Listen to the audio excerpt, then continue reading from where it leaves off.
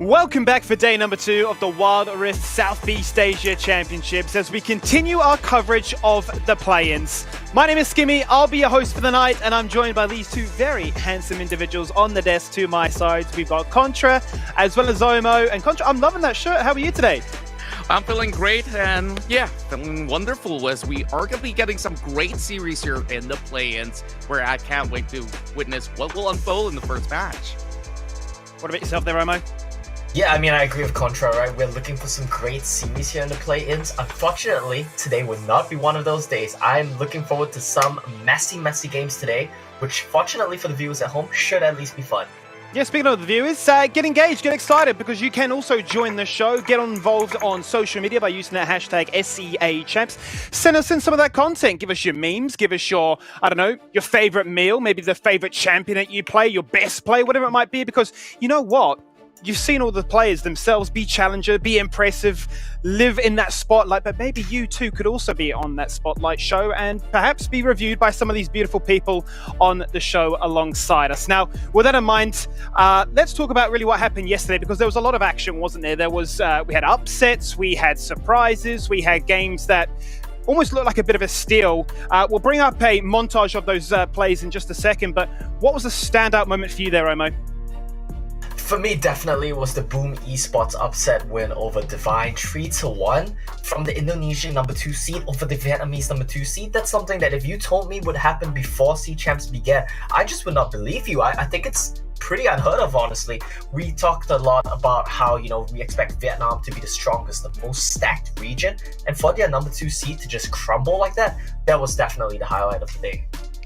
Yeah, I would say the same as well. And also having that great series between Final Adversity as well as Invade. I think Final Adversity and fans from the Philippines region were extremely excited about that.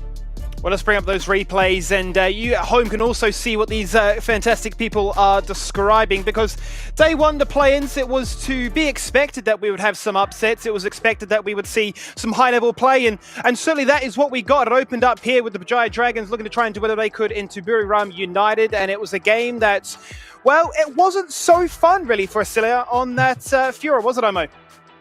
Oh, definitely not. I'm glad that you didn't throw it to Contra for this one, because I feel bad for my man over there. This was a brutal game to watch, honestly, if you were a Bajaya Dragon fan. If you had hopes for the Malaysian region coming into this series, into this play-ins, this game really would just crush all of your hopes. But on the upside, BRU, they honestly look really good as well. So I think they might be one of the front runners here in Group A, considering how, you know, Divine Esports kind of had a mini collapse yesterday. That's right. Like, just looking at how Bajaya Dragons played, they don't seem that well coordinated. Now they're in the lower brackets here. It's going to be pretty tough for them to even face off against Divine if this is the performance that they're showing. But Buriram United, if they're going at this form of pace, they might just be the one that top this bracket itself. I can see there, Invade Esports taking on Final Adversity as well there, Omo. Yeah.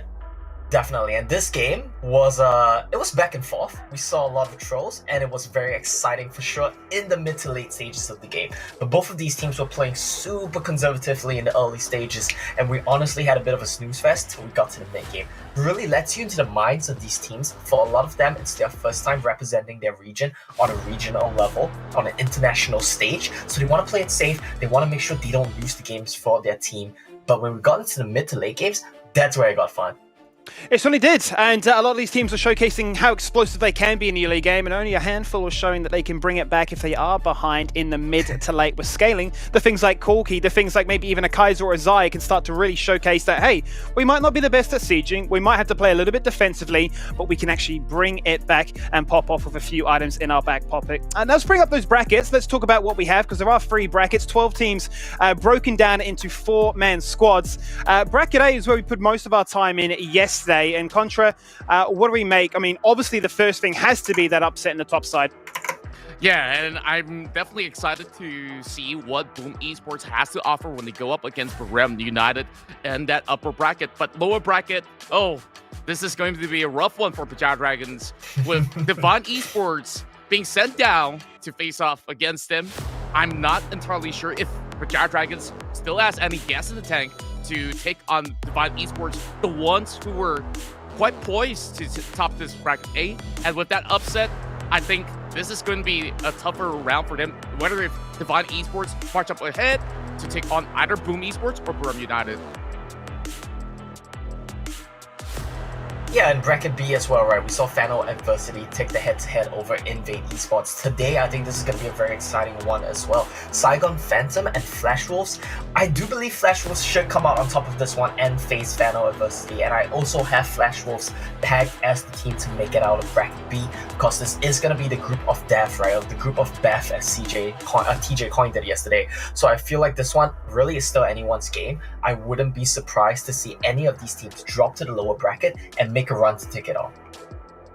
Indeed, and when we look into the whole bracket itself, every team here definitely has a really good chance in bracket B still. But bracket C seems to be the group of life.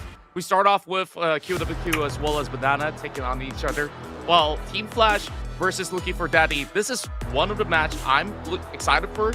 It's another matchup between the Vietnamese region against the Taiwanese region.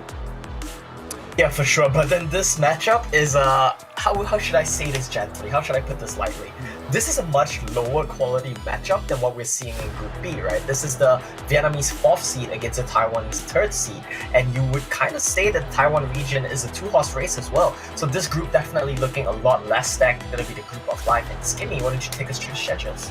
Certainly there we can look at things as we start off here in bracket B. For the highlight of the night, it has to be Saigon Phantom coming in here from Vietnam, looking to try and do business with the Flash Wolves from Taiwan. And then at 3 p.m, that's when we open up the can of worms. That is that bracket C, and we get a bit of an insight into how strong that bracket will be. QWQ up against Banana. That one should be exciting. Many of us predicting it could go all the way to 5 games. And then to close out the action here for the play-ins in day number 2, Team Flash taking on Looking for Daddy. And, 5 p.m. Singapore time, there's a lot of action to get through. We had a lot of action last night, but, apart from that first game, what are we thinking as a game for the viewers to be excited for? I mean, Contra, is there one that catches your eye there? Yeah, other than the first matchup there, I'm looking forward to see what Team Flash as well as LFD has to offer, where you might have actually mentioned, Omo, that this might just be a 2-horse race from the region of the TLC. But I felt that LFD possibly still has a high level of quality of play that might just be able to upset Team Flash.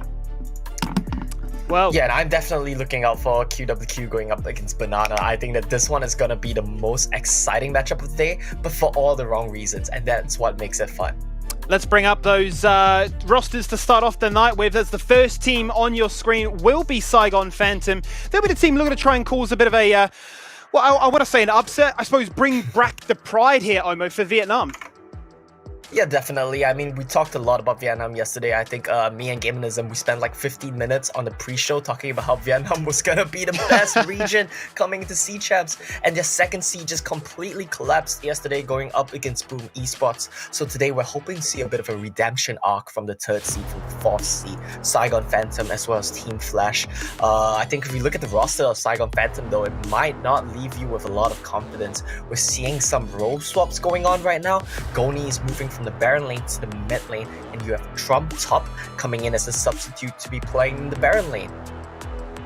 Indeed. And for Saigon Phantoms, sure, we look at this huge roster shift that might just be a little bit of a wild card of surprise to overwhelm Flash Wolves. But Goni, now that he transitioned to mid, I want to look at what kind of pool of champions he'll be bringing to that table, because he has been playing a lot of all these Garen and Darius, as we have definitely discussed about. So maybe he might just be able to bring some of all these skirmishes up the mid lane.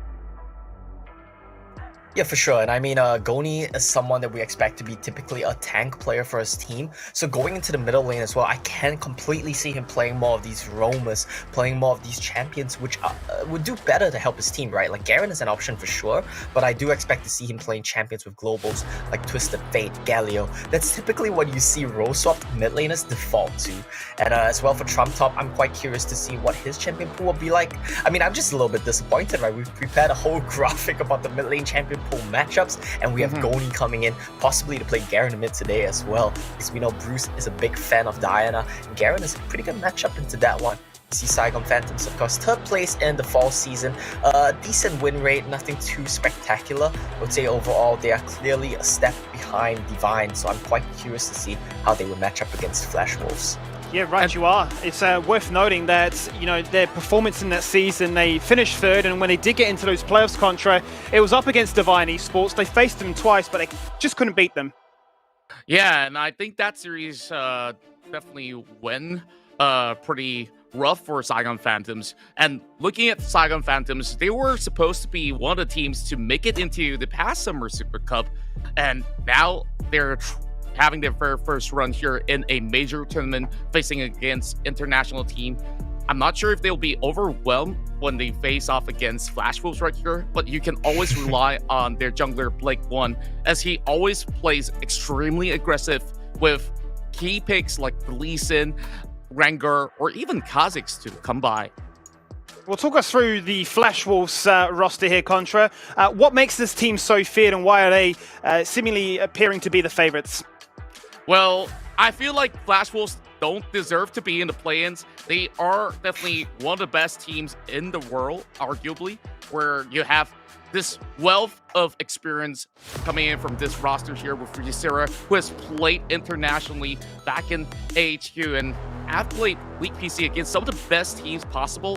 Now, you're also looking at Bruce to be one of the key factors here, where he has such a deep pool when it comes down to the champion. You can see him going for Dianas, like Omo have mentioned, and certain times he can even go back to Corki, which we see quite a whole lot back in the Summer Super Cup. So Flash Wolves, a very mid lane centric sort of the team, will possibly look to set up some really great plays around the bottom side as well. But Locking is the newer addition into the Dragon lane itself, where last season it was Demon that was playing on AD. So I'm not too sure if this transition has worked too well for Flash Wolves.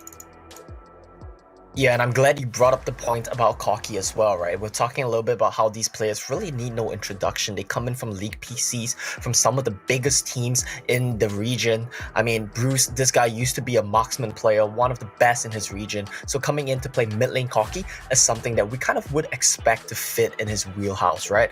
I think it's really interesting to see the dynamic as well of how he shifts around and plays different type of mid lane champions, depending on what his team needs. He's capable of split pushing, flanking on Diana, capable of roaming to help his jungler on Galio, and of course if you need him to be the hard carry on the Corki, he can do it as well. This guy does it all, and I think the years of veteran experience on the side of Ysera, on the side of Bruce, and of course Eason as well, who I do believe was on the same team as Bruce, this makes this team always a force to be reckoned with. That's true. Now, I look at this current sort of the performance coming from them. They only lost 6 games, and majority of all those losses comes from one team esports, when we possibly want to see if that rematch is going to happen if they happen to make it to the group stages. Well, let's see what they can do in this occasion. Flash Wolves coming into this one having a strong start, but no doubt will be upset with the way their season finished. The only roster they ever lost to was the #1 seed. It was one team. They couldn't beat them in the regular split or in the grand finals. But we had a chance to speak with Flash Wolves leading into the tournaments here for the SEA champs. So let's check in with what they had to say.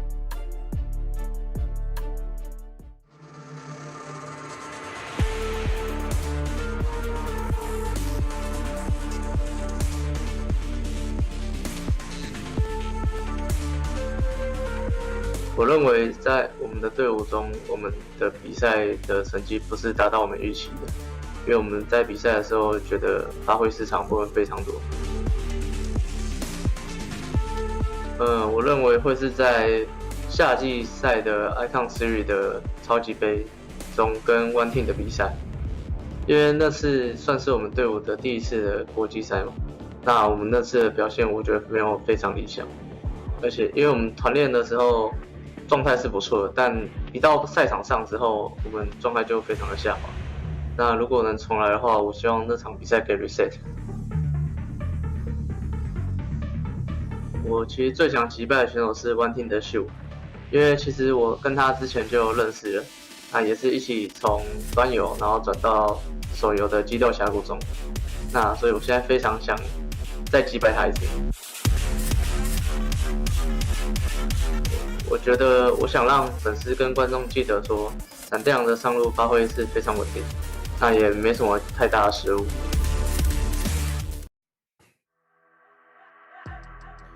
Well, there you see the two teams side by side, getting a chance for a little bit of insight there by the top lane in Ysera.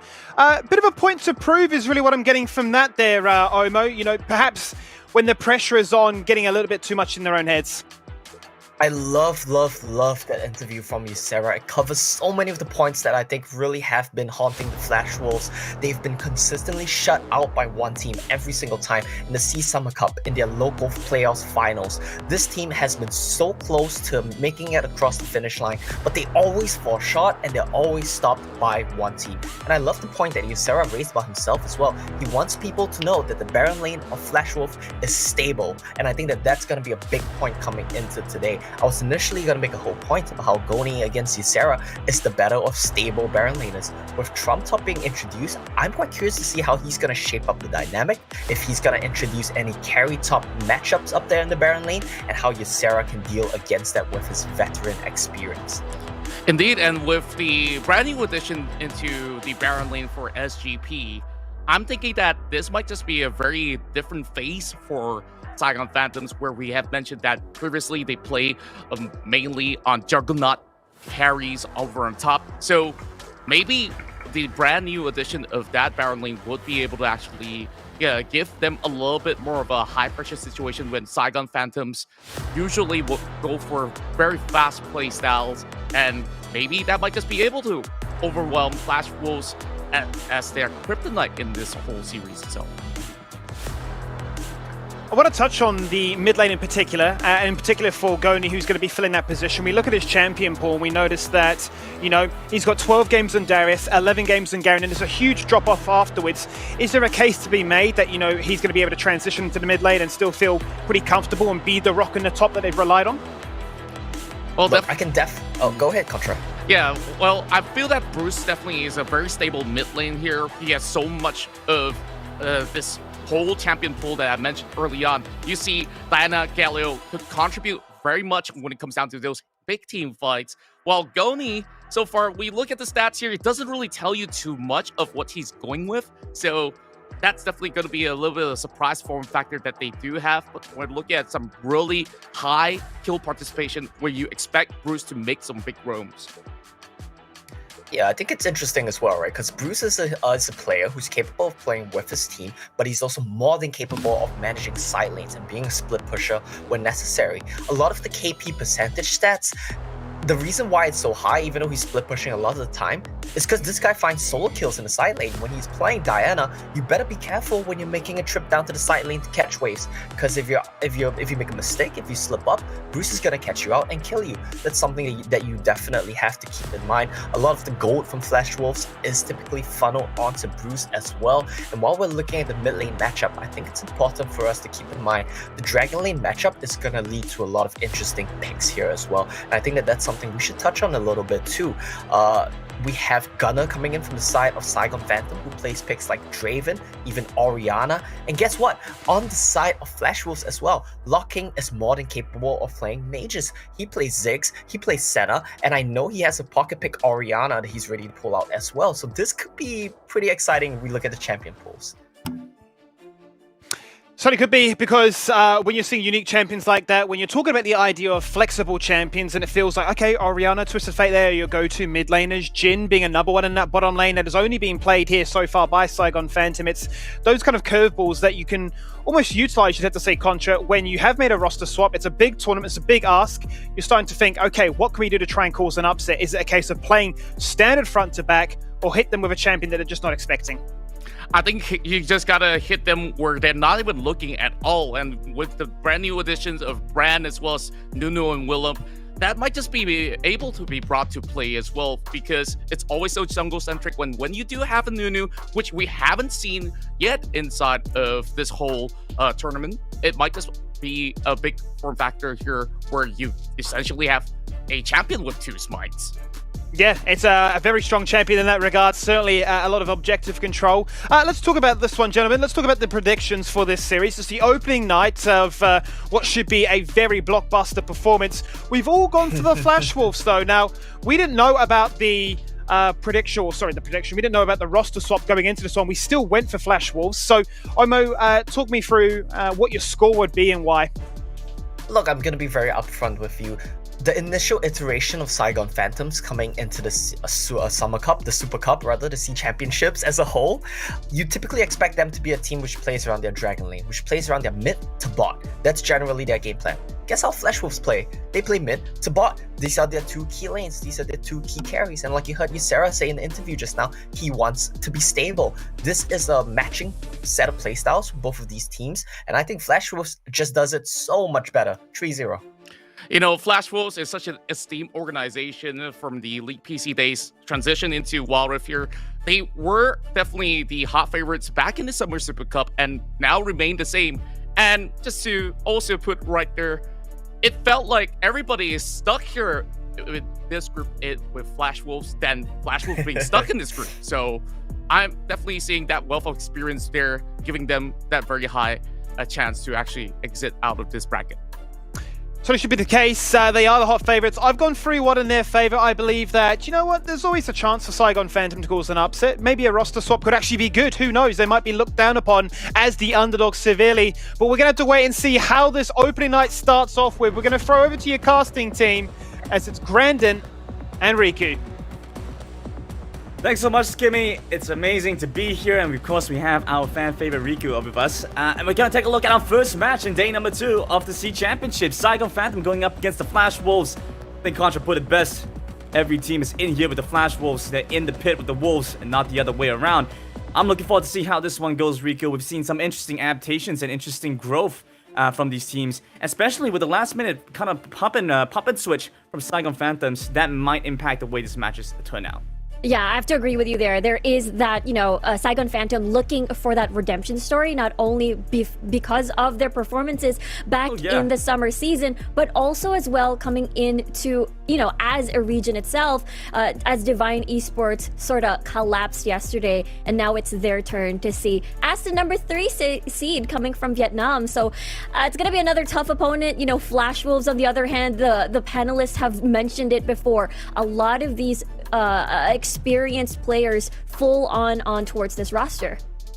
I have to ask Riku, because I myself, having been entirely wrong about my predictions with Divine Esports, which side of the boat were you on? I gotta know this first. I'm pretty sure I said, if I remember correctly, it was 3-2 in favor of Flash Wolves. Alright, Flash Wolves. So we're still looking at the Vietnam region as a strong contender, but Saigon Phantoms just cannot hold up.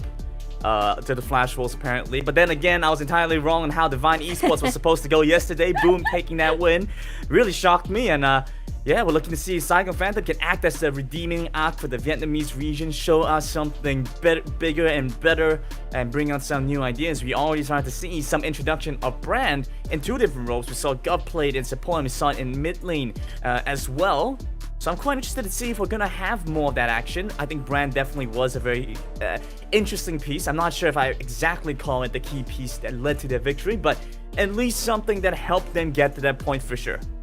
Yeah, exactly. There is, still no answer so far to the Brand unless you can finish the game before he has reached his item power spikes and just be completely deadly with 1 cycle of skills, and then you're just gonna burn to death. And yeah, exactly. There's a bit of a mystery coming into, at least for Saigon Phantom, just because of the the roster swaps that they did. Ugoni has been one of the scariest members coming from this team. We've seen Divine fight Saigon Phantom as well during the playoffs, and they would constantly target ban Goni, and now he's going to this mid lane. So there's this big question mark whether or not he's going to stick to his guns, play top lane picks, or play picks that are usually found in top, and then just flex it in the mid lane. We've seen it numerous times before. Fiora mid, Renekton mid, Garen mid even. But also, this means that a lot of the mage mid lane picks, what happened there, are also open and could be snatched easily by Flash Wolves, like the Ziggs, perhaps the Diana, the Orianna are extremely very, very important, and as well as the Ahri in the mid lane. That's so interesting, because while we were having our narrative meeting last night with the casters, when you heard the name Goni, you're like, yeah, no, this guy cannot play Garen for his life, can only play Darius. He has a specific champion pool that he looks really good at, but other champions just seem to not work out for him. Do you feel like that might be the same case if he were to try and switch over to mage mid laners, for example? If we start seeing stuff like the Akali, the Ahri, stuff that Saigon Phantom have played in their regular season in the Vietnamese Sea Icon series? Yeah, I feel like it will completely change the dynamic of the squad. Where are your AP or magic damage sources going to be coming from? Will Gunnar be forced to play these mage bot laners instead because of the adjustments? I mean, we've seen it before. The Ziggs bot lane, maybe what do you call this? Maybe even the Orianna bot lane that we've seen back in the Summer Super Cup, or maybe mage jungle. More on the AP. Maybe Gragas will be seen time and time again. So there's a lot of question marks that would switch the dynamics as well when it comes to the composition. For our fans that might not have known that, I think I was watching the WCK the other day, watching the Korean League, and I saw Evelyn jungle.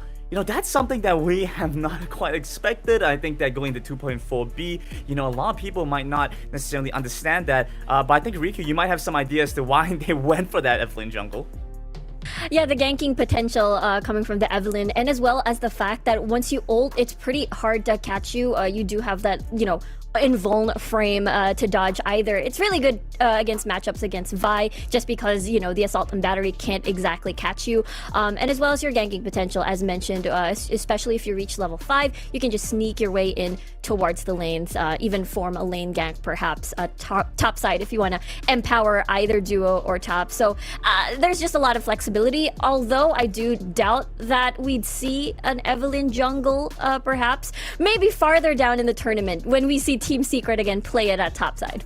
Of course, yeah, this is the Southeast Asia region where the playstyle is heavily focused on aggression, getting the jump on your opponents early, and so we kind of lose out on that. We don't really quite see stuff like the Evelyn, it fits in a different composition, different playstyle, and that's why the WCK has that, but not necessarily what we're seeing in the C Championships.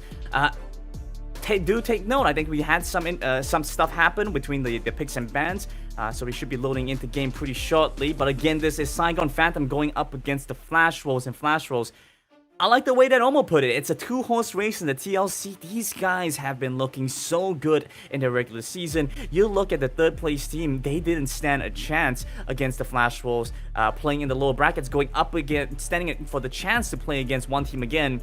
This is stuff that we are super excited to see out from Flash Wolves.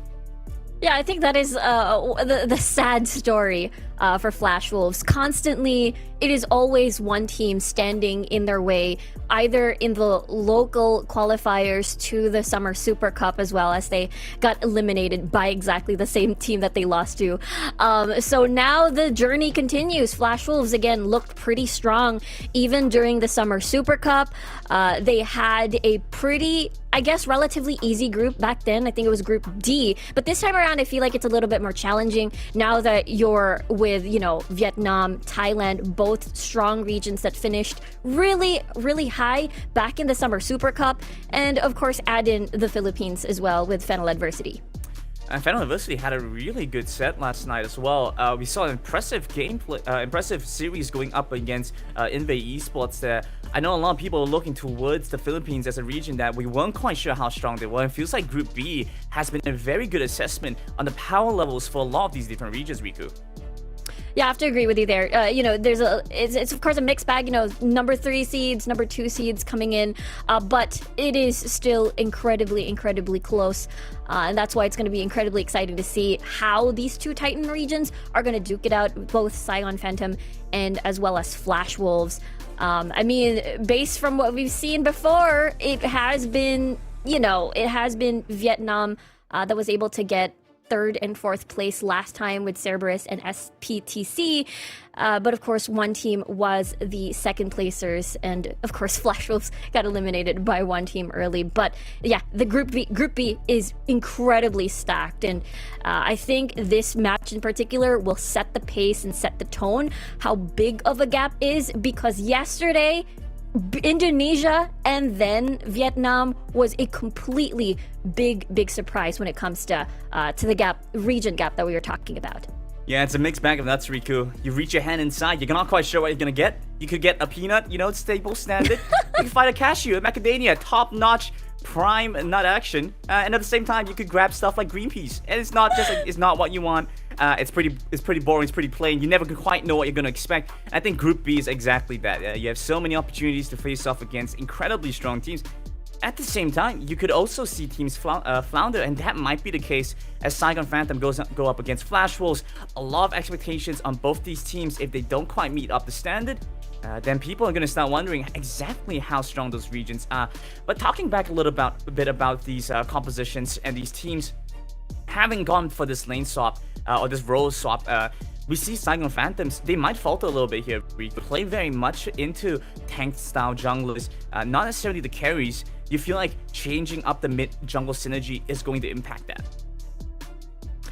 Yeah, there's the difference in dynamics for sure. Whether or not, Blake in the jungle, we're gonna definitely watch out for him if he's going to, synergize, team up with Goni now that he's in the mid lane, now that he has more access to the rest of the lanes, not, alone at the top portion of the map like we usually see. So that means Goni can create more opportunities for this side of Saigon Phantom alongside with Blake. I think back then when we witnessed, when I was watching their VODs up against Divine, the Mundo pick is something that will be very difficult and will be very slow to ramp up if they ever do decide to pick that once again in this series. Right, I've also just gotten word from production that we are about halfway through the picks and bans. Unfortunately, we've come across some technical issues, so we can't quite get that on the screen. That being said, we are just minutes away from getting in on the action. It is pretty much what we're looking to get into. Saigon Phantoms and Flash Wolves, what a better way than to start day number 2 of the SEA Championships. It's a powerhouse match for sure here, Riku. I've been a big advocate for the Vietnamese region since day 1, hoping they don't disappoint me 2 days in a row. If that's going to be the case, I might just have to disown them. I know we've been seeing a lot of interesting things from them, but if they can't perform here today, then it's too bad. Yeah, you talked about the picks, right? I mean, there are a lot of popularized picks that, that sort of sprinkle down to the rest of the regions. Like the Nami Misfortune has been very popular in the Vietnamese region, and as well as the Varus Ash, which, trickled down towards the Philippine region as well last season.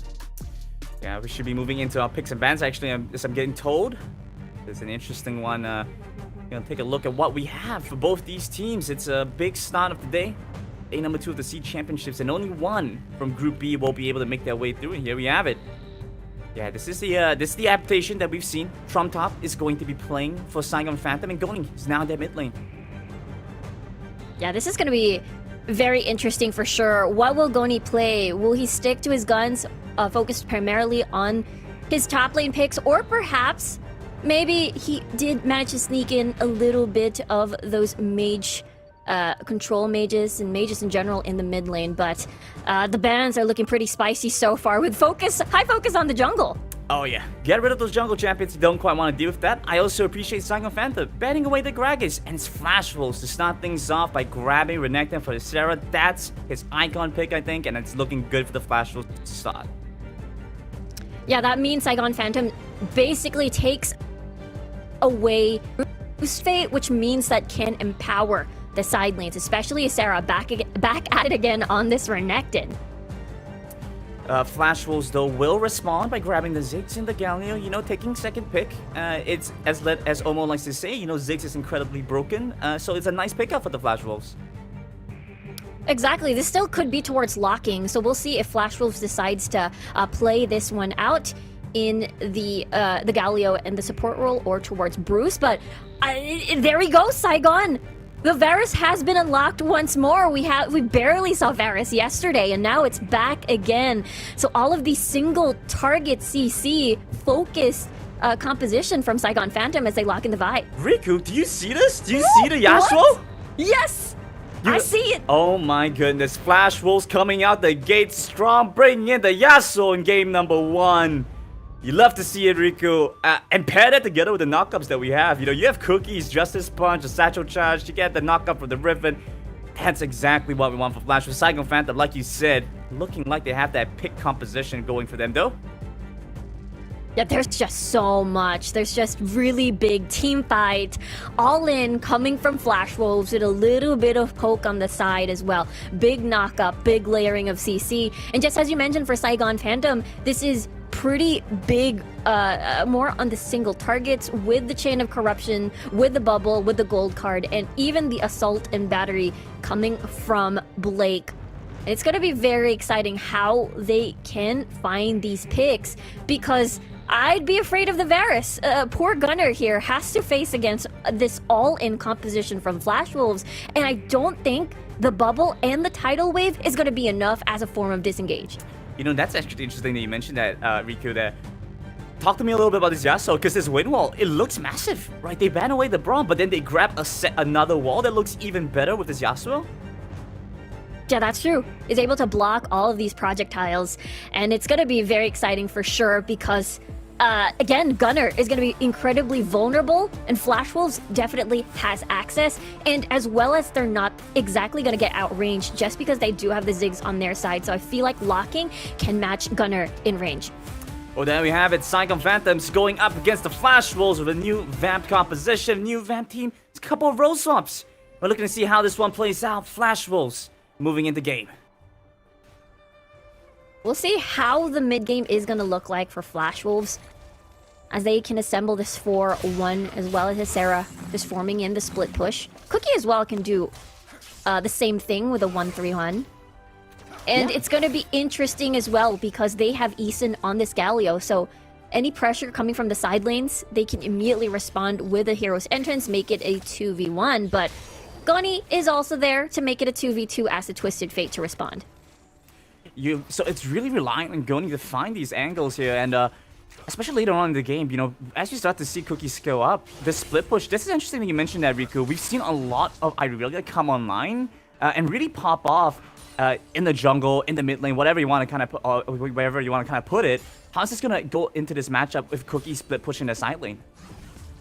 Yeah, I think it's going to be very, very scary, and that's the reason why I think Flash Wolves will need assistance coming from Eason. The timing, the punish, whenever Trumtop would go all in as an Irelia, you get the taunt coming through.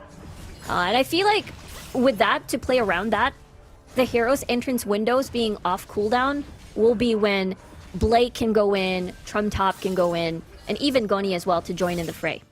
Okay, so looking for those windows. Exactly when the hero's entrance is down, and those are the moments that Flash Wolves are looking to take for themselves. Saigon Phantoms, you do start to see an interesting move as they do find themselves a little bit more farm in the early game. Blake 1 will be able to grab these additional camps, while it looks like Cookie took a bit of a sidetrack, a little bit of a side path. You know, he went on a side quest you're a bit of a completionist. You know, you always do the side quest before moving on to the main mission. Then looks like what Cookie's trying to do here. Yeah, he's just trying to get most of the, of course, getting that Rift Scuttler on board. I assume that Flash Wolves are going to play towards top side and see whether or not they can immediately shut down Trump Top this early. I mean, it is Ysera on this Renekton. They definitely want to unlock the lane. I am not going to be surprised if they give up the Mountain Drake just to get Rift Herald and then transition that to a First Blood Tower for top. Oh yeah, cheeky play for sure. Trying to look for that gank on the top side. Doesn't seem to quite work out, but we do see an interesting move now from Blake as well as our HK going up to the top side, making sure they can punish Ysera. And with the Assault and Battery available, this could be an interesting gank angle. Trump Top is gonna walk in. Ysera might get baited to go for the fight. He doesn't realize he's there. He's in the fight. He's in the midst of things. Pops the dominance, but too late. Gets locked down, and it's first on the board for Saigon Phantom. Nicely done by Saigon Phantom there. Very sneaky. Didn't even need our HK. Even when he was nearby, it was just Blake enough for that smooth gank. And we talked about this before. Flash Wolves, ideally, most likely wanted to shut down Trump Top, but Blake is there first hand to get the first move, and Flash Wolves was not prepared for that. Yeah, caught unprepared. Very nice timing as well. Cookie had just went to recall, right, Riku? So to pick up a couple items. Blake won as well. Very interesting choice. Straight in for the Executioner's calling and then moving on to the Gargoyle Stone Plate. That's going to give him a lot more additional tanky stats right as they go on to this Dragon or this Rift Herald.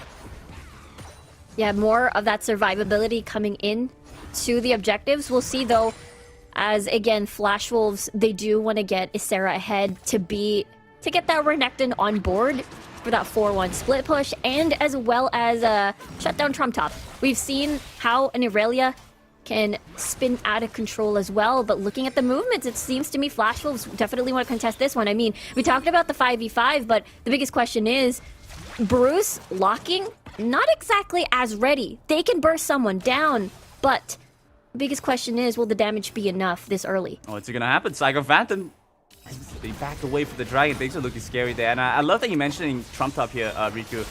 Because it looked like Flash Wolves, they knew what they wanted to do, shut down the Irelia early, but instead what's happened is the Irelia got first blood. If I'm not mistaken, that was the kill over the Saigon Phantom. They find a good amount, so Trump Top is actually going to be much stronger than Ysera here, who's had to burn both his summoners going into night.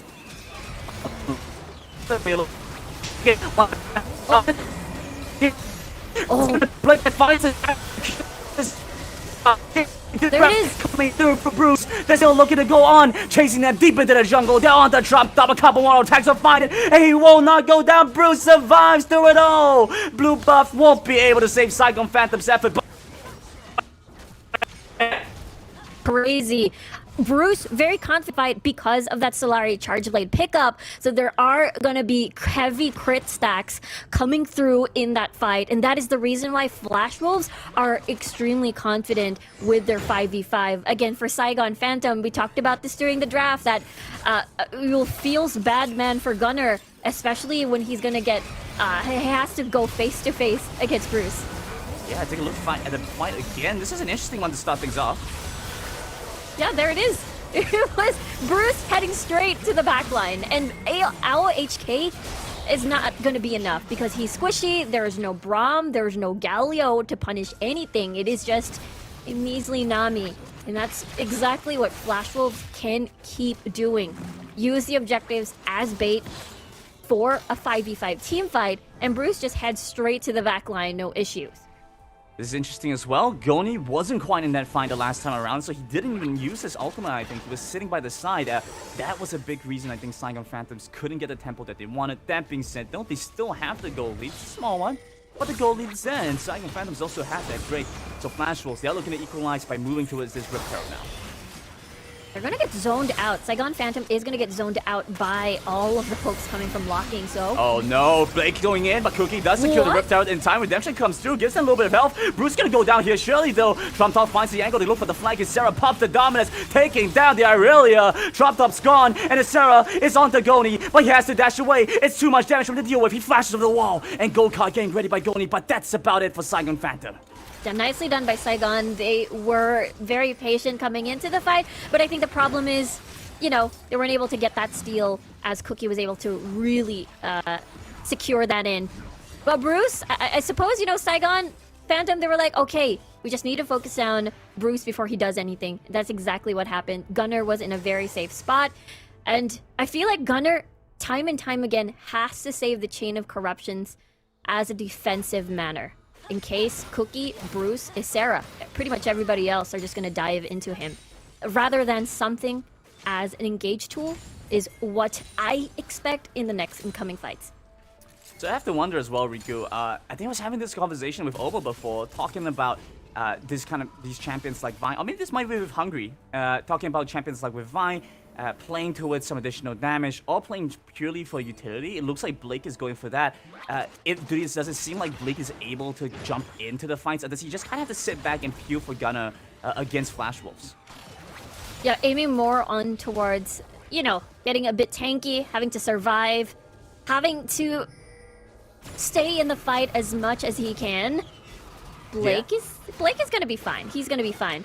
But yeah, he's a tanky boy. He's a beefy boy. He's a beefy boy. He's building beefiness. But that's the thing. It is his job to peel for Gunnar, because we talked about this, how Nami, HK possibly may not be enough. So the setup's gonna be there. Randuin's even getting picked up, so he's gonna get even tankier. Yeah, a lot of emphasis on the Nami alone, so it's gonna be difficult to get anything done there. Rift Arrow will charge his way through mid, maybe looking for a second charge. They do manage to smite it in time, but that's first turret, I believe, over to Flash Wolves. A nice chunk of change into their back pockets. And the timing coming from Flash Wolves as well. It may be a tad early because the dragon has now spawned, and therefore no pressure is building towards the map. They're forced to fight this 5v5 full on as Cookie will come from the sides. Alright, round number 2. Blake's the one to start things off. Shield Duran zones away the Vine. They're looking to take this dragon down slowly but surely. Sarah's over the side. They're split onto two fronts. They don't have the manpower to look for this. Drop top pops the Vanguard's edge. And Easton, he's moving in, but he has to back away. And now Saigon Phantom right back on this dragon. Nicely done by Saigon Phantom. They were very patient. They knew that Flash Wolves wanted a pincer attack them, and they just focused one down. And unfortunately, that target was Isera. Flash Wolves, the rest are pretty much far away for that sandwich to happen. So Saigon definitely took advantage of that.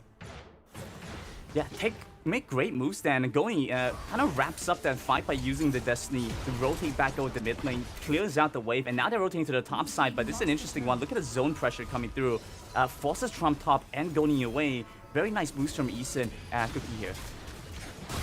They're really nicely done. They want to keep going through these towers and possibly getting a pick again, because even though Blake doesn't have his ult, Gunnar still has his. They could possibly get another pick against Isera. Very sad though. It has been, I think Isera has been constantly targeted so far in this game, and it could be the trend to slow down Isera and as well as just keep Trump top at the very top. Yeah, I have to say, I like this, Riku. Ysera, he has run away with games before. You have to acknowledge that this guy is a main primary carry for Flash Wolves. I really like this adaptation from Saigon Phantom, and this is the Vietnamese region that we're looking for. Where was this in Divine Esports up against Boom? Saigon Phantoms have come online as the team to watch, and the Vietnamese region have, I don't want to call it too early, but I have been casting with almost, so I like to count my chicks before they hatch as well. Are looking much better in this match 1 of match 2 of bracket B, actually. Yeah, they look very, very solid. They look confident. They look like they are not pressured at all to make moves around the map because, again, it is Flash Wolves that will want to start the fight, and then Saigon will just react. So I imagine Saigon will go through and wait for this Infernal Drake and basically do what they did. Get a pick, make it a 4v5, as Flash Wolves would want a full-on 5 unit to access through these fights. And now look at this, though. Flash Wolves just wants to deward the Baron, but I assume Flash wants to take control of this area and see if they can bait out Saigon and possibly get a pick themselves. Flash Wolves have a lot of combo here, so these river fights could be very nice for them. It could be. With the taunt, Justice Punch into the AoE stun by Cookie, it is possible. Again, Gunner are very vulnerable targets. They're just gonna stand there and see if they will survive. And if Flash Wolves just all-ins on them, Nami, AoHK can't do anything. I feel like the vision control, the flanks, the pincers are gonna be key later on to the fights. Especially this Infernal Drake will be highly contested. Saigon Phantom on their way to their 3rd dragon. That means it's gonna be absolutely scary once Elder spawns. Yeah, but it's not without trying though. LHK, he's already completed Uncensored and the Redemption, so pops up his team, makes them a little bit stronger. You're trying to make sure that Trump Top is going to be able to dive into the back, deal with them. But what I do like from Flash was just how much crowd control they have. It's one of the good things to deal with the Irelia here, I think. And like you mentioned, 3rd Drake, it's going to be the Infernal. And so if Saigon Phantom are able to grab that, that's a win condition. It's difficult to play into the Ziggs. There's a lot of wave clear, is able to kind of stop teams from finding momentum. But once you get Baron, you know, he loses a lot of his power. Yeah, exactly. That is, you know, looking into this 2-item power spike. Again, Ludens and Rabadons is your sweet spot. So for Saigon, they have to be wary. They can't exactly stay in one spot as well at this, but then they do have Gunner though to respond with the poke, so we'll see if Flash Wolves will just instantly hit that go button. Look at them though, they're trying to form this possible pick, perhaps, but of course, Saigon Phantoms, they see this coming. Yeah, playing in the mid lane. So what happens now, Riku? What goes into the Riku notebook? You know, what are you looking to see Saigon Phantoms try and get done here? It looks like the Destiny's already been proc. This starts things off early, but I think they have to back away. It might be a bit too ambitious to try and force a fight here. Yeah, Go-Kart comes through, but that's all they have, really. In a 5v5 scenario, Flash Wolves are definitely going to win. All right, Especially Saigon Phantoms, they've got impatient. They're done waiting. They're done waiting for this fight. They're going to start on their own. Nice tidal wave. And coming through with the ultimates as well. Locking down the hero's entrance. Finds nobody in that time. Trump Top, he's going golden. He's holding on for time. Cookie dodges away from the Flawless Duet. It's a nice last breath coming through from Bruce. But he's gone into 4 from Saigon Phantoms. There are too many there for him to deal with. But Blitz caught by this back on the wall. Doesn't have his teammates there to protect him. He's going to go down. And Gunner nearly gets taken out by locking 2. Saigon Phantoms pulled the trigger, but a bit too aggressive there. And that was just too close. That would have been an Infernal Drake in favor of Saigon Phantom. And that's the reason why they all decide to just back away and respect the fact that they've lost members on both sides. Especially Blake is the jungler that is gone fight. Flash Wolves still, again, not confident. Just because, again, this composition requires them to be complete. And with that, I like to take a look at that replay. All their focus, their efforts are towards Blake as he's in front. But remember, he is insanely tanky. He has that Randuins. He has a lot of tanky items on the board. So if Flash Wolves just mainly focuses on him, it is going to be the carries like Gunner and Gunny going to be happy about that one. As, again, Blake is buying them some time. All right, we jump back in, and Flash Wolves have already got the Infernal Drake. And we're just about 15 minutes into the game, so I have to hear your thoughts on this, Riku. How is Goni in the mid lane? Are you surprised, happy? His play Twisted Fate. He's not going to play anything like the Darius mid lane. Going to play a traditional AP mage. How's this feeling out for you? Yeah, for Flash Wolves, for Saigon Phantom, rather, I feel like they're going to be in danger. Especially as the game progresses later on. Flash Wolves are not going to hesitate to just go full-on heavy dive, and just head straight to the back line. And it will all depend on the vision control that Flash Wolves is going to have. I can imagine Cookie's going to cut off escapes in the mid lane, or possibly just stay around the jungle and get a flank set. Even Isera as well can do that. The more map control Flash Wolves acquire in this map, the more chances that they can assemble that pincer or that flank that we talked about. These death brushes as well are going to be insanely scary. I mean, looking at Saigon Phantom, look at them. They've got 3 Zonius Hourglass and no Twin Shadows, so I imagine Flash Wolves are going to be comfortable setting up these death brushes. There you have it. Saigon Phantoms, they're Ralph in the bus, and Flash Wolves, they're the one driving it. So Saigon Phantoms chuckles, I'm in danger, just like Trump Top by BS. Cookies won't walk up to the top, down to the bottom side. Goni pops the ultimate, gets some information. They're onto the Baron quickly. They spot out the junglers, so they know they're not going to be there.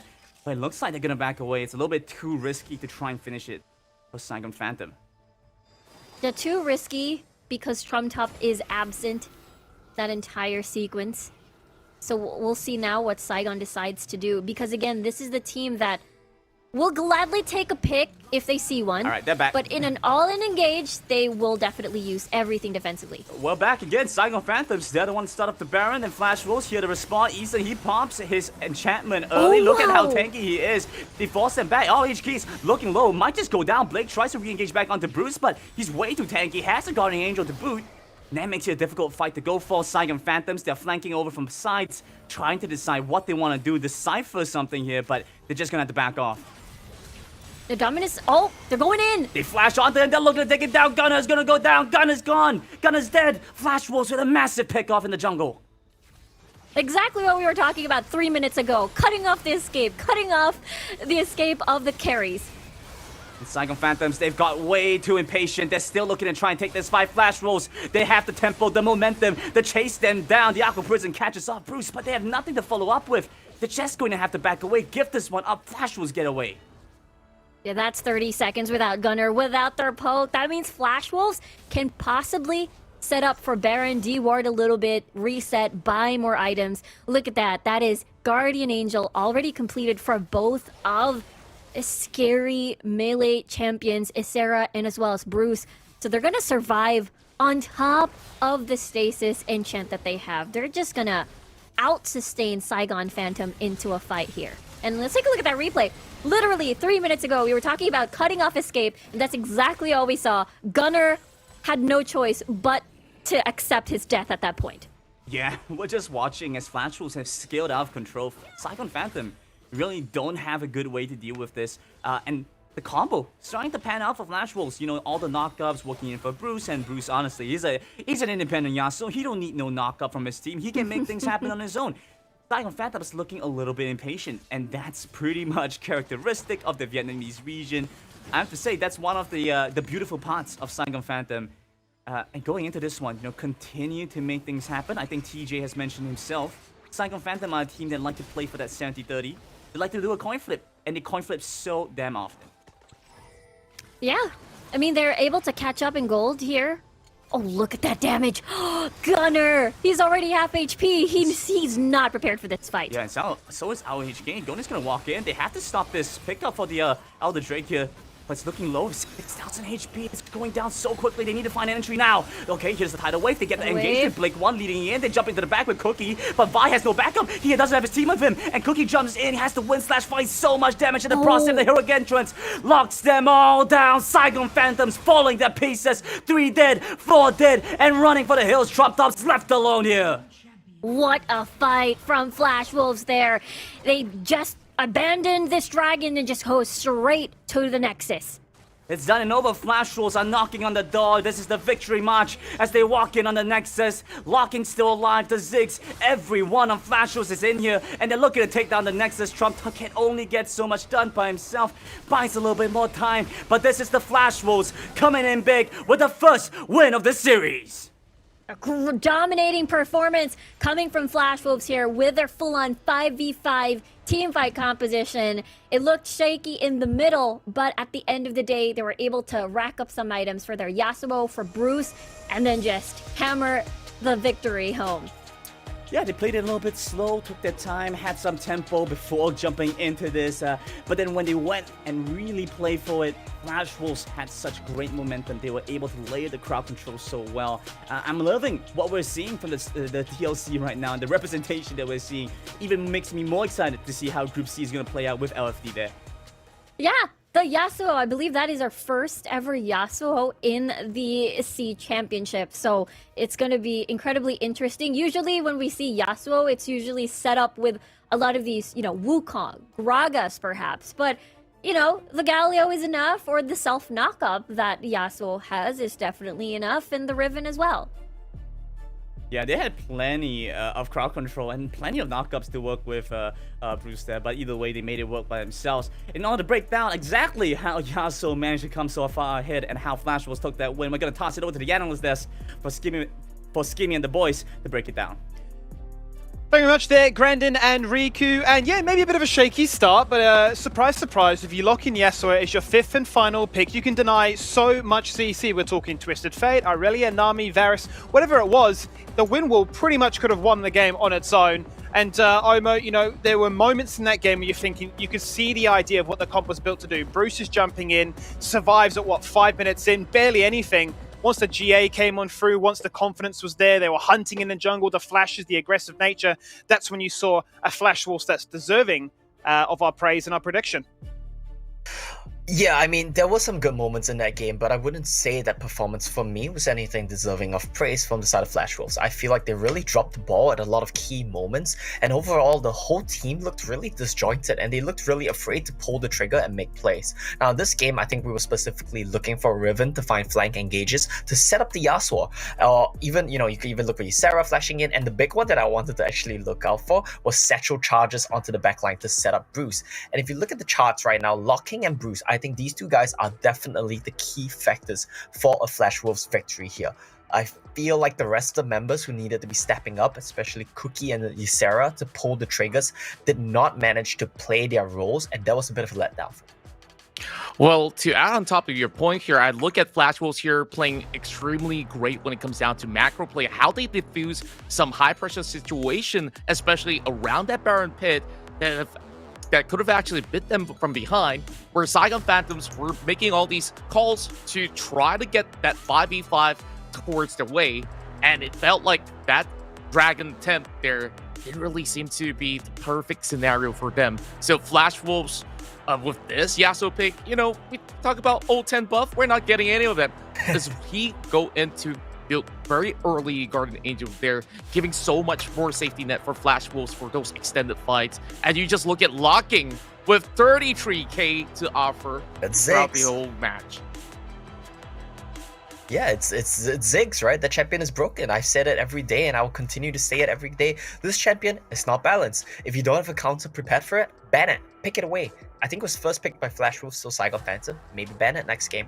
Ziggs is not balanced, guys. Get rid of that champion.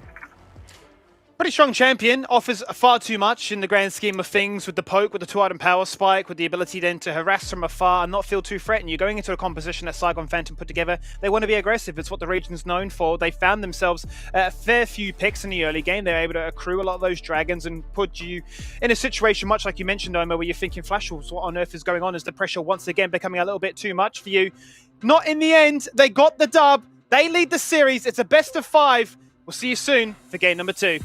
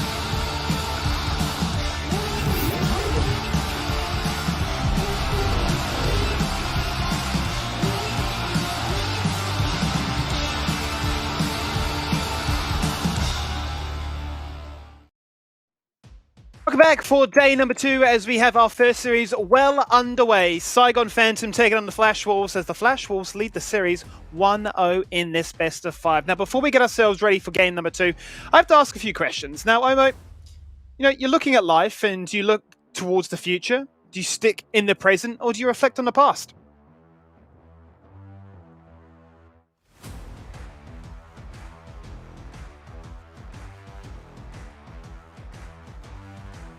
Well, of course, before we get to Omo, maybe I want to take that one. I guess they look into the future because the future looks pretty bright for Flash Wolves here. They pick into this composition where it's almost unbannable when it comes down to the priorities of the list, and they got really good skilling going on with the Ziggs over bottom lane being a very safe pick, and Eason was definitely clutching out in many of all these key moments where he could easily drop into the hero's entrance to save his teammates out there. So with this sort of comp that's being shown from Flash Wolves, I don't know how would Saigon Phantoms actually hold on if they're just going games after games with this. I like what you're thinking about the future, because it's also what happens to be our sponsor. So you can open the door to your financial future with Franklin Templeton. Get started on your investment journey with one of the world's largest investment managers. So a big thank you to them for helping us with the sponsoring of this show to make the SEA champs as good as they are now. Omo, I'm hoping you're with us this time. You're unmuted. You ready to hit us with some hard-hitting facts? What definitely did you enjoy about that game 1? What did you look at? What did you not like? What are you hoping to see in game 2 here? What I enjoyed typically came from the side of Saigon Phantoms. I would say that we came in with very low expectations for this team, especially after they swapped their mid lane around, they swapped their Baron lane around, typically signaling, something's not right, something's going wrong in the team. Whether internally, whether in scrims, they need to change something up. And they came in today, they weren't too afraid to pull the trigger. Ultimately, they did falter at key moments. I think that's just because of the quality of the players, of the quality of the team. That's to be expected. I like that they weren't afraid to pull the trigger. Conversely, on the side of Flash Wolves, that's exactly what they were afraid to do. They just took no risk, they took no chances, they didn't attack the game at all whatsoever, and I think that that's just quite a letdown. Well, I really gotta say that I have to commend on Saigon Phantoms as well. They were playing very proactively in the early game, getting a few leads off. It's just that team fight that they really have to be very worried about who to pick out first, because when we saw that team fight broke out somewhere towards Baron, where not only Flash Wolves managed to defuse that situation, they tried to crawl right back and they lost the entirety of the control, and Flash Wolves get that free entry into the jungle to cut them all off. I think that was the breaking point there that gave so much more room for Flash Wolves to play around and then have so much more leeway to get that Elder Drake. I want to pick your brain and sort of, given that we've got ourselves a situation now where the draft was looking pretty fantastic from Flash Wolves coming out, but the execution, as you mentioned, Omo, wasn't to your liking. Do you think Saigon Phantom, they ran the early game, they had the strength to be aggressive, right? I mean, you're running a Vi jungle that wants to be on the map as quickly as they can at level 5. Do you think that it hit a point where the likes of Flash Wolves, they had the GA, they had the damage, they had the ability to hit Flash, and you are just going to die in that stun? Do you think Saigon Phantom need something different to build a big enough lead that the mid game comes around, they don't have to worry about those item spikes? Yeah, I think the big factor for us to pay attention to was the Twisted Fate in the mid lane, right? Sure. If you pick a pick like that, you have to be doing a lot on the side lane. I like that they managed to stabilize the Baron lane in a volatile matchup. Irelia stabilizing against Renekton is always a good sight to see. And the problem there is also kind of that Ysera didn't really execute the way he should have. He was lacking in the trading and in managing his waves, so that was his own mistake. But the problem is, when your Irelia has stabilized against Renekton, you need to go back. You need to keep hitting that lane. You've blown Ysera's flash. The moment TF hits level 5, it doesn't matter if you lose a min and wave. Pot up to the Baron lane, get your Irelia going, and he can take over the game. The problem was Saigon Phantom, they didn't really identify these key moments of how they needed to win the game. I absolutely agree on that note, because we don't really see huge Destiny plays coming out of going right across. So that is a little bit more of a missed opportunity out there, and maybe they were thinking, oh, diving into Renekton for the first time is going to be going good, but maybe not too much if they were to be under the turret. So I guess maybe they were just doubting whether can they pry open that Baron lane in that sort of way. Well, with that in mind, let's see what happens. Thank you very much, gentlemen, on the desk here. We're going to throw back to our casting team for game number 2. It's Grandin and Riku. Take it away, guys. Thanks a bunch, Skimmy. Looks like despite Flash Wolves having won their game, seems like Saigon Phantoms has won almost hot. Definitely looking to see how these two teams are going to play it out as Flash Wolves lead 1-0 going into this best of 5 game series. How are you feeling, Riku? Yeah, feeling excited about this because just as everybody has mentioned, this matchup it has been closer than expected, and Saigon Phantom, despite having to lose most of the team fights, especially around the objectives, they were still able to farm up and equalize the gold. And at that point, it was just a matter of who gets to win in terms of composition in the later stages of the game. And talking about composition, Flash Wolves brought in some interesting picks in that last game. We saw the Yasuo show its head. And Saigon Phantom still bring in the Vice, something that has fallen a little bit out of popularity. But for the most part, we're looking to see what they have again. Any expectations or hopes as we go into our second picks and bans, Riku? I have a feeling that the Varus is still going to be unleashed into the Rift. And possibly, we might see maybe the Varus Ashe come up again once more. Because I believe Saigon Phantom just recently brought that up in their playoffs run. Alright, so maybe a change in the style that they're going to play the bottom side. You know, RHK, he did his best. He tried his best, but fortunately Nami was pretty restricted in what he could get done. So for the most part, maybe see some changes there. Flash Wolves and Saigon Phantom start things off with a very similar ban phase and first pick. Olaf, Kha'Zix, Braum banned away. Lee Sin, Camille, and Gragas, and now the lock-in for the Renekton for Flash Wolves. Yeah, this is still going to be the prime pick for Ysera, having to unlock that 4-1 split push. Saigon Phantom now having the Ziggs and as well as the Nami, meaning they can still pick up the Varus for themselves unless Flash Wolves decides to get that away from them. Nami is just there to compensate for the lack of mobility, and if they lock in the Varus, it's going to be a very strong poke composition. But for Flash Wolves, Senna, that means the Senna Nasus can be available for Eason and locking. That's an interesting one that you mentioned there, Riku. Senna Nasus is something that we have been seeing rise in popularity, but not so much in the C Championship. Saigon Phantom will go for the Corki and what looks to be the Vi again for Blake 1. But let's talk a little bit about this Senna pickup and what this means for Flash Wolves.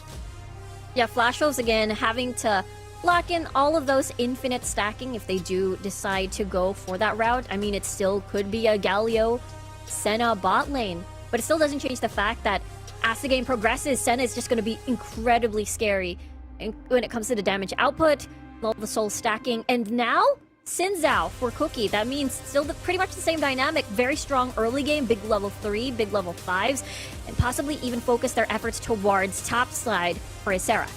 Yeah, but Flash Wolves has moved away a little from the Wombo combo, from the Yasuo composition in Saigon Phantom. They're looking to take the fight to Flash Wolves. They say we may have lost the first game, but we're not going to let that happen a second time coming. They grab the Ziggs now with the Fiora to deal with Renekton as Ysera.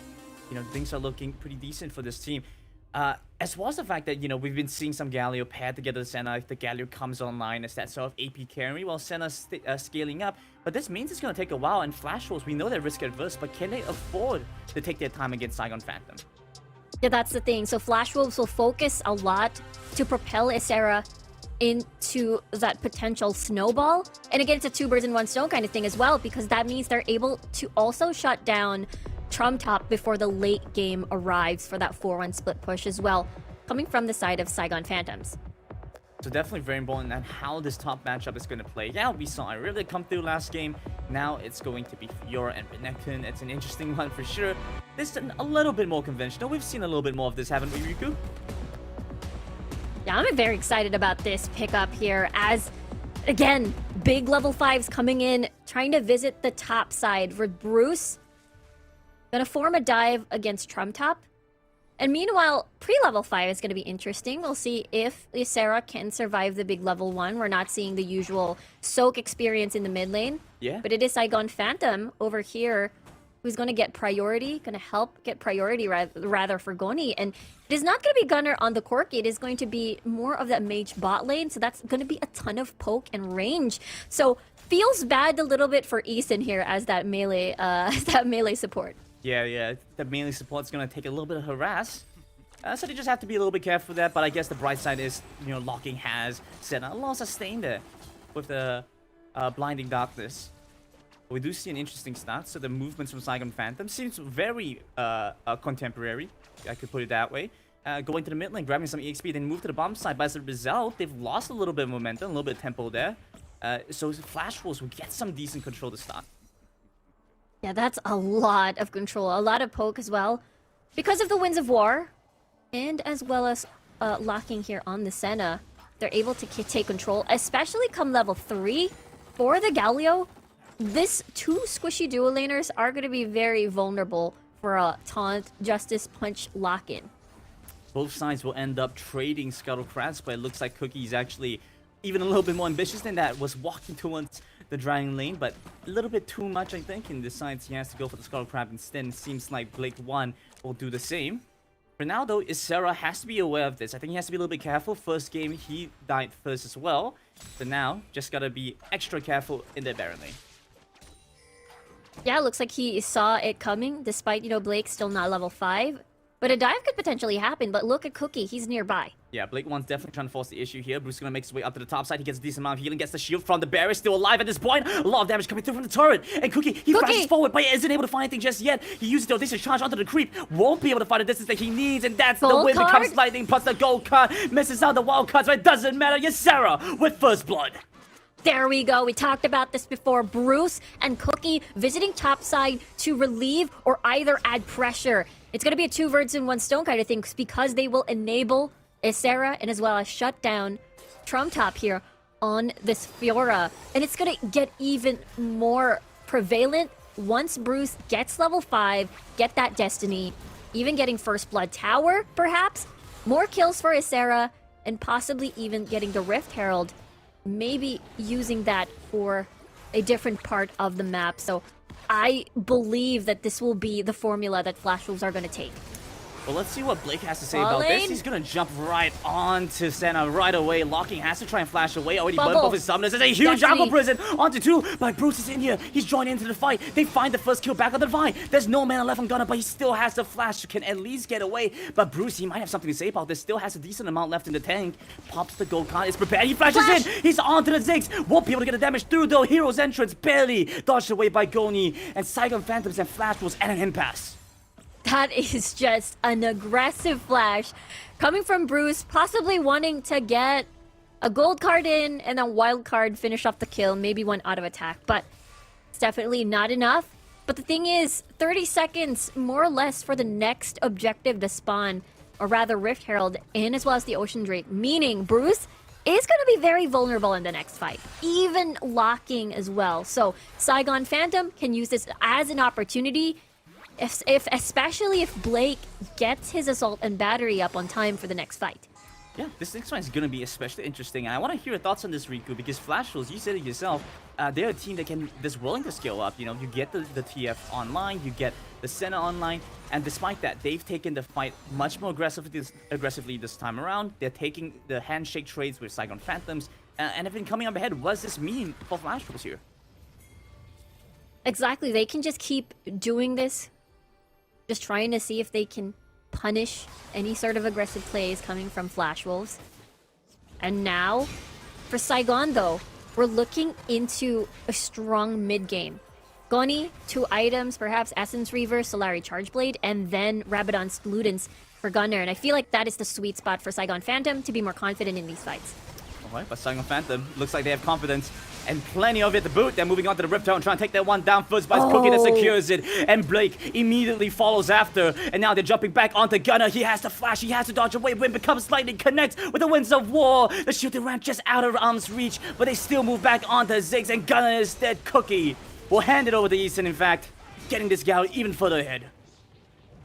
That is wild for Flash Wolves. Not only do they get the Rift Herald, but also the fact that they were able to get 2 kills on the side of Saigon Phantom, meaning that Saigon can't exactly position right away towards the Dragon area. We'll see though, as locking will reset a little bit later. But that means Flash Wolves can get a 2-in-1 deal in this scenario. Getting that Ocean Drake for that Omnivamp will increase their chances of survivability in these fights, especially they want to out-sustain Saigon Phantom with a lot of poke coming from the side of this team with Corki and Ziggs.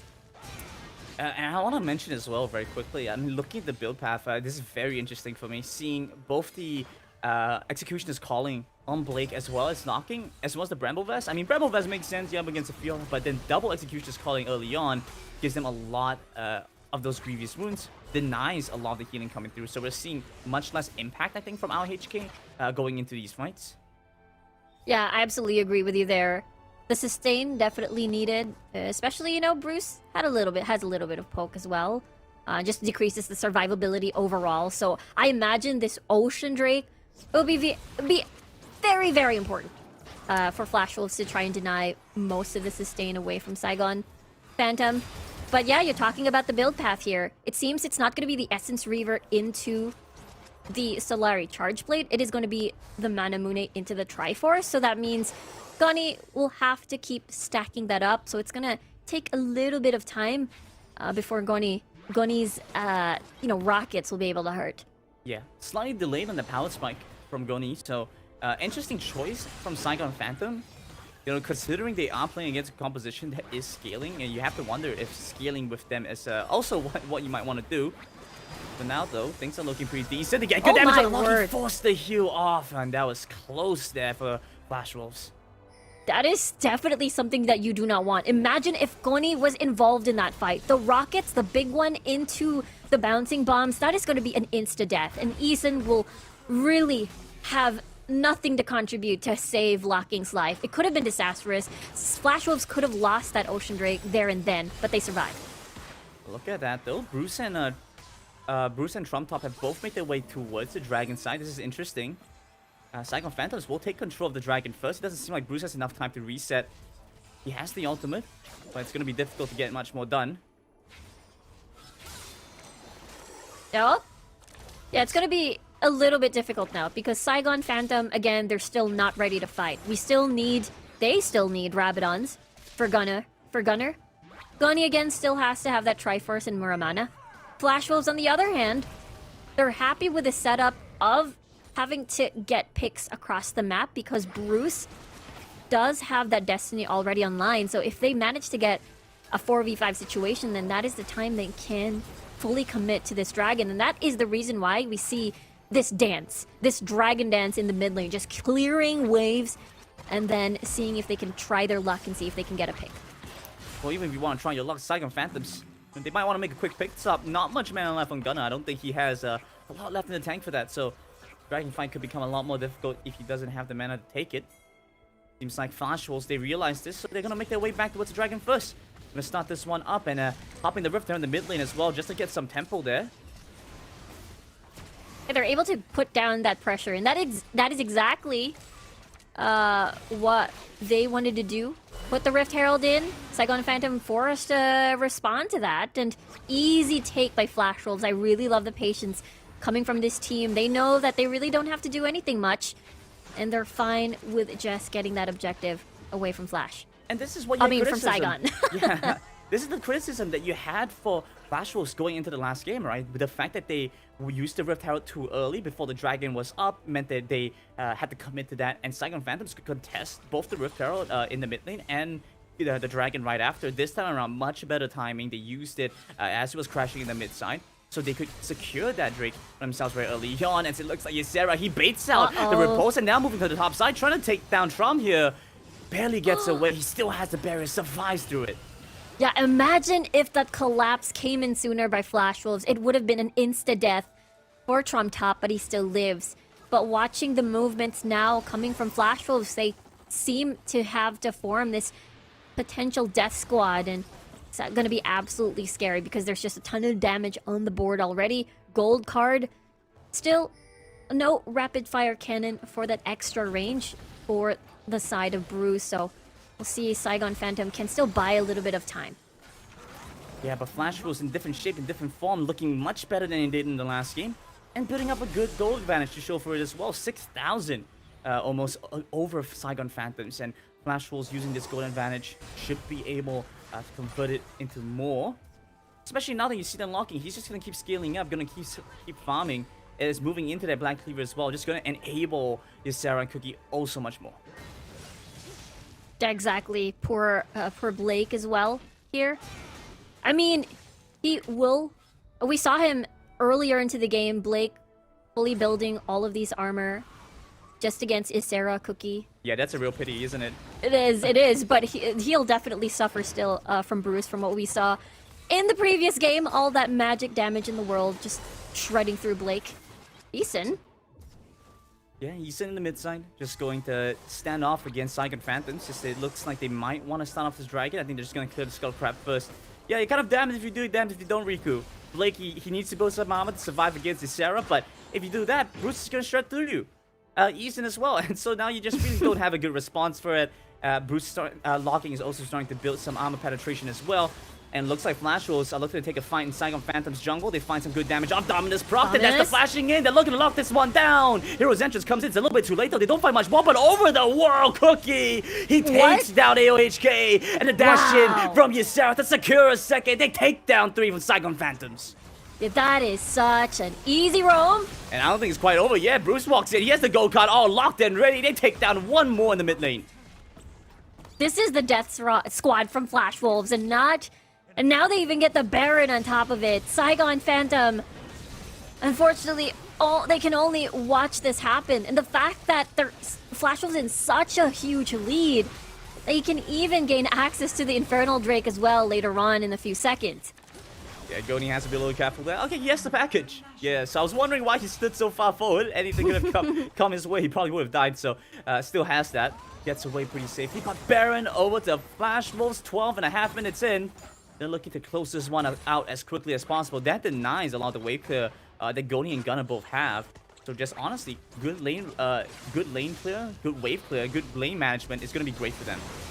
And it all started because of this instance. It was just the 2-man death squad, and immediately Eason can just fly in using the hero's entrance. They're in such a huge lead that Flash Wolves can just keep doing this. And unfortunately, since Saigon Phantom is behind in general and map control, still look at the towers. They are standing strong. And it is very sad to watch because you have a Ziggs on the opposite side who's supposed to take down these towers. Yeah, really not able to get the tempo or the identity that Saigon Phantom is looking for with this composition. In fact, been in control of Flash Wolves from almost minute 1. I think even if you look back at the gold graph throughout this game, Flash Wolves had incredible tempo control. A big part of it as well, I think it's coming down to Isera. Isera looks so comfortable in this Renekton. I think he's looking in such great shape on it. So for now, though, lane's being cleared out. Looks like the hero's entrance. He's going to join up in the top side. Dawning Shadow comes across, and the redemption is going to keep them safe. Holding onto this turret for dear life, but it's going to get taken down either way. Flash Wolves continue to break open the map. Now, this is a completely, almost perfect Flash Wolves game so far. Now they're doing a 1-3-1, just maximizing all of the Baron buff. And Saigon Phantom, they have no choice but to watch this. Goni and Gunnar, they do have wave clear, but who's going to deal with the bottom and the top? They had to kill away from a perfect game. Eason is going to get knocked back. They're trying to get them off this mid wave, but it's going to be difficult, especially with Bruce bringing in the bottom side. And look at Ysera, look at Cookie bringing the top side as well. You know, there's only so much Saigon Phantoms can do. There are only 5 guys. And it feels like Flash Wolves, they're playing with 6. Look at how present they are with Bruce and Eason. Both of them have an extra person. Each makes for like a 6-man team for Flash Wolves. That's crazy how Flash Wolves has managed to build up this lead, deny any sort of return by Saigon Phantom across the map. And this is exactly the result. 3 towers still standing strong. Feels like, you know, it's just a mini chip damage from bottom and top. And now this is the result. Even full dragon control coming from Flash Wolves. They've been very patient. And now it is a tad too late. We see that the Rabadons is already on the side of Gunnar, but at this point, there's only your 3 inhibitor towers left. It's looking pretty grim. Yeah. You have Rabadons and Gunnar. You know who else has Rabadons? Eason. You support. He has Rabadons too. What are you looking at, Riku? I see just as much damage from the Galio support right now as we're seeing for the Ziggs Dragon Laner. I think Saigon Phantoms have definitely lost the scaling war. It doesn't seem like they're in great shape here, Riku. Yeah, it's really, really grim. And Eason, having a very amazing game on this Galio, is able to poke them out immediately during the laning phase. And now being able to set up, follow through with heavy engages coming from Cookie and Ysera. And look at this Death Brush though. Dudes who have a ward, they're fine. Yeah, it's so much of a death brush if your opponent knows you're there, right, Riku? So they're just gonna back away. You know, it seems like they got some spoilers, they got some information. They know how this horror movie plays out. We'll try to hold on for a little bit longer though, but the movie killer is right on them. Yeah, you see Cookie, you Sarah, they're starting to build up some pressure. They're moving back towards the Baron, Saigon Phantoms. They have to respond to this somehow, some way. The Dying Shadow over by the side. They're moving back in. They find Trump Top flashing in. Yes, Sarah. We'll hand it over to Bruce in the mid lane. They're looking to take this one further as they've managed to find a huge taunt. Forcing the flash away. The Audacious Josh jumps into the back. They take down yet another AOHK. The Knicks still follow. They're back in the mid lane. 2 down on Saigon Phantom's side. Flash Wolves don't even need Baron. They wanted to get a pick, and this is the pick that they're waiting for. Now they're straight to the Baron. 30 seconds, no support, no top laner. And again, it feels like even though the power spike is there for Saigon Phantom, it is a tad bit too late because of how much lead Flash Wolves has in this game. That is what, 15k gold lead. And now Saigon is just, you know, they're just gonna play tower defense at this point. Oh yeah, I mean Saigon Phantoms, they're not a weak team by any means, but Flash Wolves have taken serious control of this game. Now their second Baron moving into this, 7-1, nearly a perfect game. No turrets lost at this point, no dragons. That's a difficult one. You know, you don't quite expect that. And like you mentioned, super minions pouring in from the bottom side. Flash Wolves have a myriad of ways to play this one out. They can wait for the other Drake, that's an option, or just split push. That's what you have Bruce for. The summoners are practically all up. They have practically every ultimate up for them as well. They move back into the mid lane. I don't quite see a way for Saigon Phantoms to fight back. Yeah, exactly. It's just a huge lead. And the fact that even though, let's just say Saigon Phantom has a lot, well, not a lot. They do have pick potential because of the Assault and Battery and the Mega Inferno Bomb from far away, and as well as the Bubble. Easy lock-in. But the fact still remains that there is, what, 3 global ults on the side of Flash Wolves, so it's just very difficult to isolate a target and punish someone trying to split push the side lanes. Yeah, Flash Wolves playing like they have a 6-man, rotating around the map so quickly. It's difficult for Saigon Phantoms to catch up to them there. Now they're finally going to be able to break over the base here, surely. They move out to the top side. Ysera taking a beating of his own, but the turret's nearly gone, and the mid side will lose its life as the Nexus is already down to 1,000. What is happening there? Redemption coming through. The fight's breaking out. It looks like Saigon Phantoms are trying to hold on for dear life as the last stand, trying to take them down, but they're onto the Nexus here, surely. They're moving back onto Gunner, who has to pump the barrier. They don't have any way to stop this. It's game number 2 to the Flash Wolves. That is a crazy finish. Full-on domination from map control, macro, and as well as their fighting prowess in the team fights, in the skirmishes. And this is looking to be a very, very convincing series for Flash Wolves. Yeah, Flash Wolves looking closer and closer to that 3-0 sweep. Making our analysts happy, I'm sure. We didn't have the best predictions on the first day, but I think second day is panning out a little bit better as Flash Wolves have already taken a 2-0 lead for themselves, just 1 game off from winning the series. Yeah, it's I think it's a complete turnaround from game number 1 where, you know, it was Saigon Phantom still be able to catch up in gold, but this time around it's a complete gold sweep in favor of Flash Wolves. All right, and to break down that game and give us some insight on how Flash was able to take such a convincing game number 2, it's Skimmy and the boys on the analyst desk. Thank you very much, as always, to our wonderful casters. And it looks like, team, that the nerves have been shaken off. You know, game 1, it was a bit rough at times, so they got the win. But now the full force of the Flash Wolves is on display here, Omo. They look like a team possessed. And whilst the objectives of going for the Dragons weren't the biggest concern, they had globals. In fact, they had 3 globals. So what on earth does the Fiora do? Yeah, exactly. It's going to be a really hard game for Fiora to play out. And honestly, I just don't like it when teams do this, when they go for the Eagle Fiora pick, even though it doesn't look good. We saw this yesterday in the Bajaya Dragons game. Asilia went for a Fiora into a team comp where I felt it was super iffy. Same thing here today. Trump Top picking the Fiora, knowing he's going to have to play into Renekton, knowing he's going to have to play into Globals. It's just such a difficult situation to be in. You see him ending the game 0-3-0. And like you mentioned, right, Flash Wolves this time around seems like the nerves have been shaken off. When they smell blood, they just went for it. Yeah, this has to be the cleanest game that Flash Wolves could have actually gotten. And with all these picks open up, I'm surprised Saigon Phantom didn't choose to lock in the Twisted Fate as compared to what they did back in game 1. At least that might just actually remove one of these global pressure coming out there. And they're also bagging in for all the late game potential, which they didn't even stand a chance. Only not much of a high impact of a play this time, although he did a lot more damage as compared to Bruce. And same could be said for Gunner, but it's just goes down to all these sort of situations that Flash Wolves have hit them against, and Saigon didn't seem like they have any point of contention for any of those objectives. What a game Easton had as well. The fact that he's playing the Galio, you know, he's in that lane with the center. He's like, okay, I'm going to start farming up a Storm. I've got my Rabadons. I've got my Rod of Ages. I'm incredibly tanky. Look, I'm no support. I might have the Font of Life, but I'm getting aggressive about it. The game itself is saying, look, you know what? We think you're the MVP. Double AP threat for the team to talk about. And whilst you looked at the stats there, and there's always going to be the Zig show up there in the 30k margins, we're not going to worry about that one too much. Because the Flash Wolves are a happy camper right now. They're up 2-0 in this best of 5, looking for the clean sweep. We'll find out after this quick break.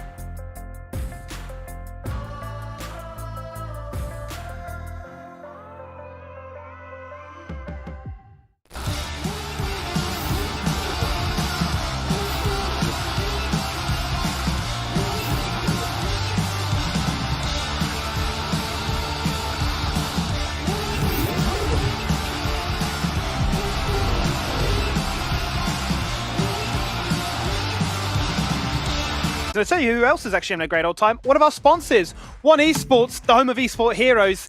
And you can get your daily dose of all that esports action over at oneesports.gg. Beautiful times and beautiful people are what I'm joined by. And I want to ask you this question here, Omo, because, you know, we come into this one, playoffs, or I say playoffs, Flash was on the verge of giving Vietnam their second defeat of the play-ins.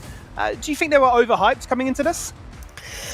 Oh, that's a tough question to answer, Skimmy. I think overhyped might not be the right word. I think the hype was deserved, but we're seeing them collapse in very similar ways to what we saw in the Summer Cup as well. I think that these teams, they just have certain fundamental issues that they really need to address. They're great mechanical players. They're good at playing aggressively, but game plans seem to be an issue. How they want to approach things when games don't go their way is also an issue, and that's what Phantoms actually looked pretty solid during those early game, but they didn't actually translate all these successes to really hit harder than they should. So Flash Wolves, looking back at it, I see something that's been constant. They play really good global elements all across, and I'm keeping an eye on Eason once again. He's going way too comfortable on that Galio, and when you pair that with another Twisted Fate as well as a Senna, there's just no room of play for Saigon Phantoms. Goni, I think that he definitely has some good ideas coming to play with the Corki out there. But yet again, it's not really him trying to play so proactively as compared to Blake, who was the one to set up all these shots. Yeah, I mean, I'm looking at what I'm seeing here so far is a series where we've had Flash Wolves get blue side first pick priority both times. They've not adjusted from what those picks have always been. It's always been the Renekton straight away into the Galio, a strong core Crux, early game aggression in the top side, global pressure in the bot side with protection that can be flexed if need be.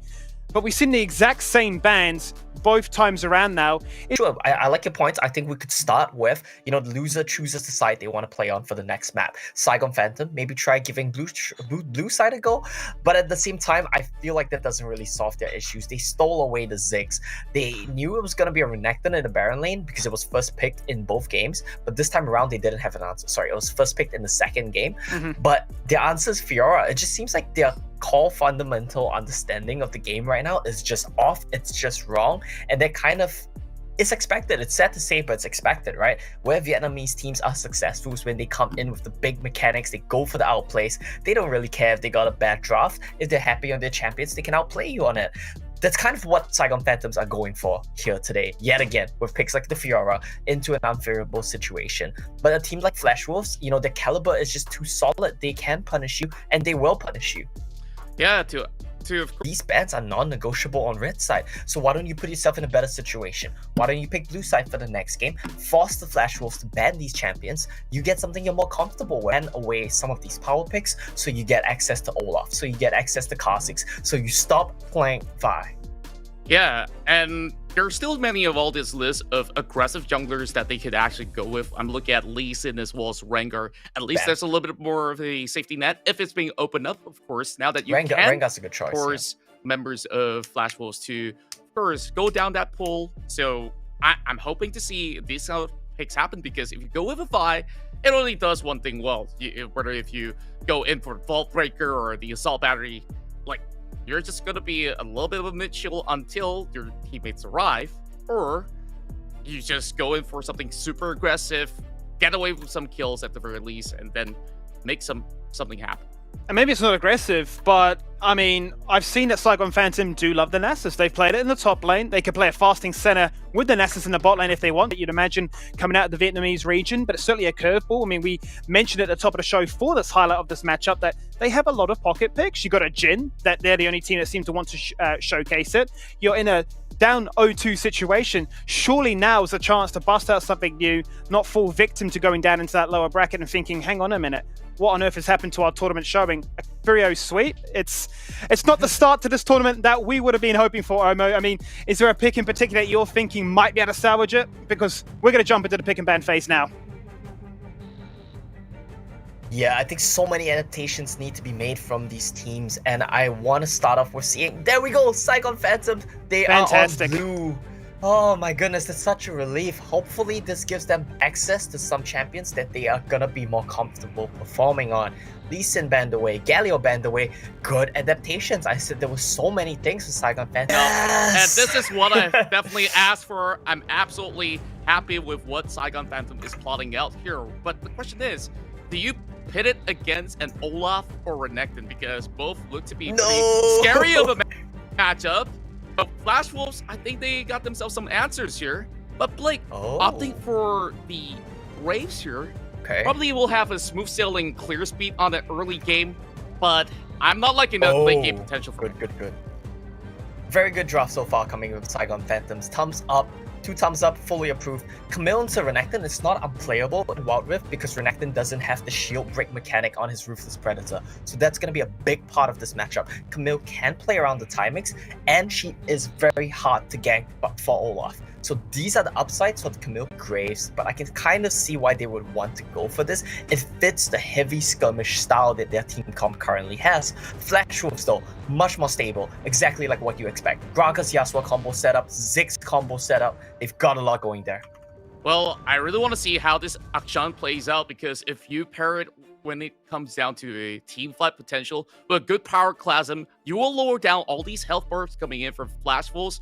But then again, Yasuo can just block it with a wind wall as well. So it's going to be a pretty difficult matchup for Saigon Phantoms, but it's much more doable this time around. It feels like the best segment we've had so far, right? We asked for everything and we've received it, have we not? We've got the flipping of the sides, the bans have changed, we've got 5 unique champions making their debut here today in the SCA Champs. It's going to be an exciting one, and it's a chance now for Saigon Phantom to run things back. They're down 2-0. Let's bring it over to your casting team. Thanks so much, Skimmy. We're back again for game number 3 now. I'm gaming this, and with me is Riku. We're gonna take a look at how this one plays out. Saigon Phantoms defy all expectations, blow things out the water. They're already playing with some interesting champions here, Riku. I know, it's gonna be super exciting. We've got, Graves, and as well as this action tone set the pace of the game. Be more active, make moves rather, around the map, as we see now, of course, that heavy engage coming from LHK here on the Leona. And now Goni as well, who's gonna be incredibly strong, incredibly painful. And we're talking about a brand against 4 melee. That means they're gonna get the blunt of most of the AoEs coming from Goni as well. And as well as Leona having to instantly punish, instantly stun anyone who goes near their backline. Yeah, we're hoping to see if Flash Wolves, if Bruce is able to have a standout performance, make use of that wind wall as a fight breaks out the top side. Sarah has a flash on the turret, but it comes through. One more auto attack will find it. Bruce trying his best to keep it alive. Minutes, very strong. Level 1 and level 2 is coming from Saigon Phantom. Level 2 is also very good just because you have the Zenith Blade and the Sun from the Leona. But for Flash Wolves, their response is, we have a Ziggs. We can take this tower down immediately and get bonus gold in exchange. So that is exactly why we're seeing now just a tad bit of a 400 gold lead coming from Flash Wolves. Yeah, Flash Wolves, I'm not sure that's a fair trade. That's stick for attack, but they take the turret instead, and kind of feels like Flash Wolves are getting a nice start here, Riku. Almost 1,000 up, in fact.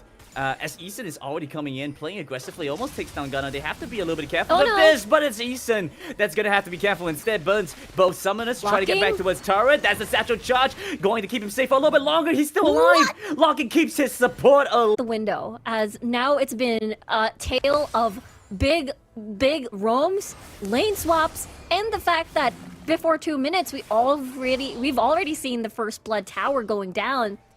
So that means Flash Wolves can play around that fact, and also they do have a great amount of wave clear. So Saigon Phantom will have a difficult time trying to equalize the map so far, as it is going to be very interesting for the 4-minute mark, meaning Flash Wolves has control later on to take this Ocean Drake now that bottom lane is open. Yeah, for sure. Save the damage to find the first kill, and Goni, he flashes over, but he's still stuck by the Gromp. Won't be able to get anything else. Hextech Ornament comes through to get the knockout with the satchel charge, and Bruce flies in from downtown. He's looking to take down Trump Top here. One more hit will find it. He's moving towards the blast cone and will get taken down by Eason. I love the response from Flash Wolves. Okay, Saigon Phantom, you're gonna create chaos. We're gonna create an even bigger chaos as a response. So now they're able to plant these deep vision, catch Blake off guard as he's just trying to farm constant target throughout this whole series by Saigon Phantom, and it's gonna keep happening even more. Yeah, unfortunately, Sarah goes down there. Was so close to taking Blake as well. The Ignite was just one tick away, and it feels bad Flash Wolves to lose the Crocodile. But it's fine. I think they're resetting back, and they got some control still up in the goal. It's a little bit smaller than we saw before. Saigon Phantom looks like they've made some good investment opportunities. They managed to come back into this game quite well. Now take a look at the gold coming through. Goni going to opt towards the Rod of Ages early on. So Rod of Ages is going to make this brand a lot more tanky. Yeah, more survivability, more spammability. Especially you're up against Sarah, Cookie, Bruce, Eason. All of these are pretty much all in. And a Bren is incredibly vulnerable. So now they're already first dibs on this Rift Herald, but they're not exactly confident just because locking has possible, but you know, you still have locking. He's Ziggs. It's gonna be difficult to get anything in exchange. Yeah, the Ziggs later on. We're talking about, again, the Ludens and the Rabadons. And now for Bruce, I assume he's going for the same build path with the Solari Charge Blade first into the Blade of the Ruin King. Yeah, but we have to take a look towards the Dragon. Blade's gonna go down first here. He's gonna get the heal off the Ignite. Taking him down though. Flash forward from Ysera over the wall. Gets one. They secure a second by the side. AOHK going down as well. Mid lane, gonna see the Rift Out is charging through. Second Phantoms get the Dragon Bite. And what cost, Riku? This is crazy because Flash Wolves, it's still not over. Yeah, Gunner's going down. That's the Akshan dead. He won't be able to get anything done in that time. And once again, Flash Wolves, that's dissecting apart Saigon Phantom here. That's the thing. If Saigon loses a fight, loses a skirmish, they're gonna get punished twice because there's a Ziggs on the opposite side that can take towers down so fast. Yeah, one mistake punished twice, just like Blake being up at the top side by himself is a mistake, and that's gonna mean Flash Wolves looking at another out of here turret, looking to break them all open by 6.5 minutes in. It feels like Flash Wolves, yeah, they're putting on a show here. This is a true crime podcast, Riku, and I think I need you to CSI a little bit how Saigon Phantoms have fallen prey to the Flash Wolves. This is just pure murder right now, as Flash Wolves is accelerating the pace of the game. Look at this. They're looking for the ult. They're looking for the knockup. Not like this. They find the last breath onto Gunny, and Gunny's gonna go down. AOHK, he tries to stay alive. He has the Zenith Blade. He has a little bit of crowd control. Huge moves coming in from Trump Top. He's joining into the fight. It's massive coming through. Still able to take down Gunny with him before he fell. And look at that still, though. It is looking to be a similar scenario of game number 1, where Saigon Phantom, despite having having a lot of towers down, they're still able to at least equalize the gold. So it is a 2k gold deficit. But at the same time, those kills coming from Flash Wolves, Olaf, Yasuo, these are exactly kills. These are exactly the number of kills that are going to be scary in the later stages of the game, especially now that Eason has been tag teaming with Bruce constantly for that setup on that last breath to get the ult down. Yeah, exactly that, right? The Greg is moving together with Yasuo. Make sure they always have some form of reliable knockups, making sure that Bruce is empowered in these fights. Like you mentioned, those kills making them look like some bloodthirsty serial killers here. The Flash Wolves, they're really trying to press this issue, and Saigon Phantoms are getting shoved in. Look at this lane. Bruce was very far away from Eason there, and he thought that he had enough damage to see if he can eliminate Trump Top right away. But the biggest problem is the shields, Hextech Ultimatum, and as well as the fact that Trump Top still had Flash. Then that means Bruce can't exactly 1v1 just yet. He still needs the assistance of Eason, and possibly maybe even the assistance of the Mega Inferno Bomb coming from Locking to finish off the kill. Yeah, I don't even think this was a 1 versus 1, Riku. This looked like a full party, bringing the entire Saigon Phantoms against Bruce. Yeah, exactly. It was just basically having to be outnumbered, having to not have vision on the deeper ends of the Saigon Phantom jungle on their blue side. So the biggest question is, did Flash Wolves able to get at least an exchange and the opposite side? Okay, this is so important now. You see Locking, he's asked the Ziggs, he's being able to chip them out, so that Mountain Drake's gonna make a big difference in these fights to come. Good damage from the Ziggs. The fight hasn't even started over on the side though. Trump Top will find a little bit back against the Sarah. Pops the dominance, but that's the ultimate trader as well to come up and gets blocked by the Scuttle Crab. You love to see it.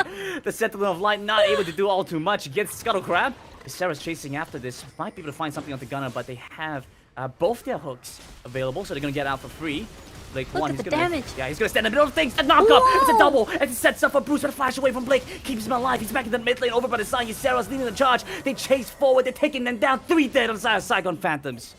What a beautiful setup. The fact that Locking pretty much already marinated the rest of Saigon Phantom with the bouncing bombs, with the pokes. Therefore, Flash Wolves, okay, I see a lot of half HP bars on the side of Saigon. We can just keep going at it, force a fight, and that's exactly what we saw. The play going into this one. Try to make sure we get a 3-0 series quick. But that being said, though, they're going to take down Easton over in the mid side. Maybe trying to respond to this. Almost get a catch on this Sarah, though. But they're going to reset here, surely, and come back even stronger. Yeah, they can start the siege now. That is exactly why Saigon Phantom is trying to get a good head start, make the siege a little bit slow by pushing down the waves themselves. But now Saigon's trump top with the hookshot into the Hextech ultimatum for them to reach either Locking or Bruce. These are two important targets because, you know, Cookie's just gonna press Ragnarok, so he's basically already down for the count in terms of targets that they can instantly burst down. Yeah, for we'll sure. see though with this stage. One less target to go for. You can't really lock down Cookie, so yeah, like you mentioned, trying to get down Bruce and Locking, but at the same time, Locking, look at that damage onto Gunner just now. Sends him back, packing, honestly, just has to use the full combo and basically was able to take down Gunner very, very low there. So that's going to make a big difference. We're going to see an interesting start to this fight. Easton's going to face off against LHK, and I don't think that's going to make all too much of a difference. Comeuppance won't be able to do anything. How tanky they are. Sarah's joining into the fight. He's under the turret. He's still able to soak up so much more. But Trump Top, he joins in a beautiful hook shot to get him out. But Gunner falls in that time as well. Yeah, it's going to be an exchange of 1 for 2, and that is a pretty sweet deal. Way. The fact that Locking is still alive, that means more towers are going to go down. Oh, that was distance, and they're going to back off in time. Yeah, they just wanted a 1-2-1, possibly just getting the inner towers out before going back to base and resetting. And it's looking really, really grim for Saigon Phantom. As we get to see Flash Wolves, every single lane has one. But for Saigon, I mean, they still have Blake 1, they still have Trump Top as well. So they can play around that. And the fact that, you know, Goni already has that Leandris on the board, and as well as Infinity Edge already completed by Gunner, they do have a prime opportunity here to see if they can immediately catch someone down. Yeah, I think that's about it. I think Gunner's gonna go down even with the hook shot. He tries to dash away, but it's still not gonna be enough. Both summoners committed there. Trump's gonna come back in. They'll lock down onto Cookie quickly, but I don't think that's enough damage to take him down just yet. But the rest of his team, he's gonna watch his falls. They're gonna leave him to die on his own. Easton tries his best to protect Locking, but the flash forward as he like the after that setup, and therefore Flash Wolves is still able to escape. Now 5 seconds on the clock for the Air Drake, and this is very important for Flash Wolves just because they can propel the map movement even more with the movement speed and see if they can get picks here and there. And as well as get that 1-3-1 on the board with Isera. And as well possibly with Bruce. But look at this, Saigon Phantom already in position. Isera at top side, split pushing. So Flash Wolves is going to give this up. But at the same time, if Isera removes that inner tower, that means they have more room for this Baron. How do you feel about the presence of this Graves this game, Riku? It seems interesting. I mean, Blake 1, you know, hasn't quite had the impact that he was looking for. As I say that, looks like he's gonna go down. Wind wall blocks so much damage from coming through. Solo flat by some time for OHK, but it's still the reckless swings that take him down. Olaf and Trump Top can only do so much. He even goes for the Hourglass, padded together the Stark's Gauge just to make sure he can buy enough time for his team to find the damage output, but difficult playing into Flash Wolves. And so now, with the Baron pick up and Inferno Elder Drake on the way, what do you think are the odds for Saigon Phantom here? Saigon Phantom has to catch Isera in one of these instances, trying to split push at top side. I feel like they have been, you know, constantly pressuring him, and I feel like it will possibly open up the Infernal Drake, as long as they don't get poked out massively by this Mega Inferno Bomb. Let's see what's gonna happen here. The turret's looking so low, it's one auto attack away. Locking just gonna walk in. Satchel Charge confirms it. And it's still Isera escorting the wave in from the top side. Should be able to break this one in quite easily here. Yeah, this is just going to be another tower down. Look at the damage coming from Locking here. Gunner, Blake just forced to back away. Yeah, even with the comeuppance, barely able to get anything done. Locking even took a couple shots for Isera there. Just says, yeah, you know what? Let's share the load. Let's share the damage. I'm not too concerned about that. Satchel will be a little bit off. Won't be able to take the cover down just yet. But a couple more auto attacks will do the job. Flash Wolves just destroy all the structures and take everything away from Saigon Phantom. They don't have a way to respond to this. It's gonna be Bruce jumping back in. Much more done. It's game over as Flash Wolves secure a 3-0 in this series. What a dominating finish for Flash Wolves in this entire series. 3-0 with the Yasuo, and as well as fighting fire with fire. Chaos versus chaos, and they accelerate the game and dominate game number 3. A big pickup for this team. Moving into this, we were wondering how Flash Wolves was going to do and what the level they were going to play. And honestly, this 3-0 really showed Flash Wolves warm up from start to finish. This first game, not exactly where they want to be at. By able to equalize the goal, make sure that they're not losing too much. Game number 2, full control, not allowing Saigon to get exchanges off of the map. It was nearly a perfect game with only one tower falling. And now game number 3, there was Saigon Phantom attempting to create chaos to get that snowball potential. But Flash Wolves, they're like a chameleon. They're able to adapt and as well as respond to that. Yeah, it's a beautiful... Successful. We got ourselves 5 unique champions. We thought maybe blue side would have been enough, but unfortunately it wasn't to be the case. The Flash Wolves have given themselves that perfect trio and have now booked themselves a date with Felon University in that upper bracket. I mean, it was a game at the start that had a lot of, I want to say chaos, an overused word, a crazy top side gank, a 4v1 just to kill a crocodile. Then what happened bot side? Because I'm seeing a Ziggs, am I reading that correctly? A Ziggs getting a turret at 1 minute 30? Yes, indeed. That's 1 minute 30 for a turret for Flash Wolves out there. Run it right down and just hunt out any sort of member. And Bruce definitely played it out to perfection as well with some really clutch win wall that keep winning those team fights. And there's nothing you can do even with Gunner coming up with those comeuppance. Comes down to nothing at all.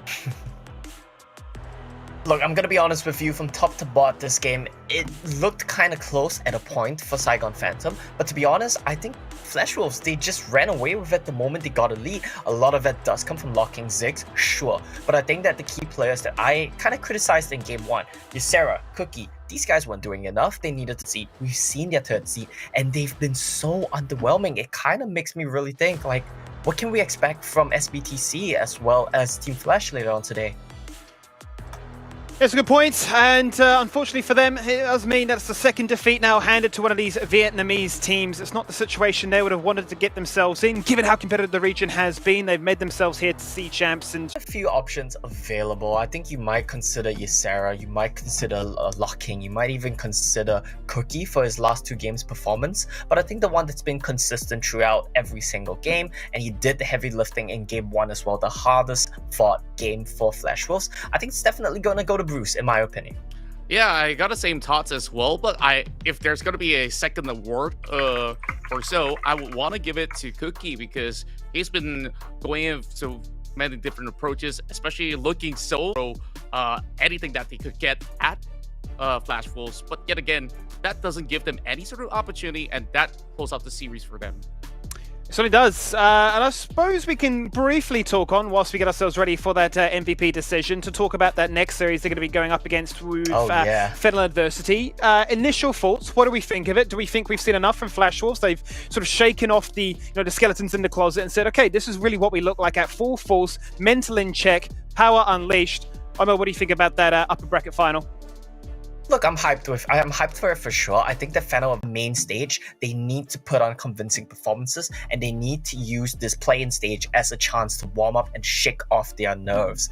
With that said, Phantom Adversity, I think that this team is honestly really strong coming into the entire C champs, and I would rank them maybe in the middle of the pack of the whole bunch of teams as well. So I would say that, it's going to be a pretty good fight, and there are good matchups across the board. Flash Wolves should still come out on top. Just look at macro play itself. I just think that Flash Wolves just have a better edge against Phantom Adversity in this card. That if they go in with that mentality with some interesting draft, they could be able to pull off quite something. But yet again, I'm still leaning more towards Flash Wolves here, still being the hot favorites to get out of this bracket.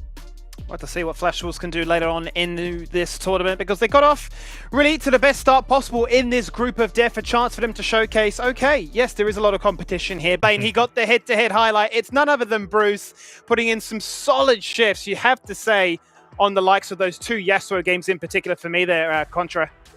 Yeah, we never thought that it's Flash Wolves that would go for this such picks. And when you start to look at the entirety of the draft going up against Saigon Phantoms, you understand why he is the key player for Flash Wolves to just pounce upon Saigon Phantoms And, well, that sort of KDA, I think that they're looking extremely good to not only head into the group stages, but also looking to dominate that group stage. Alrighty. Well, that does it for the first series, the first matchup of the night. That's done and dusted. Bracket B is complete for the meantime.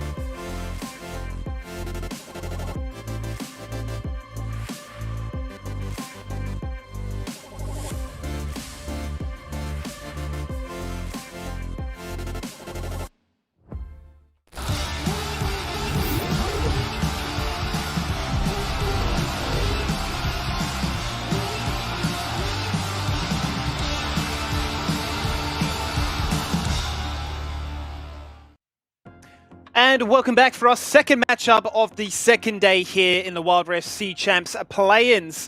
I'm now joined by a new face, one that was just casting, but we snatched him out of the casting booth, brought him onto their desk and said, you know what, we love your hype, but now we want to pick you into it, the final bracket, and it will start off with a QWQ coming out from Hong Kong. And Contra, what do we make of this roster?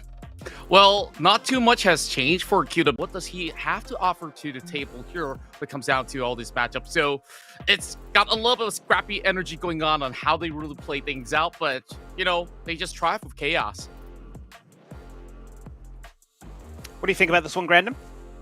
Yeah, decent amount of pressure on Jackie there to kind of perform for Contra. It's interesting to see QWQ. I think you're right to say hit him around the nail on its head, saying they are a fun team, you know, kind of for fun to watch, but at the same time going up against their opponent. Second spot, looking to try and do whatever they can to get themselves into that first pole position. The group stage for them, they finished at third, tied with a 10-4 record, but then going into those playoffs, they fell down multiple times to SVP, the first seed coming out of Hong Kong. There now, 25-15 record, nothing to, you know, scoff at. 24 first bloods, they like to get aggressive.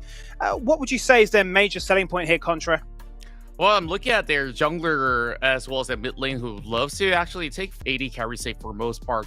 Now, it's definitely interesting when we look at both sides here, where QWQ will eventually have to face off against Banana.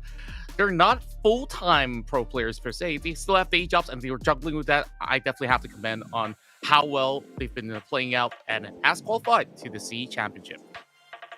Yeah, I really see where you're coming from, Contra, and the fact that we saw them in the previous competition, the Summer Super Cup, and they were looking pretty decent, weren't able to go too far in the competition, but I know from like the gameplay that they had, they stole away a game from Team Secret, and I think a lot of people were surprised by that, and I think the logo definitely helps. But what do we make of this roster here, Grandin? Yeah, I mean, coming in from my home region, I want to be optimistic. I want to say that, yeah, they have a good chance, but at the same time, they recognize their weaknesses. They realize that bot side might not exactly work out for them every single time, so they've been experimenting and playing a lot of Nasus Senna, Nasus Sona, whatever you can do to kind of sneak that in. Not sure if that's giving away too much information for their opponents here, if QWQ is going to use that against them, but yeah, Banana, they definitely want to play towards the top side with iNitrogen a lot more here. Yeah, to add on top through some of the seasons out there, and just look at their records there, I think it's a pretty decent chance when they're going up against QWQ.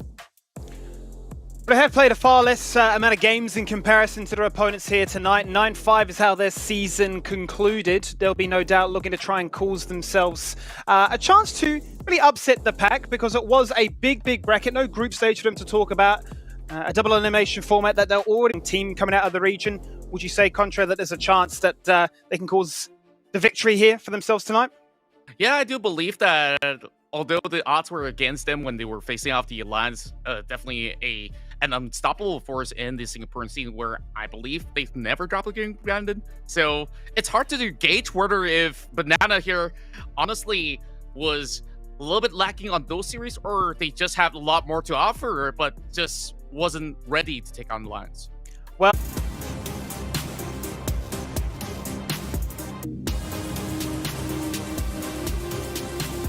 so my experience has been great. I've learned a lot playing against the best teams in Singapore, and also when practicing against other teams from other regions, I've actually felt I've grown a lot as a player, and that is great. Learning is always good. My favorite moment will definitely be in the qualifiers, so we wanted to get our revenge. And to win them again in such a dominant fashion, that felt really good. Not just for me, but I'm sure all my teammates felt the same way.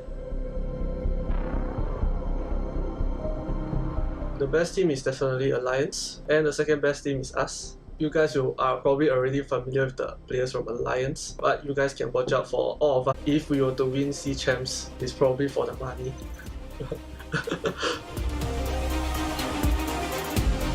You guys can doubt the haters, forget about them. We're in it for the money, and quite honestly, I respect that answer. $200,000 up for grabs, and well, you're always going to be guaranteed a little bit of that regardless of where you finish. Those are your two rosters. I'm going to jump into a comparison here, in particular highlighting one of the junglers from Team Banana. We're going to look at Vendetta, and you know, Grandin, when you look at Vendetta and what he brings to this roster, what stands out for you?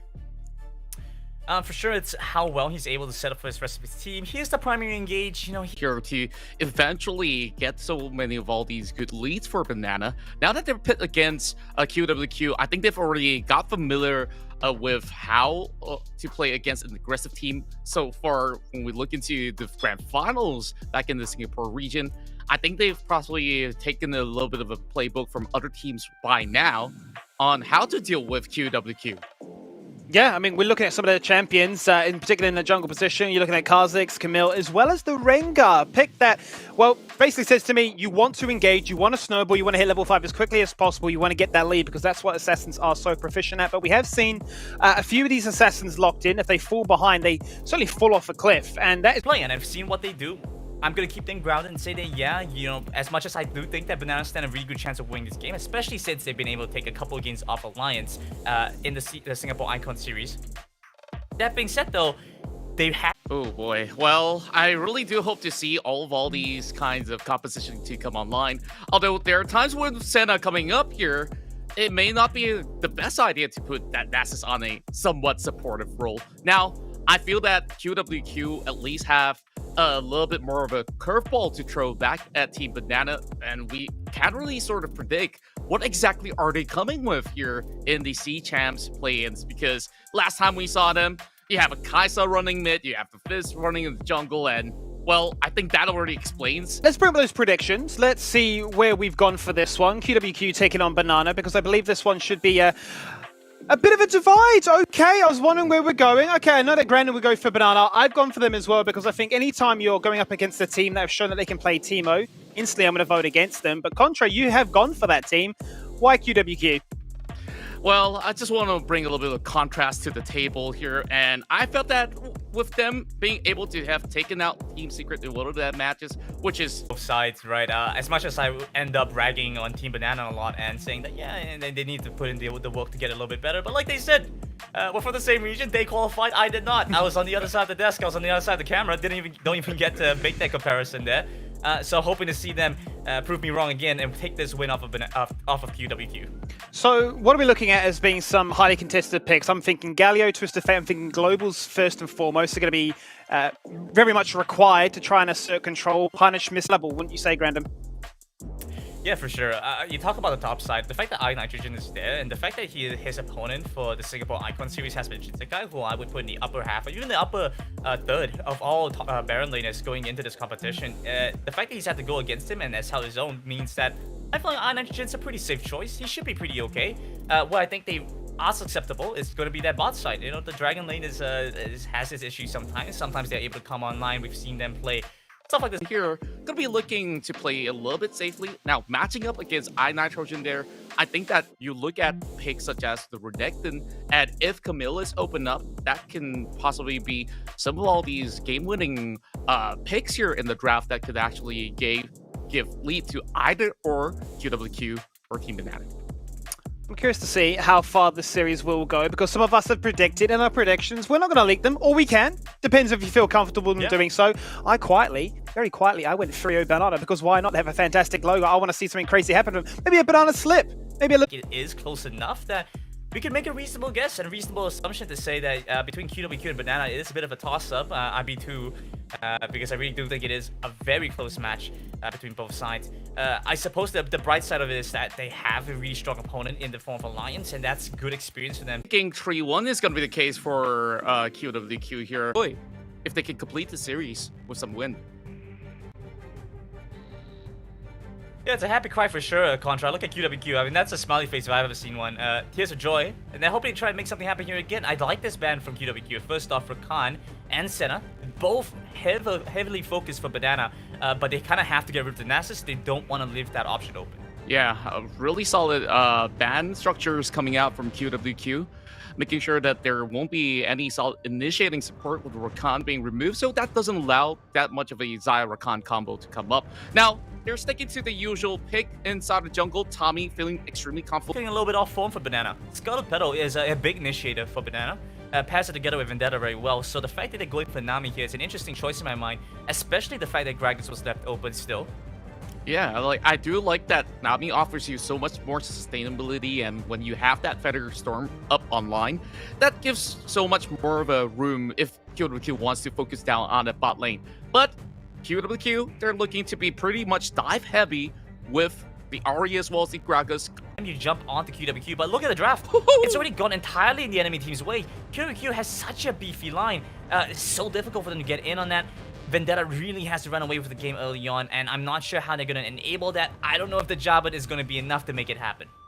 First time we're seeing an Ashe coming up here in the Southeast Asia Championship, and I'm looking like the bottom lane is going to favor QWQ so long as they hit that level 5.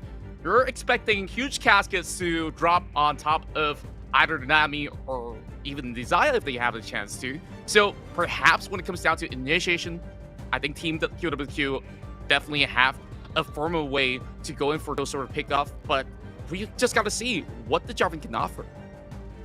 Yeah, for sure. Jarvan coming into this is supposed to lock them down. It's a nice little counter to the Olaf. It's really just there to prevent them from being able to run away with the game. That being said, though, there is still a lot of opportunity for things like the Ahri to come online in this game. I'm a little bit concerned on how they're going to deal with the Gragas in this matchup. You know, you talked a bit about how QWQ has the winning bot side matchup. I actually think it's going quite favorably for Banana. Unfortunately, I just don't see a way for Tim. Kha'Zix gets locked in here for Vendetta, his most played champion, so no doubt there's a lot of comfort on the side here. But the Ashe, as we've seen, it's not a pick that really rises to the occasion. Much like the Varus, it's a very good initiating AD carry, but there should be a chance now for us to see what the Ashe looks like in the spotlight here for QWQ. Let's head over to our casting team as they get ready for the second series of the night. We got a new face in town. It's Omo and Yuko. You know what? We started the day with a 3-0. Now, what is going to happen next? We have QWQ. I think we should expect to see the best Wild Rift gameplay, but at least judging from the draft and our expectations of these teams beforehand, I can tell you that we're going to be in for a fun one. And I'm not sure about your predictions, Yuko, but I actually went for QWQ to take a trio here. Well, for me, actually went to Team Banana, and I just wanted to see full 5 games, so I went with 3-2. Alright, so we'll have to see how this one plays out, and we are heading into the first game of the day, Jackie. In a bit too deep there, but it's gonna be okay. Was able to survive there. And one of the things I want to touch up on is for the jungler of Banana, he should go online with the help of the mid laner, and they have a Galio mid lane, so support will definitely be there. Yeah, completely agree with you. Galio will be able to just keep pushing the wave and roam to help his jungler, whether through heroic entrance or just walking over. But so, taking a bit of damage at level 1, this might actually hurt his ability to control the lane quite a bit. I do want to look at some statistics real quick. The win-loss, and I'm hyped to see what Banana can do with this. With those two champions in the draft, it looks like Team Banana is definitely jumping in the series with confidence inside of them. But now, looking to Dragon Lane side, looks like it will be the usual love taps here. But that is going to be the body slam connecting onto one. Bubble will not come through. You have Xayah jumping in with the kites. Shields for cool, but looks like no actual commitments just yet. A bit unfortunate there. I think if Tails had the pullback in time, he might have gotten the kill onto Cool. Doesn't quite work out, and we're going to see a fight for Scuttle. Oh, that's going to be a flash in. He's not going to stab the Nami with the ebb and flow. Vendetta being able to get that other kill. Yeah, honestly, really nice from Soul there to counter engage. Jackie tries to be a bit fancy with the flash charm interaction. Soul is in time in the right place, and he flashes in, gets a big multi-man taunt, and that sets up Banana for the win in the skirmish. And I really love it when Vendetta gets to a lead. I know you can count on him, and I know that this play... And Bubble for Nami. Yeah, for sure. You got a lot of chain CCs coming in, and I do like the Jarvan last pick angle coming in for iNitrogen as well, right? The power of Jarvan is in a flex pick, but they didn't manage to pick it early. They dropped it to last pick just because it does so well against QWQ's team composition. Like our analyst Des was talking about, you get to lock up the Olaf, but what's more, you get to lock up the Ashe, and you throw in a heroic entrance on top of that one. If Ashe has no flash, he's probably dead.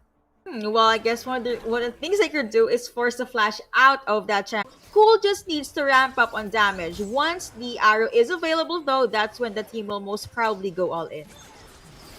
Yeah, I agree with you. I mean, I think QWQ, they don't really care.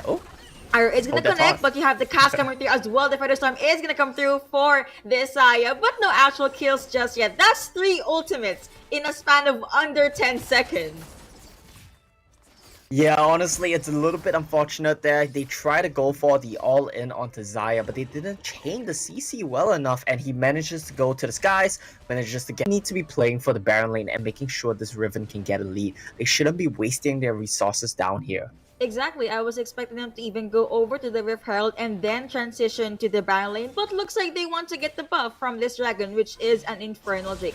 No team's actually trying to take the objective just yet, but they are gonna be visiting the mid lane. Yeah, gonna make a bit of a trip down to the mid lane. Both of these teams wanting to make sure they can get that one pushed out, but we're gonna see a fight. So that is going to be the taunts connecting. You also have the Galaxy being popped. You have the charms coming through. They are just giving their space.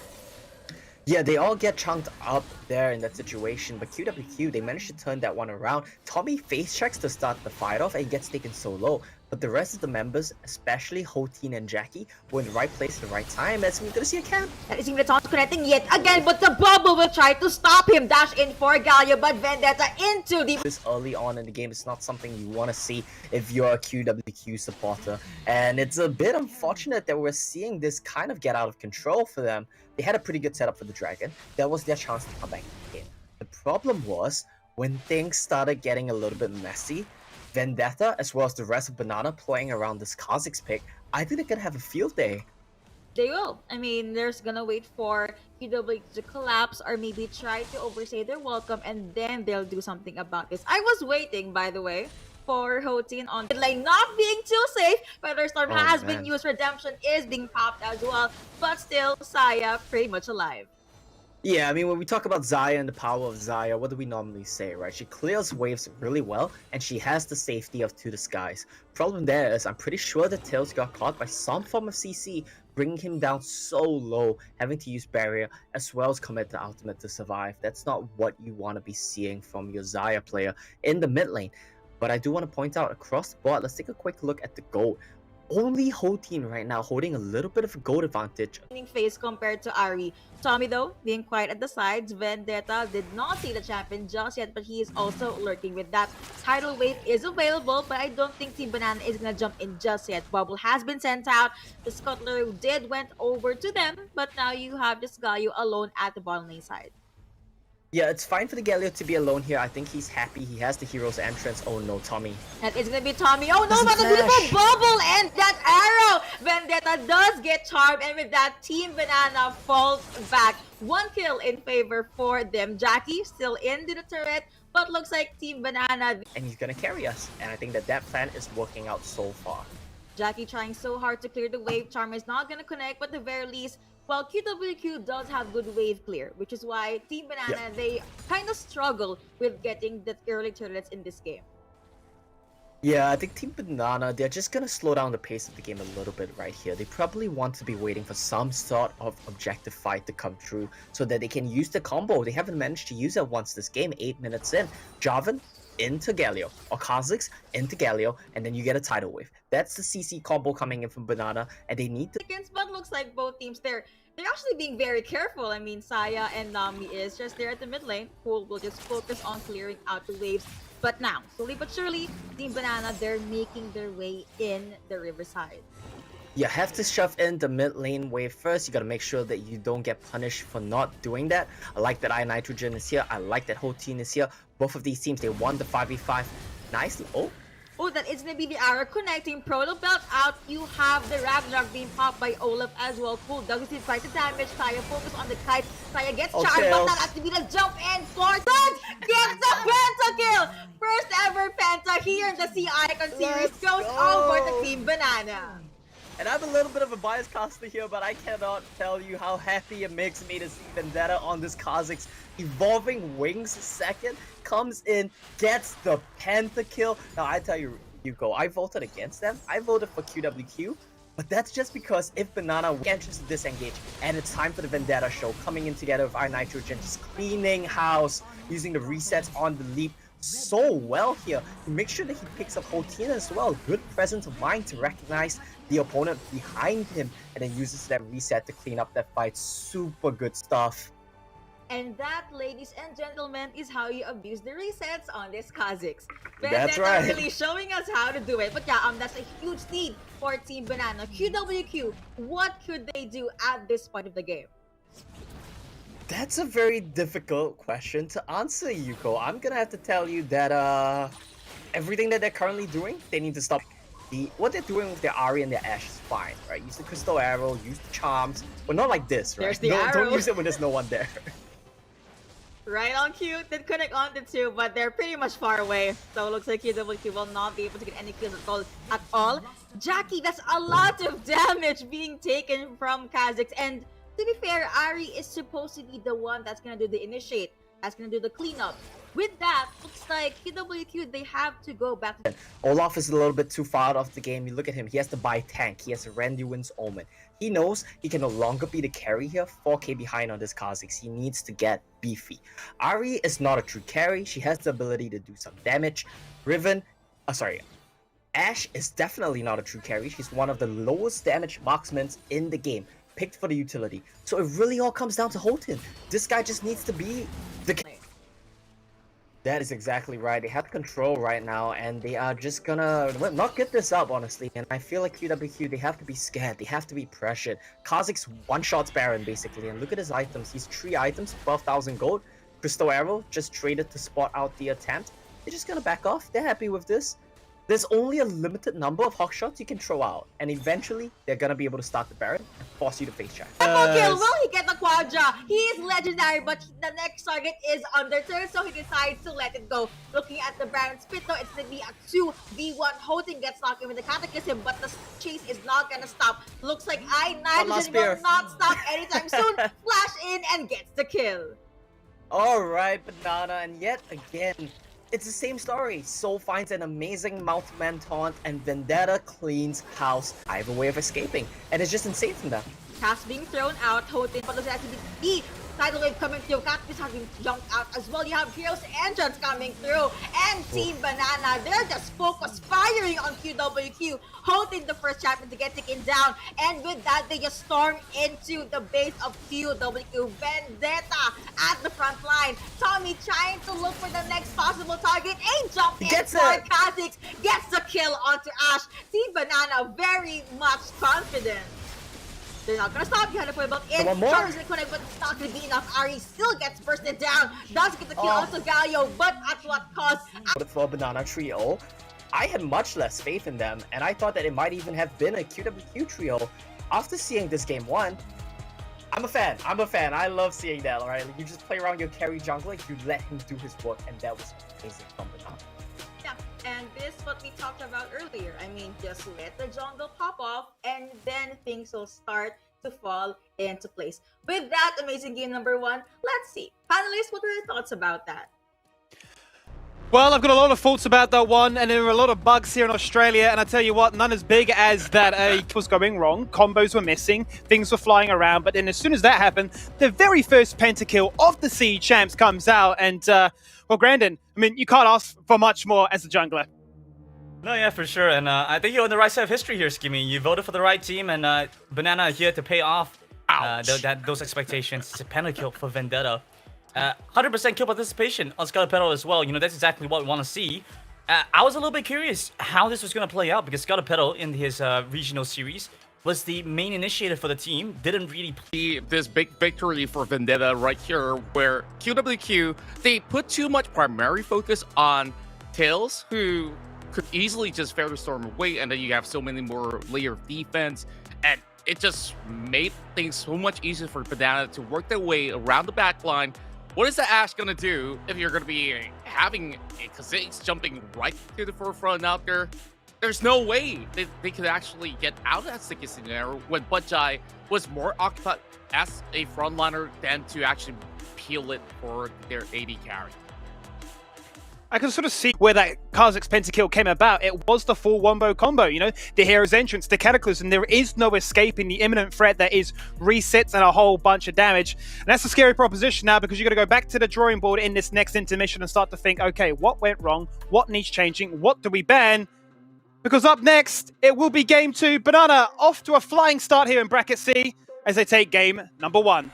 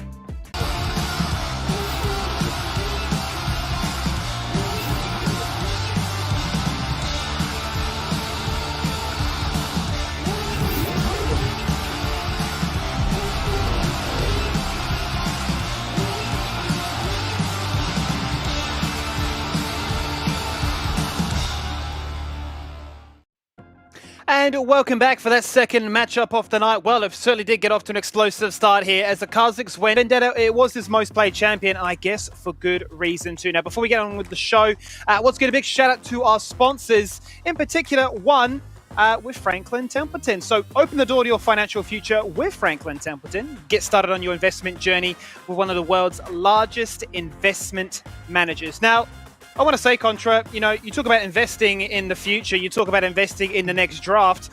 What would you love to see be changed here this time around? Because I feel like for sure Kazakhs has to go. It definitely has to go. They have to invest in that one ban, but it also opens up a little bit more room for Vendetta here to go in for something just as aggressive. And you just look at the counterpart of, well, I'm pretty sure that my prediction here, the forecast hasn't been going all too well for now. So maybe I just gotta look for a better forecast coming from Franklin.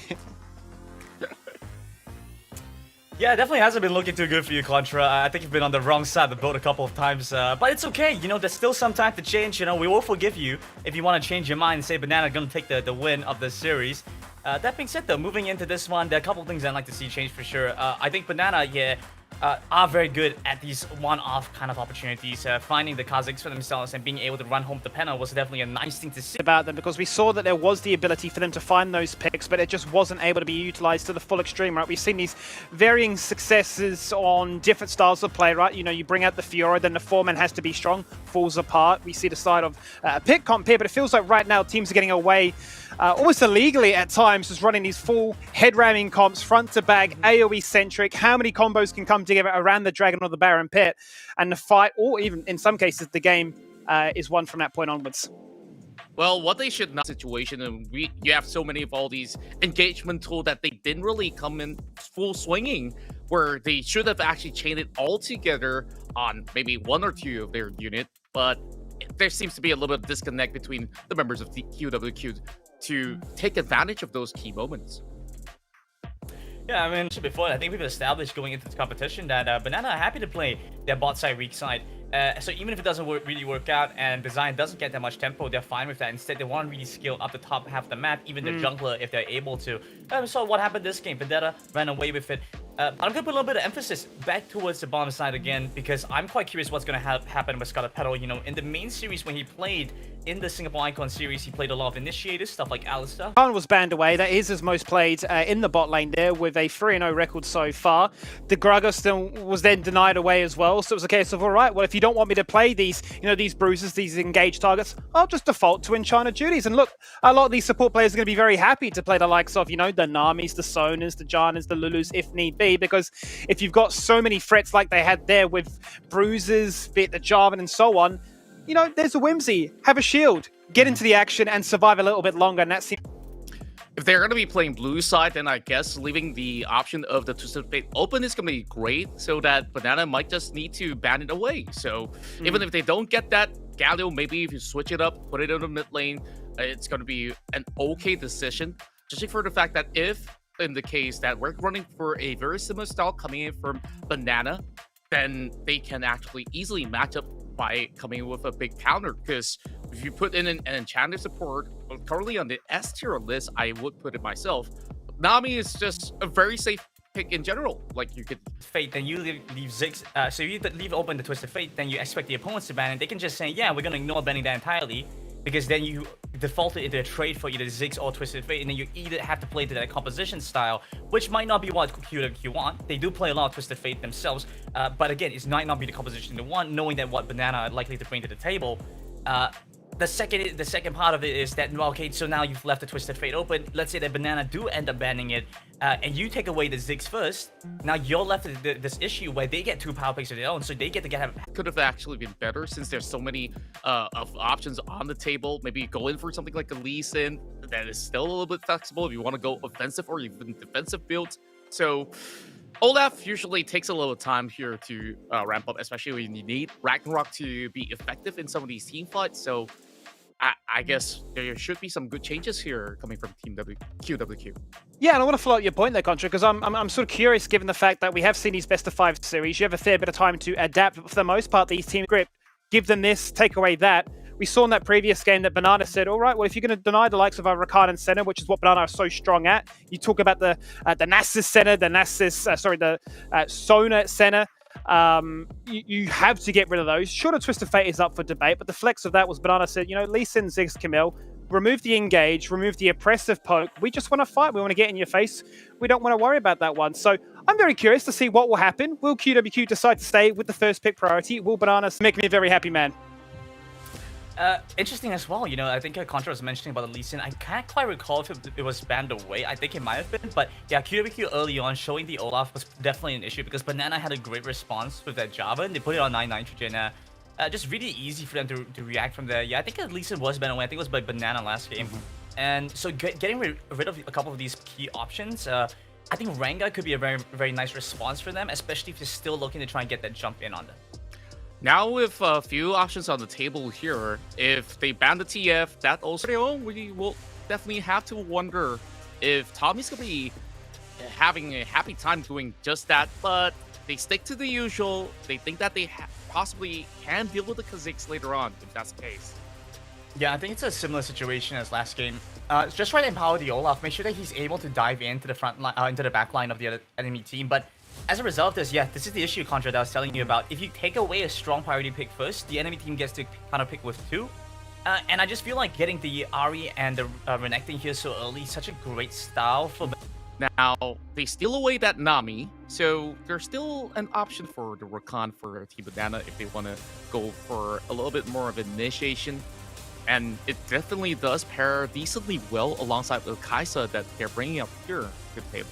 There's a big focus in the bot lane, isn't there? The fact that, making sure that his life's going to be as hard as possible. Kaiser 1 game so far, and even if the Rakan's available, it's just going to be in China blast off in the bot lane.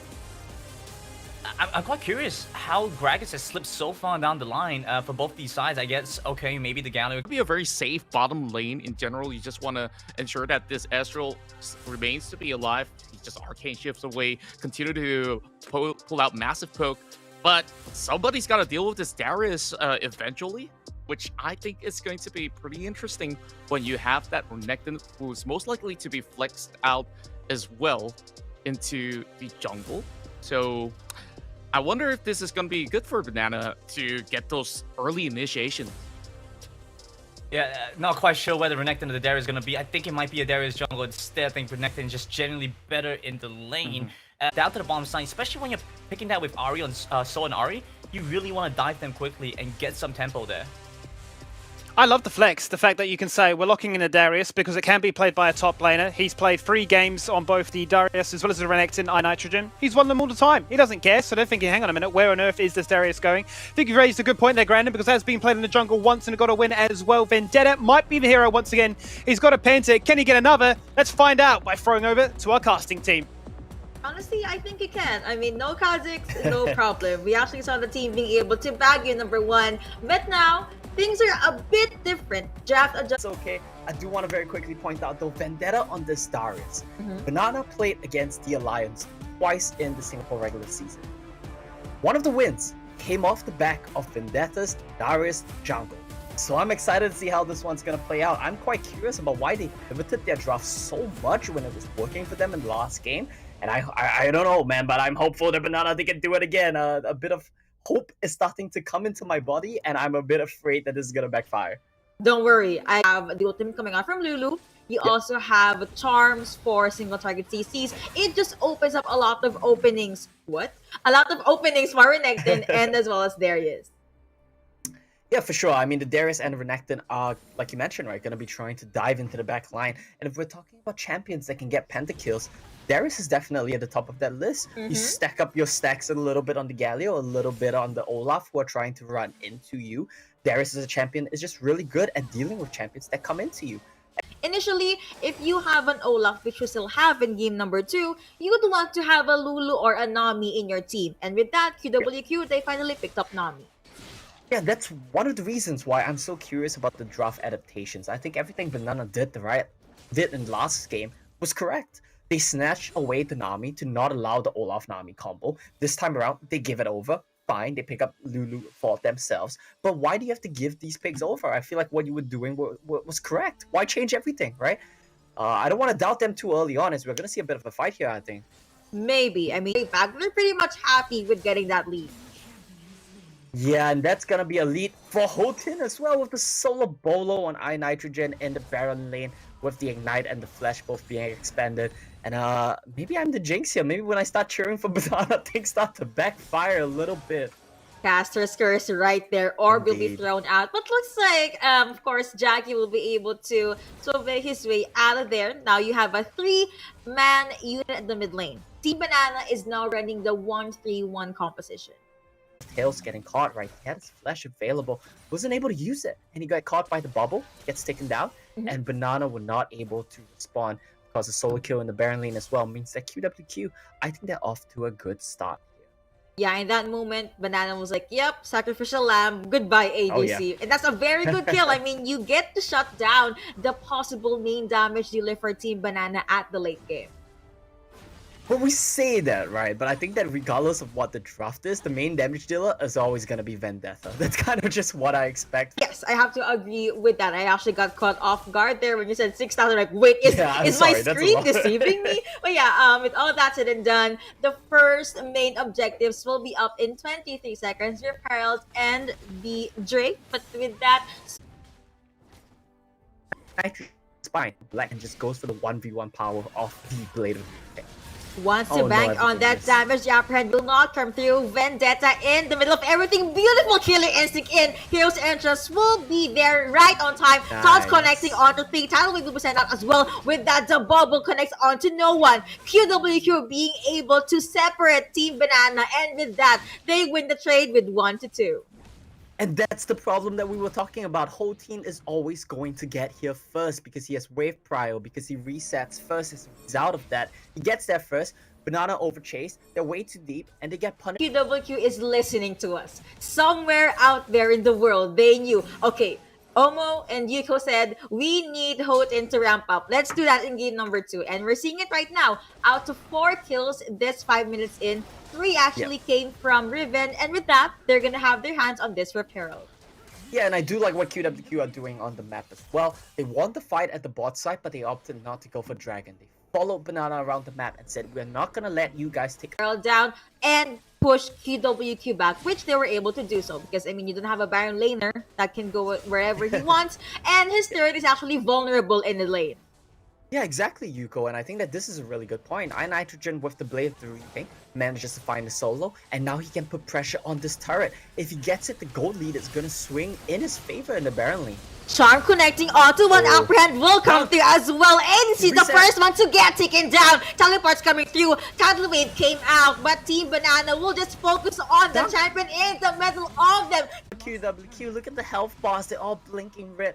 One hit away. Vendetta has to reset as well. He could have dunked them all. Luckily, the CC chain onto him was enough to keep his team alive, but look at what he just picked up.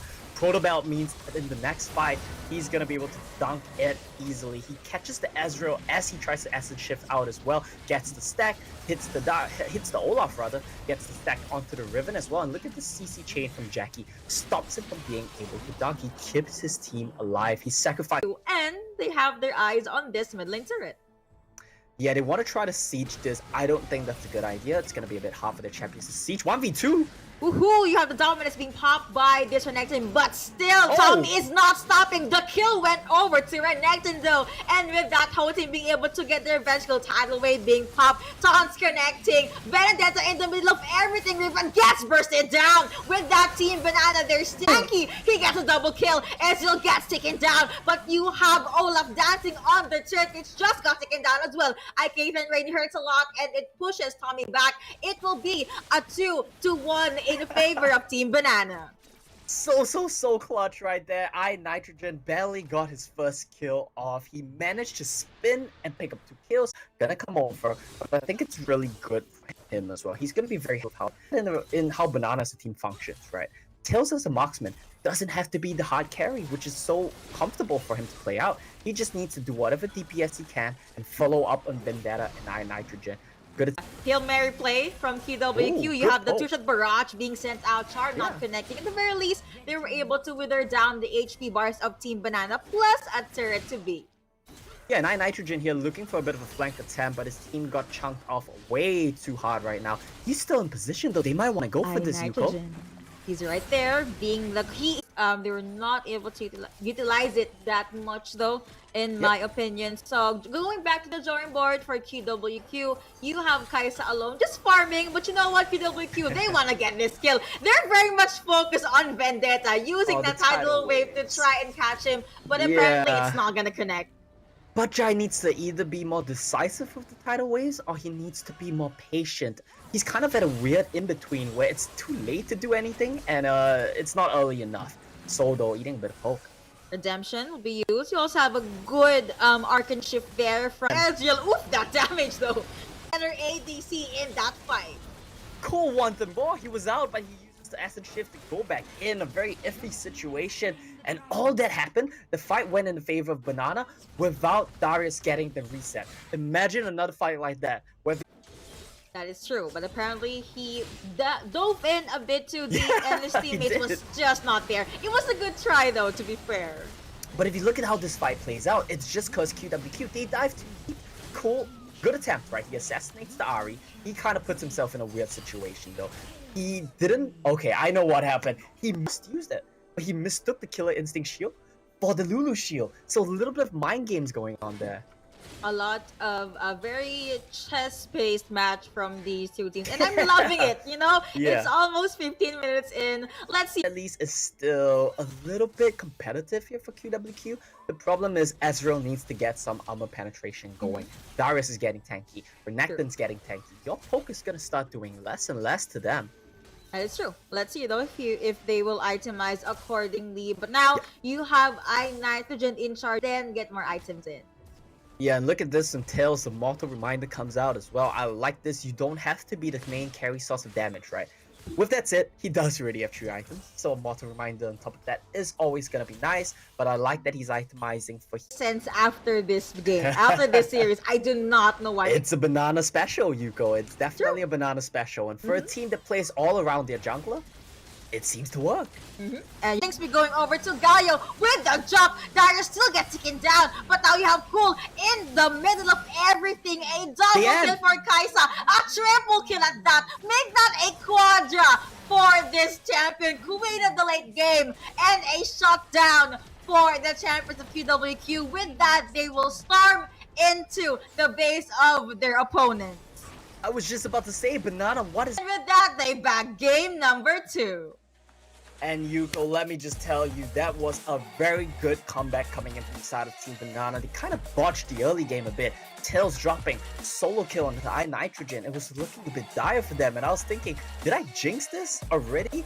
Luckily, though, they managed to find the evidence to come back into the game. The team fights were what they expected it to be. And drip. Yeah, that was a beautiful game number 2. With that, Team Banana is now at match point. Skimian fans, what are your thoughts about this?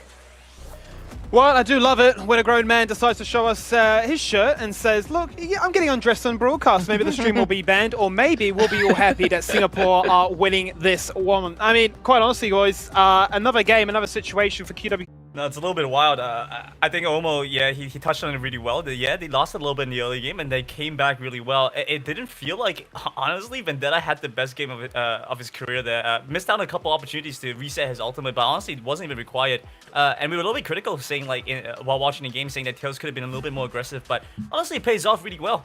He knew the windows they had to hit. I feel like the Riven is still doing decently for them, but this Olaf has not been picked. Because on all these front line, that's where Tails just shine. There's just so much room for him to play around, and QWQ don't know where the priorities should be put upon. Do you want to get Soul? You want to get Tails or Vendetta? It's definitely hard to tell, and you just look at the damage output. It's just overwhelming coming into the late game where Banana, they just scale incredibly. Individually, and hopefully, with the right adaptations going into Game 3, maybe QWQ can bring things back to prevent back-to-back 3-0s, which would be a bit of a shame. Maybe a far quicker day 2 here in the play-ins. But we will have to find out. We'll jump into a break. Banana, match point. Can they win? We'll find out soon.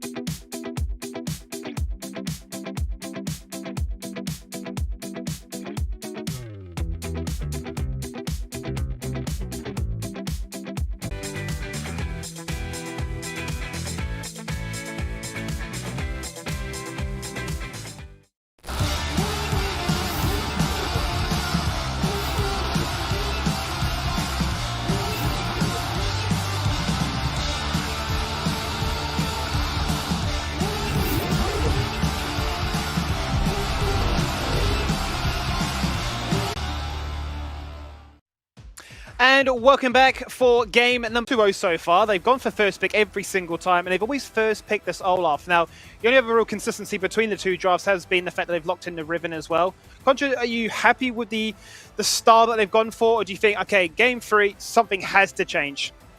Honestly, I'm not satisfied with a predictable draft that. Jimmy, I have to agree with you. Like, Lulu looked so good in that previous game. I think in the WCK, in fact, we're starting to see some Triforce Lulu top action. Triforce Lulu in the Baron lane. That's how much they're liking what we're seeing. I hope to see that. I think this might be a nice adaptation. If QWQ want to be the ones to pick up the Lulu themselves, go for it, man. I'm curious, best pick so far. You go down the list, you're thinking, okay, so if they do choose to bring up the Aurelia, I think it does give a couple of options. It's a similar playstyle with what they're trying to do with the Olaf, right? Kind of dive the back, deal with the backliners as much as you can.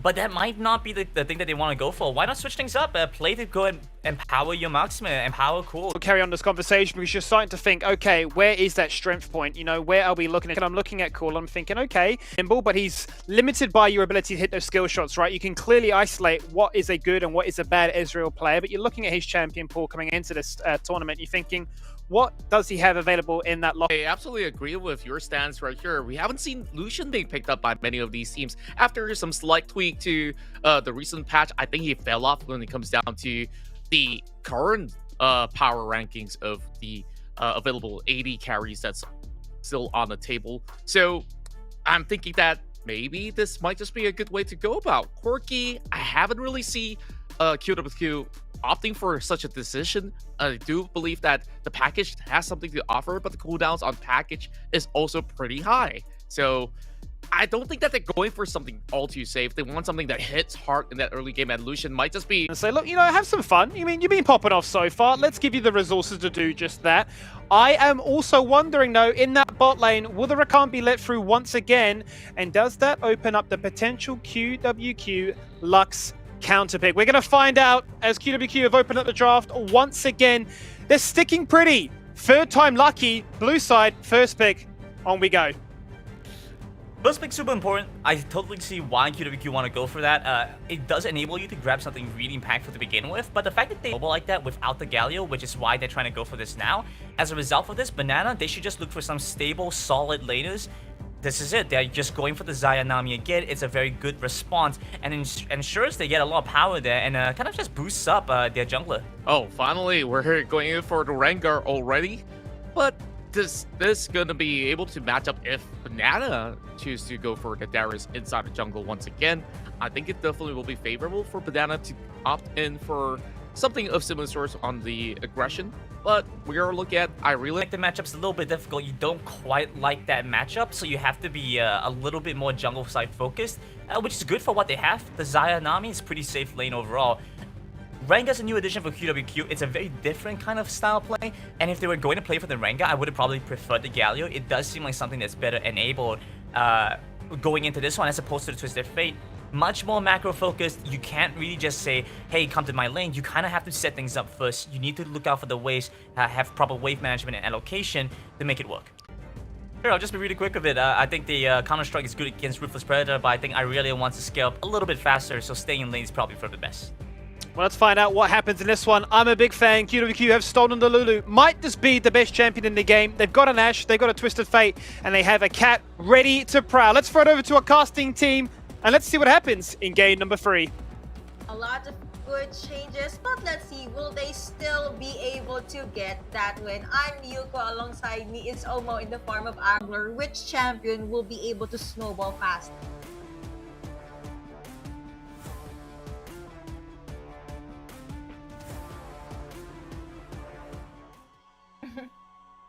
Minions have spawned. True. Yeah, and actually, I've been seeing a lot of teams being able to pull off this Aurelia jungle. Let's see though if Team Banana will be one of the teams that can do that. Nitrogen is right there, Twisted Fate. But now, we talked about the junglers earlier. They're still nowhere in sight, still trying to ramp up on that damage. But for the Dragon Lane side, the usual 2v2 matchups, but Team Banana being able to push their opponents back. Still though, Soul now sitting at a level 2, let's see. I mean, usually for the early game, you're gonna have the Ari on Soul that has the advantage. But of course, if you wait for Twisted Fate to ramp up, that is not gonna be good news for you. Orb will be sent out, and it looks like it's usually if you're using a Jax, it's just gonna be very passive into the stream roll in. But yeah, still a pretty good start for both teams. Okay, so it looks like iNitrogen will not be able to do anything yet, and no one for the side of Team Banana will decide to join his lane. So it's gonna be him against the world. But now looking at the Dragon lane side, it will be Jai that will support this Ash. I actually like the fact that he makes visuals going on.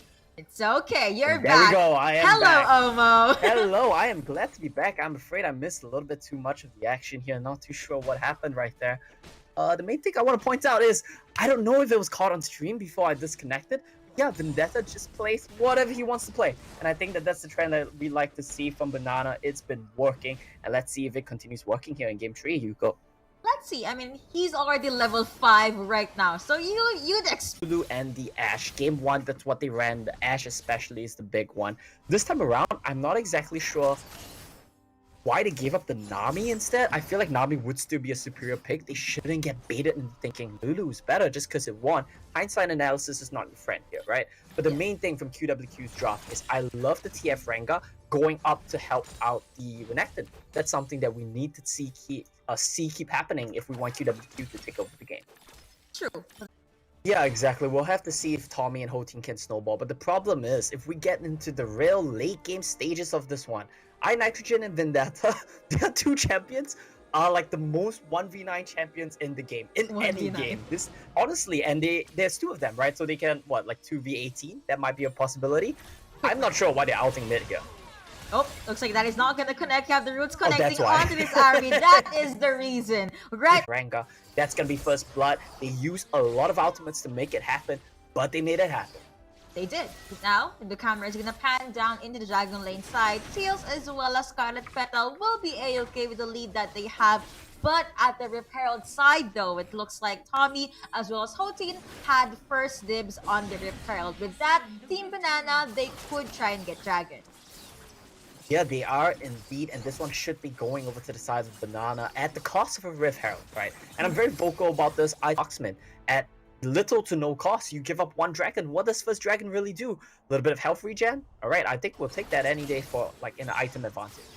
And maybe even a turret if QWQ lands the Rift Herald in the perfect time. But with that, Dragon lane is pretty much fair. Vision given for QWQ. Tommy hiding quietly at the bushes. Enchanted Crystal Ari will connect. They also have Destiny. It'll be pop out from Twisted Fate. Does have the Wild Growth as well. A bit of an overuse of Ultimate just for one support. But at the very least, they get it. Kind of flew my way, and I don't really know what's going on. Yeah, but what's good about that is because he kind of wasted the Troll of the Hunt, it's gonna come off CD around the same time as a Destiny Gate from Twisted Fate. So try to dodge Twisted Fate's stun cut, dodge Renekton's stun. The only thing he can't dodge out is Empowered Bola, and very quick Blade's first item rush from Tommy. I mean, this is something we don't see every day, but let's see if he'll be able to make it work. Now, you have the switcheroos for the lanes. The Dragon laners are now the ones. It's not gonna stop dead in there, but the stuns actually made him... And that fight went on for so Vendetta. Then it was iNitrogen. And ultimately, at the end of the day, they do manage to trade back around. Crystal Arrow seems to have no cooldown. From Cool Sally, there is no follow-up. Vendetta diving on her turret, but the kills, the kill rather, still went over Baron to be up in 5 more seconds. They're still gonna hold their ground though, trying to protect this turret, but still the storm that is QWQ, it really is coming. That is the roots connecting as well. Charm will not be enough, Orb will not be enough. QWQ still gets their hands on that turret. Yeah, and I do really love the top side from the side of QWQ, right? You have Rengar, Renekton, as well as Twisted Fate, one of the most potent 3 champion combos in the game. They're consistently gonna dive on top of your backline from out of nowhere. You can't see them, you can't stop them, and they come in unannounced. That's what makes it so potent. QWQ, they kind of failed on the execution of the combo, but what wraps this team comp up so well, the little bow on top, is the Ashe Lulu combo. Crystal Arrow to start everything off, and the Wild Growth to buff Rengar as he jumps in. This means that even though they didn't manage to get the snowball going in the early game, they are finding so many good picks in the mid game. You know what? I also questioned the Lulu pick for QWQ side, but now looks like it's working pretty well. Just like how that arrow seems to always connect on Team Banana. Indeed, and the Lulu really has one job right now, right? Not being able to do anything there. Tails at the back lines. There is a tidal wave, but I don't think Team Banana will try to even start a fight. Aurelia alone in the mid lane. 4 turrets already down in different lanes in favor of QWQ. Yeah, exactly. And honestly, I think the tempo of this game is so good for the side of QWQ that I find it quite hard for them to lose this one. With that said, Banana do have what it takes for a miracle comeback team composition. They have the Irelia ultimate. They have Xayah, who layers maybe like 600 feathers to win a team fight. And it's a great team fighting tool as well. I can see a world where Banana win a team fight around something like Baron. Indeed, it's going to be Twisted Fate big, it's going to be Rengar big, and it's going to be Jax and Irelia small. That's not what you want to see. They need to be the carries here. And they're just getting shut down completely. It's just a very rough situation to be in right now. QWQ being able to ride that momentum and that lead, and really they're also playing the objective game. Nami sending out a tidal wave. That is going to be a jump in straight onto the face of QWQ. Vendetta at the back line, but still that is going to be a jump in for this Rengar. You have Renata being taken down, but Twisted Fate still. Bananas, I feel like the jinx might have came from you there, Yuko. I claim innocence. It's not my fault. QWQ threw that one. But still, that's kind of what we talked about, right? The miracle team fight scenario. They find a big Irelia ultimate. They find a big tidal wave. And your Xayah and Jax can just clean up. Your Soul as well, and his Ari. He's, I think, the highest gold on the side of Banana. And he's doing very well here to just clean house with the rest of his team going front to back. The arrow does not seem to connect. Did Team Banana just, change the luck for QWQ here, but still the lead is in favor of the men in blue. Team Banana will try to get a possible pickoff here, but they are still maintaining distance. Charms connecting onto one. Handler being sent out again. You have Saya, the back lines does have Feather Storm, but looks like no one will commit. Yeah, no one will commit to this one. Vendetta forced to flash, not expecting to already have one dragon. We don't want to flip the game right now when we're not in a situation where we're comfortable fighting. Give it up. Live to fight another day. That is true. But now into the scoreboard, it's 2 dragons to 1, still in the lead of QWQ. And I guess Team Banana, they're waiting for the late game. I mean, you have Asaya. We saw this in Fan Adversity. Totally not because I'm from the PH region, but Saya in the late game can be pretty scary with her 600 feathers, right? Yep, 600 feathers at least you need to win this team fight. It's gonna be a bit hard. Heal arrow misses yet again, but will the gold card connect? Look like, okay, it did, but it's not enough. Soul, a very slippery 9-tailed fox, still manages to get out of there alive. And they're gonna start the Baron off. This is gonna be a flip. Let's see if they can get that seed. The stance from Arena will connect, but the knockout from Lulu will be the problem there. Blue team being able to get Baron. Yeah, 2 kills to the side of Banana in the trade for the Baron. I don't think that's a worth it situation for Banana. I think at this point, you need to take what you can get. But still, this Renekton is a raid boss. That is a raid boss Renekton indeed. I mean, that was 3 champions from Team Banana, but Hotin does not care. He slides in, but still made it out of there A-okay. Indeed it is, and I mean, Banana to get out of this, but it's gonna get even harder for them right now. Jax cannot split push in. Irelia picks up the Sterak's and vice versa. Once they get both pieces, they're comfortable to fight. They will take any 5v5 and they will win it. At this point though, it's still a little bit sketchy.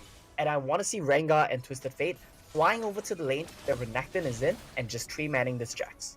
Wow, QWQ having the control over into the Drake pit with that Team Banana. Looks like they're just come together in this 4-1 setup, doing their best to defend their base. But now Lulu's gonna buff him with Ardent Sensor, and he's gonna one-shot it. He's gonna take it down in, I don't know, less than a wave, 2 milli creeps, he's gonna take it down. So you have to be very careful if you want to trade sides of the map here with QWQ.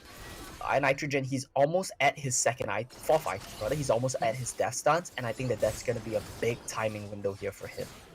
Once he gets that last item, Team Banana will have all of their win conditions in check. But the question still remains: will QWQ let that happen? Now, Nitrogen, the Jack that we've been mentioning earlier in this game, still pretty much alone into the Baron lane. He can't show. That's the thing, he can't show. He's so scared of showing because he doesn't know where Rengar is. He sees where TF is, but anytime TF fogs, he has to hide. Because if he doesn't, there's a Rengar ultimate and a Twisted Fate ultimate on your head. Tails, oh no, QSS. Go. Okay. Well, then use QSS plus not Featherstorm, just so you know, make sure no one will come near him. But that's a lot of resources down for Saya. Tails pretty much vulnerable this time around. Looks like they're only 1k behind from QWQ. Oh no, and the trolls after trolls after trolls coming from QWQ. Now Banana have tied up the gold, they've got the Elder Dragon, they're going to get the Baron as well. And this is just a heartbreak here for Team QWQ. I know the panel talked about how QWQ, they're students, they're working. This is their part-time gig, right? They're not full-time players. The same is true for Banana. They're students as well, they're working as well, and they're doing so well here today. I'm pleasantly surprised.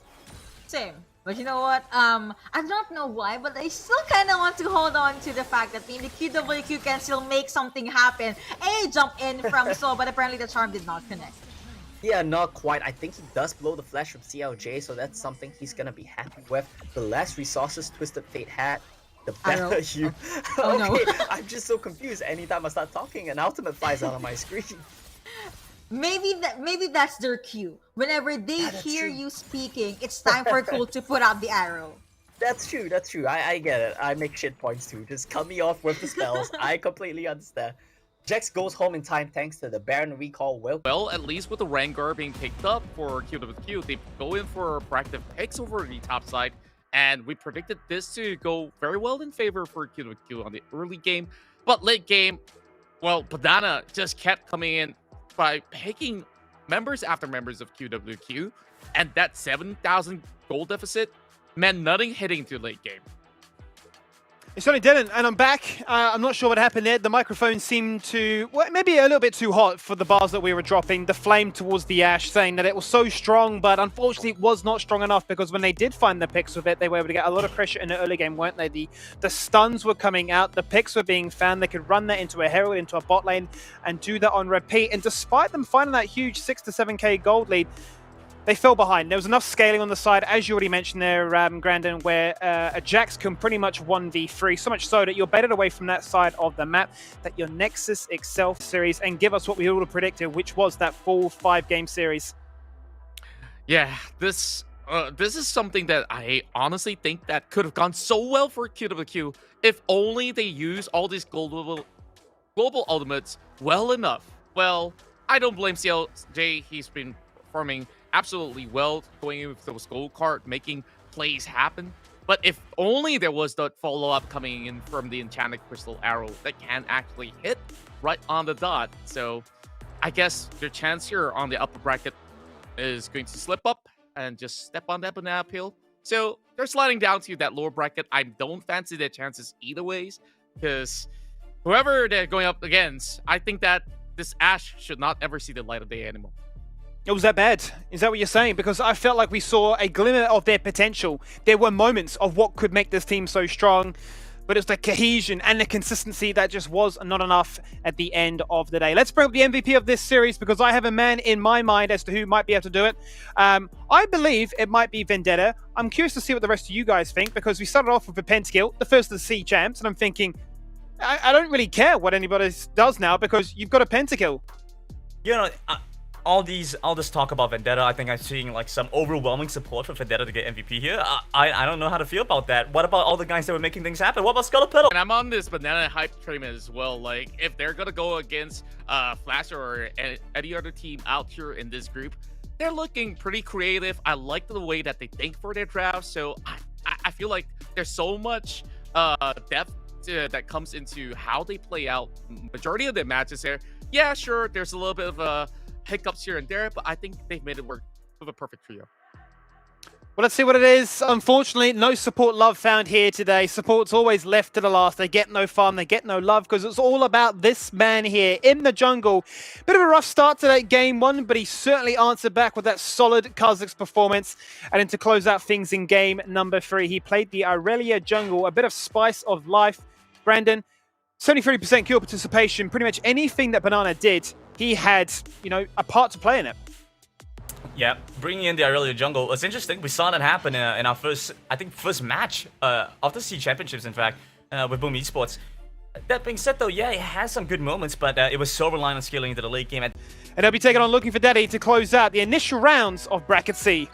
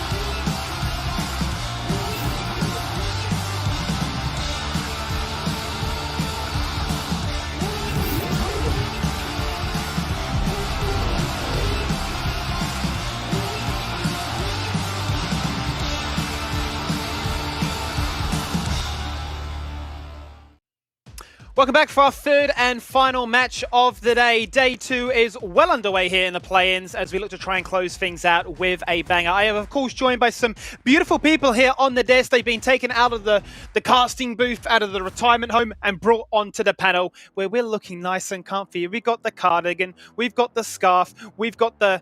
what do you even call it? The big mic. It's all in your face right now because it's a big personality. Riku, I mean, how are you feeling after that game there? Because it was a 3-0. It was... I don't want to say it's an upset, but it was an upset in terms of our predictions.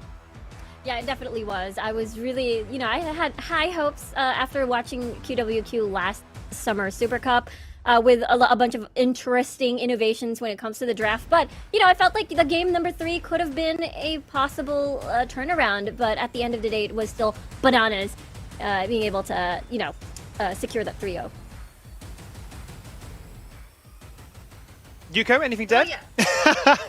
Actually, for my side, I actually predicted towards Team Banana, so my predictions is still pretty much intact, but I have to agree with what Riku said. That game number 3 should have and could have went to QWQ, but again, Team Banana, their punish mechanics towards your opponents was just on. It certainly was, and we've got ourselves that third and final series of the night, as mentioned before.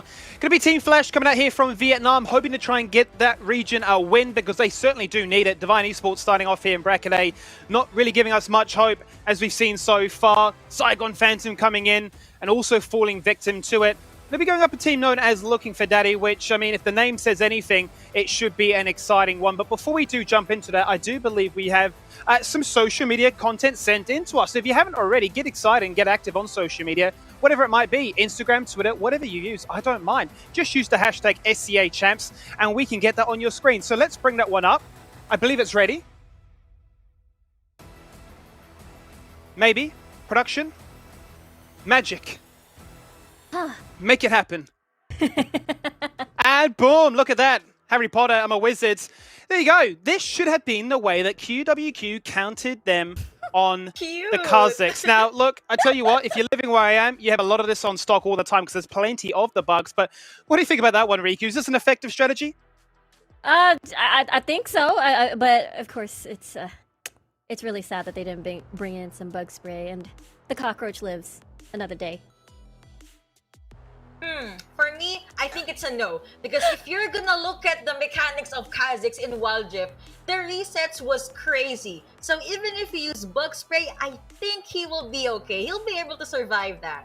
Okay. Well, I did once upon a time try and use it on a spider, and it worked against me. The spider ended up jumping on me, and I have now become scarred for life. So whilst it's not a spider, you know what? It is a bug. I'm going to say it's a bug, and great meme. Thank you there. Thank you very much there, Avil. I appreciate that content. And hey, look, if you want to send your memes in, send your content in. It could be memes like this. It could be the way you're watching. You could have a fancy setup. You could have the best phone record in the game. I don't know what it might be, but get it sent in.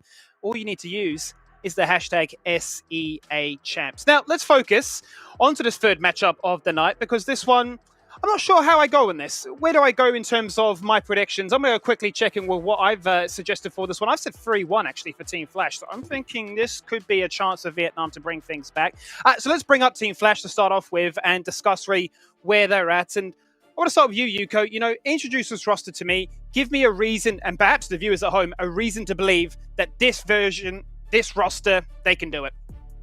Alright, so right off the bat, Vietnam region still not having the win just yet, but Team Flash, they are in their best form possible. So even though the pressure is on them to get that first V or that first win for their region, I think they will push through. Also, one of the things I want to touch up on is the fact that their jungler and their Baron picks is in sync. Do you have a tank Baron? You will most likely have a tank jungler. Victim 3-1 to Saigon Phantom. So if we've already seen what Vietnam can offer here in the play-ins, is there a reason to be hyped? Is there a reason to believe that the narrative could be different this time around? Honestly, for me, it's a yes. Totally not because I voted for Team Flash, by the way. But yeah, if you're gonna look at the lineup, these are mechanically gifted players. They even have a random virus mid composition. Still, I guess one of the reasons why they fell off, though, is because in the late game, they tend to have questionable decisions in game. Hopefully, they will not do that in this series. Hopefully not, but here is that roster. We'll start off in the top lane there with the Shy. That's going to be in the jungle, played by Joyce. Ellie in the mid lane, and down in that dragon lane, Dailing and Glory D. Now, this is a team that excites me for multiple reasons here, because you go, like, I look at some of the champions that they play, and they play a whole bunch of them, but they have pocket picks like you would not believe. I'm looking at Garen in the bot lane, I'm seeing a Kali Fizz and Zed in the mid lane, and a Wukong that might just get flexed pretty much anywhere. I would love to see a Wukong, honestly. That Cyclone can just open a lot of opportunities for Team Flash. Not really buying the idea of Garen in the Baron lane, though, in the Dragon lane rather. But let's see, if Team Flash, they have something in mind, they have unorthodox picks, I'm pretty much happy to see them. Yeah, I mean, we're looking forward to the style of heavy skirmish, top, mid lane, and in the jungle. And I think the biggest difference is that we're not going to be seeing most likely like Kai'Sa, Xayah. No, Dailing prefers his early to mid game impact. So we're expecting more Corkis, more Varuses, and more Ezreals. And we'll see if those are going to be, the attack, the approach in their debut game over here in the SEA Championships. I like the point you raise about the Ezreal, because checking in at the bot lane, it is the most played with the Ezreal. 7 games so far, 3 and 4 of that win-loss streak, but a nice bit of a Janna connoisseur. 13 games in that one. You put those two together, it's a bit like peanut butter and jelly. They go so well together, don't they, Yuko? Definitely, they do. And they really just make those support or enchanter supports work. Well, I'm excited about the strategy. I apologize, strategy as well, because I thought of something. They like to play the cat ball composition, which is the Orianna and the Rengar. So I'm excited to see if they're going to play that right away in their first tournament. So we were kind of alluding to before, finishing the season in 4th position in a very competitive race, certainly. A bit of a dark horse in bracket C. Perhaps a chance on as the free pass from many of us, a chance for them to get out and cause chaos. But I'm sure the very first game here, a chance has to happen. Yeah, it's not looking well. It's a different opponent this time. It's the 3rd seed of Taiwan, LFD. I'm still looking forward to seeing what kind of ADC will they pick up, though. I mean, Rico did mention a chance to see Corki, Kai'Sa. I'm actually leaning more on Corki just because of that early up until mid-game spike. But again, Team Flash, they need to just be able to recuperate if ever they just fall off or they tend to just throw some time into the game. And I do not know why, but I'm really looking forward to seeing a possible preferred playstyle is definitely surrounding towards the 5v5s, and as well as, of course, we're looking at when always having to play the Galio and Orianna when needed for utility, but at the same time can also play these interesting mid laners such as the Riven, maybe sometimes even the J4, to play to add more setups, more tanks for the team. Well, this team is looking for their father, or will Team Flash have them looking for the win? One of the things I love about looking for daddy is they really just want to run this unorthodox picks even in the Dragon lane side. I mean, we see a lot of experiments. We see AP Dragon laner, so maybe a possible Orianna and Braum pickup, Ziggs and Braum, just basically any APC down below. That's a good point, worth noting, because LFD have a lot of different champions in their arsenal. I'm looking at the top lane with PP, in particular, the fact that he plays Malphite. We don't see Malphite whatsoever, really. It's a champion that certainly can wombo combo and can do so even from behind. Does not need to worry too much about those resources if they do get targeted. But we look in the mid lane, for instance, they've got themselves the Annie pocket pick. And the Orianna just continues to dazzle, going from mid to bot. The flexibility is there. This is how their season played out. They finished 3rd. 12 and 10 was their score streak. And, it's a chance for them to showcase, okay, we've made it here to the tournament. We've got ourselves a chance to showcase what we're all about. But how strong is the region back home? How good is the competition in the TLC? Because they come in here as that 3rd seed, and it feels heavily dominated by the likes of One Team and Flash Wolves here, Riku. Yeah, exactly. I mean, looking at the score as well, 12 to 10, and First Bloods is, just 5 in comparison to the rest of the other First Bloods we've seen before. And it's due to the fact that, again, this team prefers their 5v5s. You mentioned the Malphite for PP. That means that's basically, a big wombo combo happening. Jarvan 4, Orianna, And I assume, having that late game carry as well on the side for Juan. And I'm expecting these 5v5s to work out up against Team Flash. And the biggest question is whether or not they survive that early game. Well, we're going to find out what they can do in this one. Sorry to cut you off there, Yuko, because we're going to check in with a video. A chance for us to breathe, but also a chance for the viewers to get to know LFD just a little bit more.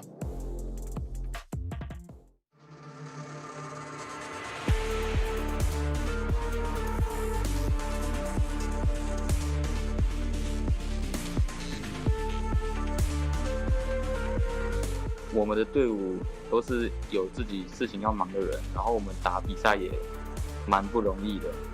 然后经历的部分就是我们一路上也换了许多队员，因为大家都有各自的事情要忙，所以也是蛮不容易打到参加这个比赛的。我们打算以5人之力前进到8强。最想挑战的队伍还是我们台湾赛区的One Team跟闪电狼吧，毕竟他们是个大团队，如果我们能用5个人的力量将他们击落的话，那一定是会很有成就感。那肯定不是的，我们只能算是台湾赛区前几的队伍吧。然后赢得东南亚对我们最大的意义。目的就是证明，可能路人玩家也有崛起的一天。我对于质疑我们台湾赛区的人，我只能说，台湾可能在电竞这一块，仅给的奖励或奖金可能不多，等于说是我们选手可能大家自己很努力，自己所换取来的，就是可能也会比其他国家、比其他赛区更加辛苦。然后质疑我们队伍的话，我只能说，那就捏住5个人，然后我们来碰撞看看。And there it is, he's just laid down the gauntlet. Find 5 friends, come together and stop talking in Twitch chat because you're not better than us because we're here on that screen. LFD in our final match here for day 2 of the play-ins up against Team Flash and Yuko.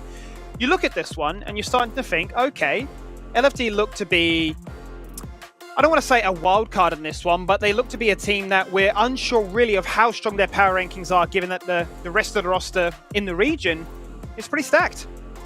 Yeah, that's true. And look, backtracking on what Riku said earlier, actually, that the Looking for Daddy does love their team fight. It just goes to show that we're gonna be seeing a lot of 5v5s. Right on cue, this is the melee matchup. I was just about to say that while the Dragon Laner for Looking for Daddy does prioritize Darius when run a Riven mid.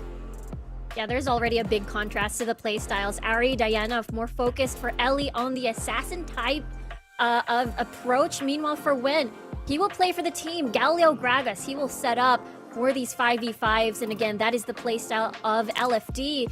And the biggest question is, will Wen be that stable and solid ground to make sure that he has priority, make sure that he can sort of solidify that early game for the rest of the squad? The biggest thing that really stands out to me is the fact that, Ellie is going to be playing those more, I don't want to say solo queue oriented champions, but he's playing for himself to pop off individually to then be a huge contributing factor. His kill participation rate is actually higher than the Galio player, and that for me is dumbfounding because, you can see it from the stats there in terms of his damage per minute, his goal per minute, and so on. Individually, seems to be rock solid, and I'm wondering, is that an area of the map that needs to be addressed not only in the game, but from the draft, do you think, Yuko? I think so, yeah. But yeah, to touch up on what you said earlier, mainly the reason why he has a lot of kill participation is, if you're gonna look at his champion pool, it's very mobile champions. And those champions, they just give so much damage in the pool, which is why the stats can speak for themselves. Yeah, I feel like, Ellie also will be playing with those Ari and as well as the Diana just because it synergizes well with the jungler, with Joyce over there. So I can imagine double assassins may appear, Kha'Zix and Ari, perhaps? Perhaps. Well, let's see what those predictions are. Let's bring them up on your screens now and see which way we are leaning towards, because I wonder, will it be a split vote? It won't be. We like fire, apparently. We've gone clean sweep through and said that Team Flash, they're too good. We believe in Team Vietnam. We want to see them try and do something here. their final chance in the play-ins to prove us strong. And Yuko, give me your number one reason why, and if you want to, what you think this best of 5 scoreline will be. Okay, so I voted for a 3-0 in favor of Team Flash, and really, their win condition is just make sure that they will pop off. I know it's pretty sad to say that you have to have this damage, but they need to be able to hold on to their lead. Make sure that LFD will not be able to steal that, and maybe juggle a bit on the objective side. Yeah, I have to agree with you there, Yuko. I mean, looking at the Vietnam region as a whole, they're just really good when it comes to hyper-aggression early and as well as objective control. So with looking at that, I think my biggest worry is if LFD can survive that big early game and come full-on S5 and execute all their wombo combos, because it might be too late. What if Shy just pops off like crazy in the side lanes and no answer can be found on the side of LFD? It's a good point, and I start to wonder now as we get ourselves ready for that pick and ban phase to begin in just a few moments, what some of those key picks will be that may need to either be denied or locked in to guarantee themselves that success. We talk about Team Flash having a very early aggressive style. Few champions spring to mind for that. We saw it already with the highlights towards Ari and Diana, and we've seen the likes of your Varus's and other slower champions maybe sitting to the sidelines. Is there a particular angle you're looking towards, Yuko? I have an idea. The big trio. Okay. Go for it, Riku. Renekton, Lee Sin, Twisted Fate. Those, the trinity of just popping off level 5 and ganking top. That's it. Then you snowball. Then you get First Blood Tower. Then you get gold. It's easy. Look, why do we have them as a coach? I mean, it doesn't need to be a caster. It clearly can do it all. That's true. You know what? In Wild Rift, we have this Triforce, but apparently you have the Holy Trinity for Riku. And I do agree, a very suppressive 3 champions that could possibly be better, at least 1 or 2 at that. Let's jump in to that pick and ban phase. LFD going to start here on the left-hand side with first pick priority straight away. They said, you know what? We're pretty good at Darius, but also we don't want you to have it. Well, looking at Darius ban as well as the Olaf and the Galio, basically LFD, they do not want a tanky frontliner and an initiator at that. So they're trying to wither down the possible choices for Team Flash. Yeah, I have to agree. It's the Olaf ban is mainly saying looking for daddy is probably going to play double poke type, like an Ezreal, Corki, maybe even a Varus, because a Varus is just going to be very sad up against an Olaf comp, so this is exactly what they decide to remove. However, my problem here is they opened Ziggs and Renekton, and that went over straight to Team Flash. So you have one of the Holy Trinity from Riku's stats, and you also have a semi-global ult, a bomb that can just come at you wherever from the map. Yeah, the Ziggs could actually go still towards dialing. Still could be a possibility, and then you pop in an Ahri for Ellie. We talked about the double assassins before. You supply the charm, and Joyce will come in with the finish. But of course, we're seeing a Lulu getting locked in. This is just perfect. The Wild Growth will either go towards Wolf on the Xin Zhao, maybe even towards the Akali for Wen, and for PP as well, depending on where these are going to go. Oh, that is true. Ooh, okay. Team Flash, they're gonna lock in that Fizz. So we have 2 swimmers from Team Flash. But looking for Daddy, I like the possible damage output that they have. A lot of knockups, a lot of initiates basically for their side.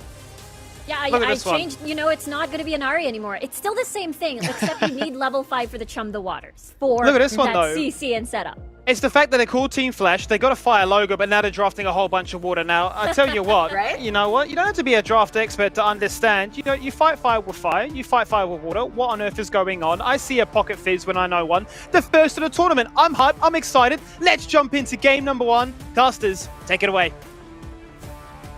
Bring me the horizon, Skimmy. We are here on a conquest where Team Flash is looking for the spark of brilliance. Lead the way. Well, for Daddy, it's gotta be the conquest for a paternal figure. As we dive right into the riff. So, Omo, what do you think of the draft so far? We got some explosive picks coming in for looking for Daddy, while Team Flash tries to match with that one.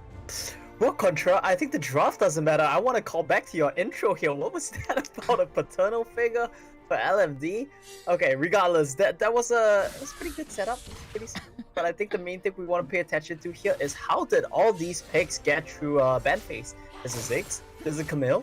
Renekton's up? What did these two teams ban? That's my question here.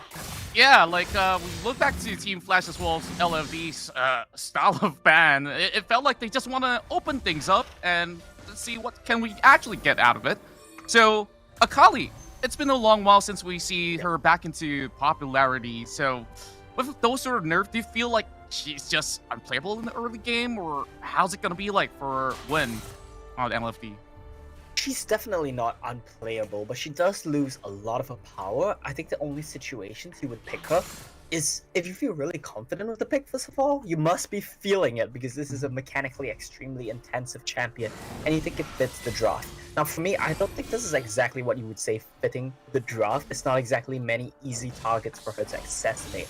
So I don't know if this is the best Akali game. What I really do like for LFD is their Baron setup and their Dragon setup. Lucian Lulu, always going to be strong, and I think this is one of the only lanes that can truly punish a Ziggs lane. In the Baron lane, Camille, can't go wrong with that one. Xin Zhao, can't go wrong with that one. It's just solid picks all around. Yeah, I really like the draft coming from LFD so far. They got it going. They can't easily lock one member down and overwhelm them with a burst of damage if they were to go in for a collision. So with the ward that we initially saw, spotted out those rotation coming in. We're not expecting all too much to come right by, but Wolf is going to be going in for a setup. That's the flash. That's the spear on top of it all. And that should be first blood. Secured for Wolf. Does he drop? What's wrong with the line as well? Well, an eye for an eye. An eye for an eye indeed. I do believe PP ends up losing a little bit of farm there as well. So I would say Shy, he's happy with this. I think the analyst best touched on how important Shy is for Flash. This guy is one of the main carries, one of their star performers, and he's one of the best Baron laners in Vietnam as a whole. He needs to make sure that he gets a lead in this matchup. If not, Camille can just run the show, and he's doing exactly that. He gets taken down, manages to trade 1-for-1, and he's still 400 gold up. Yeah, I think that's really vital. If you're going to be losing out, might as well just trade right there. So this Renekton just going to be able to be that lane bully that he's designed to do. And what can Camille actually respond with so long as she doesn't get that ultimate? But speaking of that, extra ultimatum is out, and we're in for round 2. Shy dropping low as well with the pressure sweep. Oh no. His pretty darn low, and with the knockup that will force choice.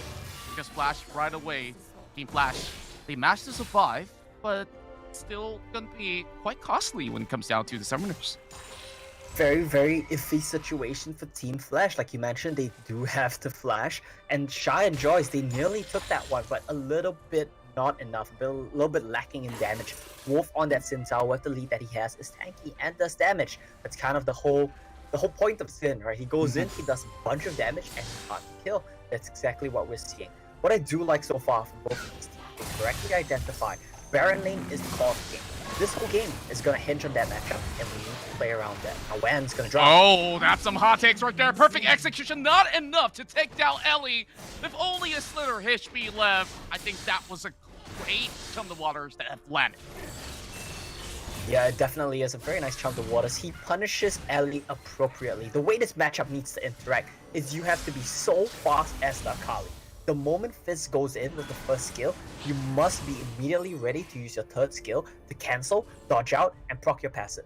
This needs to be, you need to be able to accurately replicate that basically every trait if you want to comfortably play this matchup. If not, we will just see a repeat of what we just saw. Ellie's just gonna dash in on you and kill you. And from what I've witnessed, that's a level 4 or 4 minutes of play. And we're seeing Rabadon's death cap on Ellie already. Meanwhile, PP with some big energy, but he still falls right over in the Baron lane. And Shy is just looking to dominate. Yeah, Shy, we always talk about this guy. He is the key player of Team Flash. He's popping off. Ellie in the solo lane as well is popping up. Your fight though. Feeling coming in with the barrier. How long can he survive? The Xin Zhao goes down right first. Juan still going for chase. No. Well, there will be the wall growth that saves him for a tad bit. The one with a very optimistic approach. It doesn't seem all too much, but she gets caught out as well. Here comes that ultimatum. Ellie dropping low, immediately gets popped. and looking for Daddy to Nice. give chase, and I guess they will reset from here. Yeah, and Joyce will be able to get out of that situation. It looks a bit messy. They traded kills back and forth. But pay attention to the map contra. While all of this is going on, Shy got the Baron Lane turret for free. PP sacrificed his flash and his turret to come down and kill. If I was this Fizz right now, I'd be typing Wolf in all chat. Yeah, you just gotta go all BM if that's gonna be hit. No, it I'll just set makes more no than just sense, work. right? It's a really not Wolf Yeah. play. It's pretty dumb. Yeah, like, I look at that sort of situation and I'm like thinking, you know, LFD, they're just kind of overzealous right now. They're giving a little bit more leeway for Team Flash, and now working on the Herald. Working on the Herald, this is probably going to net them a second turret as well. Just keep in mind, while the stars on side of Team Flash that are shining right now. Okay, that's fine. Wolf, and he gets jumped on. PP's gonna fall right next. Shy, Yeah, okay. just playing Just such like a that. solid match that I think this is gonna be pretty hard for the Camille to do anything at this point. Yes. I think if you look at the gold right now, he's probably close to double of what PP has. This is going to get accelerated out of control, and this comes back to the point we were making, right? Shy, Joyce, Ellie. The solo lanes and the assassins are popping off. They are the shining stars of Flash. But don't forget, there's always the Ziggs. He's the backup plan. He has the Inferno Bomb. He has the Satchel Charge. So if you get this Rift Herald, which Team Flash did, it's on Joyce right now, he's going to flop that down into a Satchel Charge. That's going to be another turret for Flash. If they break the mid lane open, this double assassin team comp can just take over the game. Yeah, just overwhelming them with a lot of all these fast-paced decisions. Team Flash is in the driver's seat right now, 62, and having a 5,000 goal lead in such a short duration is absolutely impressive. Now, that definitely doesn't surprise all the analysts on the desk, but I'm honestly hoping for something more coming from Looking for Daddy, because if we look at the Liquid potential, it looks quite alright, but one just got to start showing up. Yeah, he needs to start showing up because a lot of the team comp is based on him. That is true. The Lulu can buff him, but the Lulu can also buff the Sin Zhao, right? But the Sin Zhao being behind makes it so hard. And there's truly buff targets. Only one is viable right now. Only the Lucian is truly a viable target for you to buff up and hope he can carry a team fight. There's gonna be a dragon as well for Team Flash. Goes absolutely for free, Team Flash. We'll have the rest of the members of Looking for Daddy hiding underneath the turret. Chum the water, hits on to win, and look at his HP bar. That's 50%. And you got nothing to do. You just got to go back to the base, or else, if the Kha'Zix is anywhere close, which thankfully it's not, he's just going to be taken out. Yeah, and there's so many things to take note of as well, right? Sure, you have the double assassins to come in and kill them, like you mentioned, but you know what's great about Flash's team comp? You don't even need to go in with your assassins. You throw the Chum the Waters, and guess what's coming on top of that? It's the Super Mega Inferno Bomb. That's gonna take out any squishy 100-0. Yeah, I think this is a crazy competition that they managed to draft out and somehow got away with it. And same goes to Win, who can't even handle the Renekton's pressure, which I doubt Wolf will be able to do so, but he will be able to defend for a tad longer. Now, I think this is way too much. Once more, I want to look at the items again. What does Shy have? But meanwhile, we have one turning golden as the turret crumbles. Team Flash takes out all the tier 1 within span of 8 minutes. Yeah, indeed, Contra. This is just domination from Team Flash. They've looked at their compatriots from the Vietnam region. They look at Divine Esports. They look at Saigon Phantoms. They said, we're going to succeed where you guys have failed. We're going to take down our opposition. And this is going to be Vietnam 4 against Taiwan 3 at that. The Taiwanese second seed did take down the Vietnamese third seed prior to this, but they kind of want to avenge their countrymen, and they want to make sure, you know, they want to leave a statement saying, Vietnam is here to play. We might not be the second seed or the third seed, but we can qualify for the group stages. Quite a redemption arc, if you ask me. And Team Flash probably can fly the flags up high with such a performance, but it's still really too early to tell in this whole series. It could still possibly go 5 games. And just get the drafts. I think that Looking for Daddy has great ideas, just that they gotta clean things up a bit. They do. They have several great ideas. Their team name is not one of them, but they do have some good ideas within the draft. I can agree with that. But I'm also a big believer in patterns and trends, and we've only seen trios today. I think we have reason to believe this is a very likely trio yet again. they're inspired, you know, by the last 2 games. They gotta run it.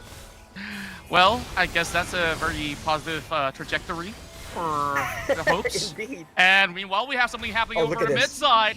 When it turns golden, well, Joyce easily gets a kill off, and it feels like Looking for Daddy is slowly losing the plot here. We need to look for more opportunities than their daddies right now. Here comes Jump the Waters and also the tidal wave. Now they're all catching him up mid-air. While Wolf trying to hang on here. Is there going to be any Hextech ultimate at all? Well, Ellie just teases them for a tad bit longer. Tier 2's about to fall. They have to let this go. They do indeed, and I really love the mind games coming through from Team Flash. They popped the Rift Herald at the bottom lane. I was kind of going to make a comment about that. I was going to say, why did you guys pop this down if there's no wave, if there's no follow-up? But they manipulated the members of LFD to go to the Dragon lane, defend the Herald push, and they dived mid as 5. Really good stuff from Team Flash. I'm happy to see their decision-making at least looks on point right now. Yeah, just knowing what their strengths are, play towards it, and they're not going to be getting a hit anytime soon. You look at this Akali, buying scrap items out there, not completing the Lich Bane, not finish up the Landries as well. It's quite a tough look, especially when you already have on the opposing end a 9,000 lead on this. Well, I can't say 9,000 lead. 9,000 goal on Ellie right now. Lich Bane, grab on Death Cap. It's basically 100-0 for anybody who gets caught. Oh, it's definitely 100-0. The only one that might survive it is Sinzao with the Sterak's Gauge or someone with the Wild Growth on them. But like we mentioned, right? He's not alone. He's not going to be diving in alone. There's a Renekton, there's a Kha'Zix, and there's a Super Mega Infernal Bomb. There's Tidal Waves coming in. And as we all know how water types work, when Tidal Waves come in, the fish is going to get stronger. The fish is poised to just take down the backline. Kha'Zix as well with 90,000 gold poised to take down the backline. Look at this Renekton, he's close to his GA, he's close to his Sterak's Gauge, has the components ready to go. 4,000 gold lead over. So is Looking for Daddy. They lock in with the Hextech ultimatum while there is the Wild Growth on top. Wolf survives, while PP does not. Now, Flash, they got what they needed for now, and they should be able to get one more turret off the bot. They definitely should. I feel like this should be just no problem for them. Satchel Charge comes in, cleans that one up. Joyce tries to find a little bit more, but it's a bit ambitious. And look at that, across the map. This is just complete and utter domination. They are just doing their due diligence, taking every turret out, not going for overdives. They saw what happened to Divine on day 1 when they got a bit too cocky after getting some kills. And, you know, this is just looking like a very dominant performance from Team Flash. Indeed it is, and classically, if you look at Vietnam as a region, they love this style of play. They like to play hyper-aggressive and punish teams that, you know, once it's time to safely farm up, and Looking for Daddy needs to start adapting. Here comes Joyce, jumping right in. Johan begins to get out to 50%. Millie goes in for a flash barrier, and with the Airy, takes down the Christian who has burned it all. My word, look at that. Look, he used everything. Even the Wild Growth was committed and he couldn't save him. PP. Nothing's gonna save PP too. Oh. That's life. They used their flash, they used their barrier, they used their ultimates. Nothing can stop the wave of Flash. Joyce once again, it's gonna be one to try to run away, but it's Shy with no fright under the turret. They didn't see the crocodile there hunting them out. And quickly as it goes by, a flash, Team Flash, rushes up the inhibitor, and they may actually look for the game as well. They definitely could, but they're gonna cross their T's and dot their I's. They're gonna take out all the turrets, all the inhibitors, and it looks like they're going for one more reset right here, or not. Oh boy, this one stun is all it took, and with the ultimate coming in, Mega Infernal Bomb will secure it for Billing. Well, at first I had a little concern for Team Flash, because they don't really have any sort of DPS going on. But with this overwhelming burst potential, I'm not complaining. Yeah, it's a great fight comp, right? It's a great comp to skirmish. It's a great comp to team fight. They run at you, the bombs come in from the Ziggs, they have double assassins. Kha'Zix can reset, Renekton can slice and dice. They just get on your backline so very well. And don't forget the gold leads that they managed to accrue in the early game. They ran a skirmish heavy comp. Unfortunate here for Ellie. That would have been a one-shot. Yeah, but it definitely gets a little bit tricky when you have Fuchaka available for TP. Now Team Flash working on the Baron already. Absolutely emptying board onto looking for Daddy's side, so they won't be able to set their sides here. They'll have to give way regardless as you look at the third wave pushing from the side lanes, and Team Flash looking to close the game. Yeah, it's just very free for Team Flash right now, right? Renekton's pushing one side lane, Ali's pushing another side lane on this Fizz. Cosmos basically one-shots Baron. Yeah, that's Ziggs right there. This is the combo. Here comes Tidal Wave, and that's what they needed. Looking for Daddy. Eventually crumble down while Team Flash, they look to ace them out, but that's not necessary. The Minions will take this game for Team Flash with the lead. This is the reason they're called Team Flash. They closed that game out in a flash. If you look away, if you you would have missed the dominance coming in from the Vietnamese 4th seed right now. This is the last place team. They did not win a single game in playoffs. They went into playoffs, lost, got knocked out. But they're coming here into C Champs and they put on a dominating performance in the first game. Well, this one went by pretty much quickly. I think that perhaps looking for Daddy, they have everything going for them when it comes down to ideation, how they want to slowly go in for picks. But that's not happening when you look at Team Flash, who's basically 5 steps ahead of them right now. So we want to see what could they offer in our next match. Well, we will pass it back over to Skimmy and the rest to see what they have to say about Game 1.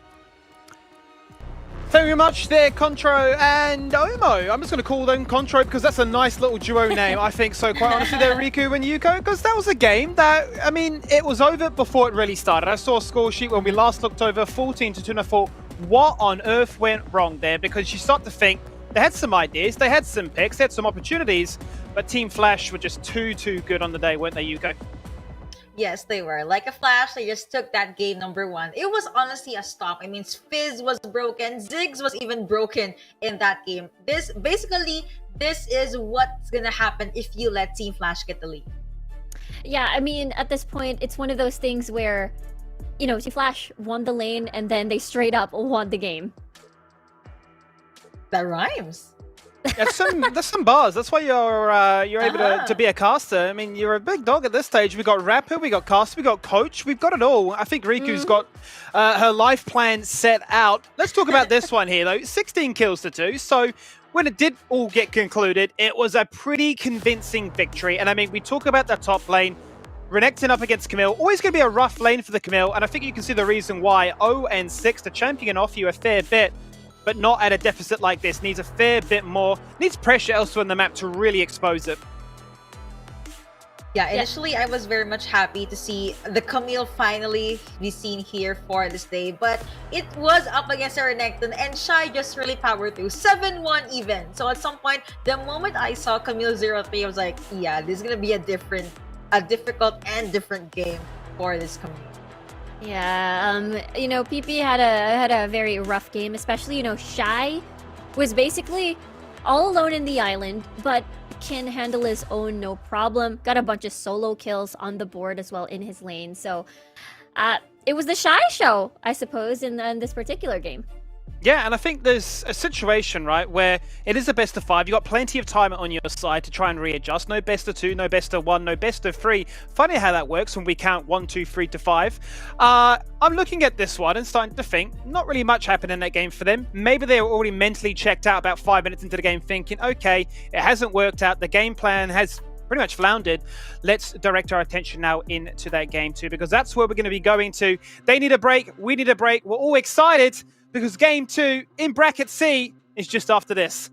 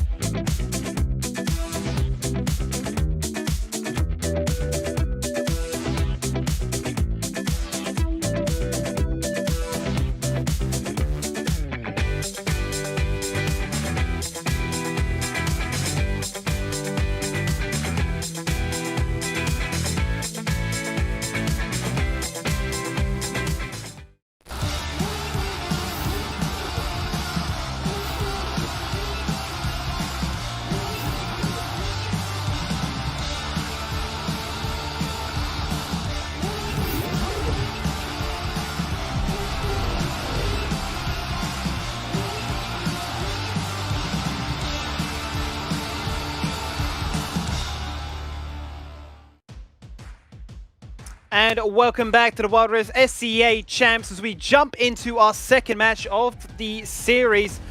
And just before we do, it's time to do a bit of a shout out to one of our sponsors that have helped made this what it has been. Such a success so far, and there's still plenty more to come. So be sure to open the door to your financial future with Franklin Templeton. Get started on your investment journey with one of the world's largest investment managers.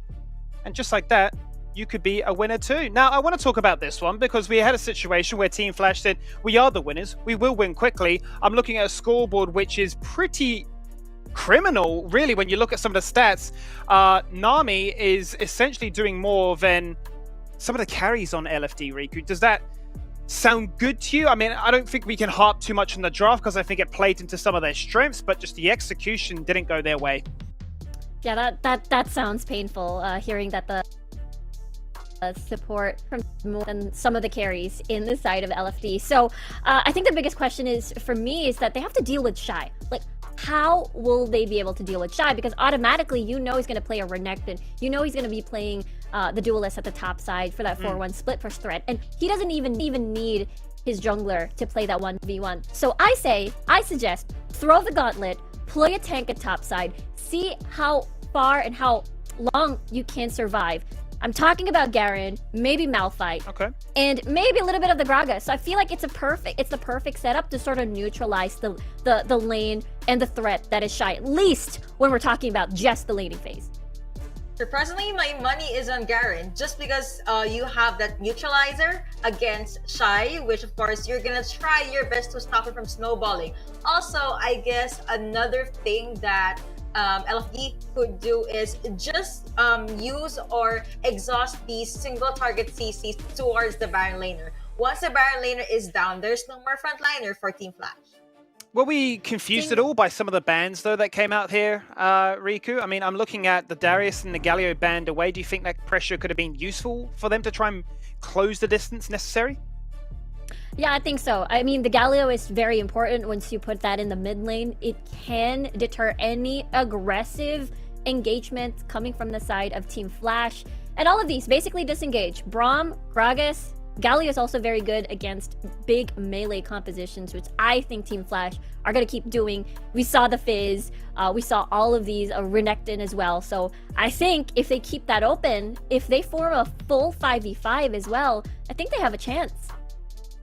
Yeah, I actually want to see that happen as well. I was about to say that one of the things LFD could do is force Team Flash into these awkward early up until mid-game fights or skirmishes, and then try to just wither or just, cut off their legs or something. Not literally, goodness me, just in Wild Rift. Yeah, I mean, we talk about the Garen as a potential pick that could be utilized to allow LFD to try and survive the lane. I'm thinking, when I look at Team Flash, if you were to take away the Renekton out of the champion pool, then Team Flash aren't half bad at that Garen as well. Does that then become the next talking point as to a big wrestle for that champion, which just seems so obscure given the current top lane meta with the likes of split pushing and damage, but is now Garen the hot topic in this particular series, Riku? For Shy, no, don't pick Garen. He is such an amazing player, and I feel like the next best thing would be a Riven top. And I think that's a whole nother problem that for sure the rest of LFD will have an issue with. But again, great neutralizer. A Garen would be the safest pick, and big disengage. Also, possibly focus the top lane by picking a Twisted Fate. Maybe get that level 5, visit top, and just turn the tables, flip the script. I would have to agree with that. I would want to see Twisted Fate into the game. And yeah, maybe just try to, again, stop the early game from Team Flash. However, I was expecting a APC for LFD. Instead, we did not see that. It was a Lucian down on Dragon Lane side, and it was Team Flash that did the APC lineup. And that's what my concern is, right, is the fact that they've drafted a composition that wants to try and win early. I mean, Lucian, you think of him as a lane bully. You can put him in the bot lane pairing with Braum. It might not be the go-to meta right now, but certainly is a very aggressive trading pattern that can give you a lot of kills early, especially with that Braum passive. So you've drafted a composition that wants to be strong. You've got yourself a Lulu Zinzao, which I think is probably one of the best jungle support combinations to empower that to work. The fact that they fell down as early as they did and in the manner that they did, I mean, it worries me already so early on in this best of 5 series that I'm starting to think, okay, we can talk about the draft and what we would change. Early days, plenty of chances for them to, address that. But we'll go back to that point again, Yuko. It was the manner in which they lost, and you start to wonder, okay, what would they have done differently? Is it more aggression? Is it more risk-taking? Is it more calm measurements to say we don't need to go for the 50-50 because that gamble just isn't working? Honestly, I think it's just their performance overall and maybe a few tweaks in the draft. Again, they did try their best to pull off their very own lineup, but they just got stormed by literally the Nami, even the Fizz, and they could not even reach Ziggs in the late game. Yeah, I think it's having to stabilize the early game first, because it's really hard to pick up and fight from behind with the composition that they have, where once the lanes are all unlocked, they really didn't have enough fighting power to just fight Team Flash. So something that is able to punish and is able to stabilize all 3 lanes and play safe if they're going for the mid-game 5v5 full-on team fights. And as you rightly say, I mean, first and foremost, stabilize that early game. If you are going to run it back with a composition like this, then you've certainly got the tools to make that a possibility where you aren't AFK under the turret waiting for those, 1, 2, 3, maybe even item power spikes. We are just slightly waiting. There's a bit of a delay getting ourselves into this next pick and ban phase to get game 2 under wraps. But Team Flash so far, if you did need a quick reminder, Team Flash are up in this best of 5 series so far 1-0. A convincing victory for them, 16 kills to 2. It didn't really get much better than that. And we are seeing the likes of Fizz make its debut here in C Champs, a champion that once upon a time used to be the oppressive nature of an assassin in the mid lane if you needed AP. It fell out of favor a little bit, has been put in that back drawer for a second, but it found its impact. Ellie able to showcase what he can do with this one. And I think if you've got the ability to have these deep champion pools here, Yuko, it's going to be a bit of a tough ask because teams can sometimes fall into the trap of recency bias. They're banning away what worked against them last game, but maybe not identifying the reasons why. Well, if you are opening for a possibility of a Fizz ban, I think it's maybe a no. But at the very least, they could try to just fight fire with fire, or fight Flash with something flashier, up against Team Flash. I'm just saying all these random words are in my head right now. But yeah, try again to match their aggression. And you are right, it could be a problem of they do not know which thing or which advantage up against Team Flash is to pinpoint. I mean, you have Ziggs, you had the jungle that's very, very much present even in Game 1. You have Renekton as a huge problem. So it's just eeny, meeny, miny, mo, see which champion has to go. I like that idea because when we look at Wen's champion pool, he also does play a little bit of the bruisers in the mid lane. So perhaps, if you're going up against an assassin, be a little bit more of that tanky side of things in your selection. Maybe we get to see a Riven mid lane, perhaps, maybe a Renekton even. Well, I'm excited for this one because I'm looking at that mid lane in particular. We touched on it just before about Fizz, but I'm talking about Ellie now as a whole really here for Team Flash because I feel like he is one of the most aggressive, has the highest stats at least with the damage per game. He's up there as a major threat here in the play-ins. We did the highlight, a profile on him, and as we jump into that pick and ban phase for game number 2, what are they going to do to address him? They're looking for Daddy right now, still sticking with the Olaf ban, meaning that they don't want to deal with that. They don't want to play the Jarvan just for that soft counter, and they can open the possibility of forming this double poke composition now that the Ziggs is out. Varus is still open for the taking, so Juan can select that later on. Will they Renekton first pick? There you go. They take that away from Shy, but we talked about this. Riven can still be the second best option in top. Right on cue, there is the Renekton, but no, Team Flash, they have their eyes on this Camille. I mean, okay, I was about to say it still could be the jungler, but no, Team Flash, they picked up Camille and the Lee Sin. What does suppressive jungle and Baron lane combo? Yeah, it's super duper strong. A lot of the single targets, level 5, Hextech Ultimatum, and the Dragon's Rage for the setup. So I feel really scared for PP already, but the response is great. They also respond with single targets. That means that Shy could also be a primary target here with the Assault and Battery. Ooh. Well, Varus did come up into the draft as well as an Alistar. I already imagine a lot of Assault and Battery being committed onto Varus. Still could go over to the Dragon Lane side, could be Flex in the mid. I don't know. I'm still waiting for the possible matchup here. But LFD, finally, they picked up a Corki. Yeah, that's going to be big range. That means this is what they pick to rival the poke that Dialing is going to deal out later on. But the biggest difference is Dialing can be already relevant in the early game, in the laning phase, with just a ton of piercing arrows. There's the Jarvan 4 we were talking about. And this could be potentially top Jarvan or mid lane Jarvan. We talked about this before. When can play your top lane picks that can be usually found on top into the mid lane. But there's the finish. It's an assassin for Ellie here on the Ahri. Looks like it will be Ahri at the mid lane and Varus for the Dragon lane side. So a lot of single targeted skills for Team Flash. Looks like they want to balance the pick-off and team fight composition here. I can't help but think here, though, Riku, that we're looking at the compositions. Yes, we still kept looking for Daddy on the blue side for that first pick priority, and they have gone for the Renekton, which is what we really want to see. Give PP some agency in this early game to try and pop off and get the ball rolling, be that rock in the top for them to rely upon. But stylistically, they both look quite similar. I mean, you've got a heavy engaging jungler, be it the Xin Zhao, this case it's the Vi. You've got the scaling, which would have been the Camille last game in the Corki. You've got the tools to try and get the job done early to stabilize. But, I mean, the same could be said. Sure, you ban away the Ziggs, but the Varus is going to serve a very similar process. Who knows what's going to happen? It's game number 2. Let's throw it to our casters. Thank you very much once again, our dear panelists, as we are ready for looking for daddies. Come up here if they could find a little bit more of a vantage point heading into our second game against Team Flash.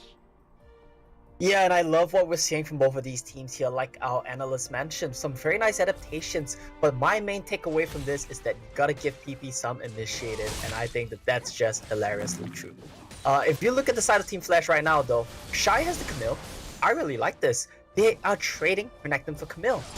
This really brings the question, is it worth it? To me, it's a no. Camille's a better pick, it's stronger. You got dumpstered by it, it doesn't mean that Camille beats Renekton. It just means that you misplaced the matchup and you need to do it better next time. I can understand why you would want to prioritize this, but look at this, it's not a counter pick, guys. Not a Wild Rift. You cannot break his shield. You don't counter him. Well, if that's going to be the case, does it really mean that the Renekton will just undoubtedly lose this lane? It definitely depends, because we saw how Shy played in the last round. I think it was still a decent match here, where PP could just wait for a gank coming in from the Jarvan, but for the time being, it's very unlikely, as Wolf is pathing to the spot. Yeah, Wolf is pathing for spot lane. They're just going to be trading sides of the map. And honestly, if you look at the wave state of the Baron laner right now, this could be a potential dive on the Renekton. Looks like they're considering it, but I think when he smells this, he wants to come and cover.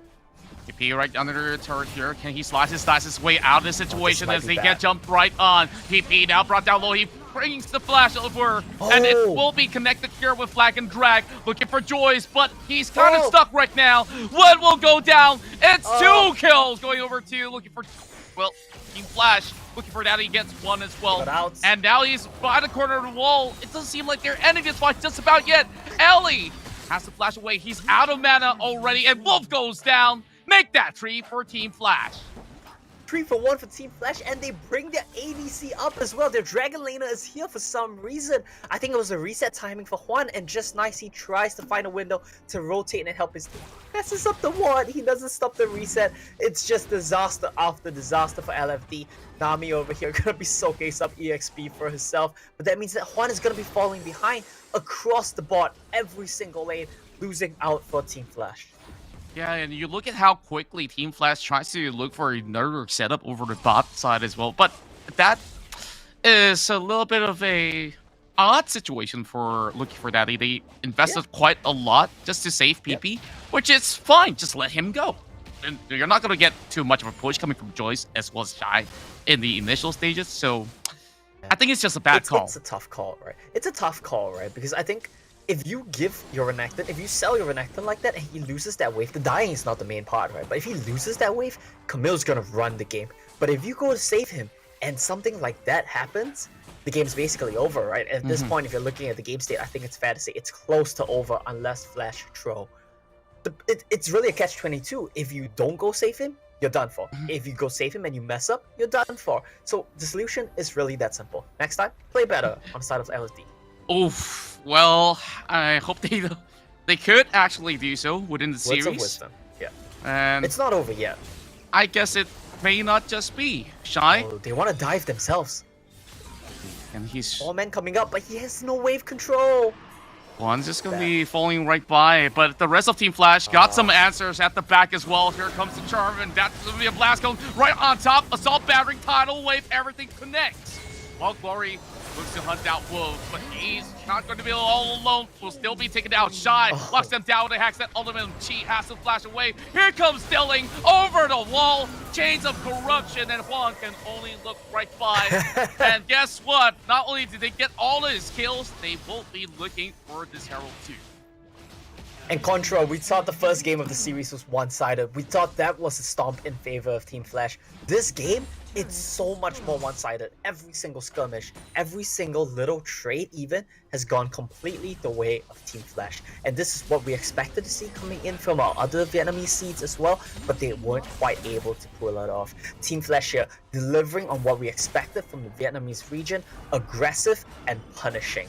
A bit of a misplay there, I would say, from the side of PP. He gave wave control over to Shy, and that alone stopped the dive from happening and allowed all those events to occur. And that's going to be Smike to secure, looking for that. He gets the Drake, but instead hit by Pulverize on top of the Nami. Now it's going to be one there that will be kicked right back. Calculated to march up ahead, but that will buy only slightly, so it's much of a time. And when will be the next one to fall? Jarvan Mid. Let's talk about this matchup against an ARG, right? Now, this Herald's just gonna run it right there. So, I think regardless, that result is definitely not gonna be all too much, and that's Valkyrie all the way backward, as Twan survives, and Glory will take a little bit of damage coming in from the turret, while Chi is the next one on the chopping block. It's a rampage for Shy, and this one will keep on continuing. Herald's gonna bang again. Well, that's a double coming in from PP, and Ellie dashes to the wall. I think that will still be him going down to wall. Alright, sure, a bit of a consolation prize here for the side of LFD. They pick up 2-3 quick kills. It's a little bit of a gold swing back in their favor, but they lost their tier 2 turret at 6 minutes. Contra.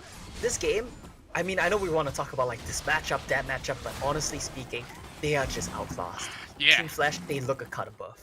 They definitely look a cut above at the moment. Glory D has no regards. He doesn't care how many LFD members are in front of him. Just look at this guy. He can't die. Yeah. He cannot die. He's got his ult available, and soon, yeah. He's got the gargoyle, and if the support's gonna be a lot richer than a few of these members, I think that's kind of okay. We can still deal with it, but you just look at the lead for this Camille. It's just overpowered. That's the big one, right? Yeah, that's the big one. The lead for the Camille. If you look at the lead for Dialing here on this Varus as well, he's so far ahead. And we all know what a Varus can do. When you park him in the mid lane with a couple of items, he can just run the show in mid lane. He'll just poke you out, he'll clear waves instantly. It's quite oppressive to deal with, honestly, and having full mid control just allows this to happen. Look at the minimap right now. They shoved the mid wave, 3 members coming down to the Dragon lane, and they're gonna die from this wave once again with Shy. I love this. Glory D just looking for his target. He aims for the PP, and that's where Tidal Wave connects. And that is double knock up, but still, PP goes down. PP does indeed, and Ellie's looking for more at the mid lane here. We're not quite gonna see the fight. There we go.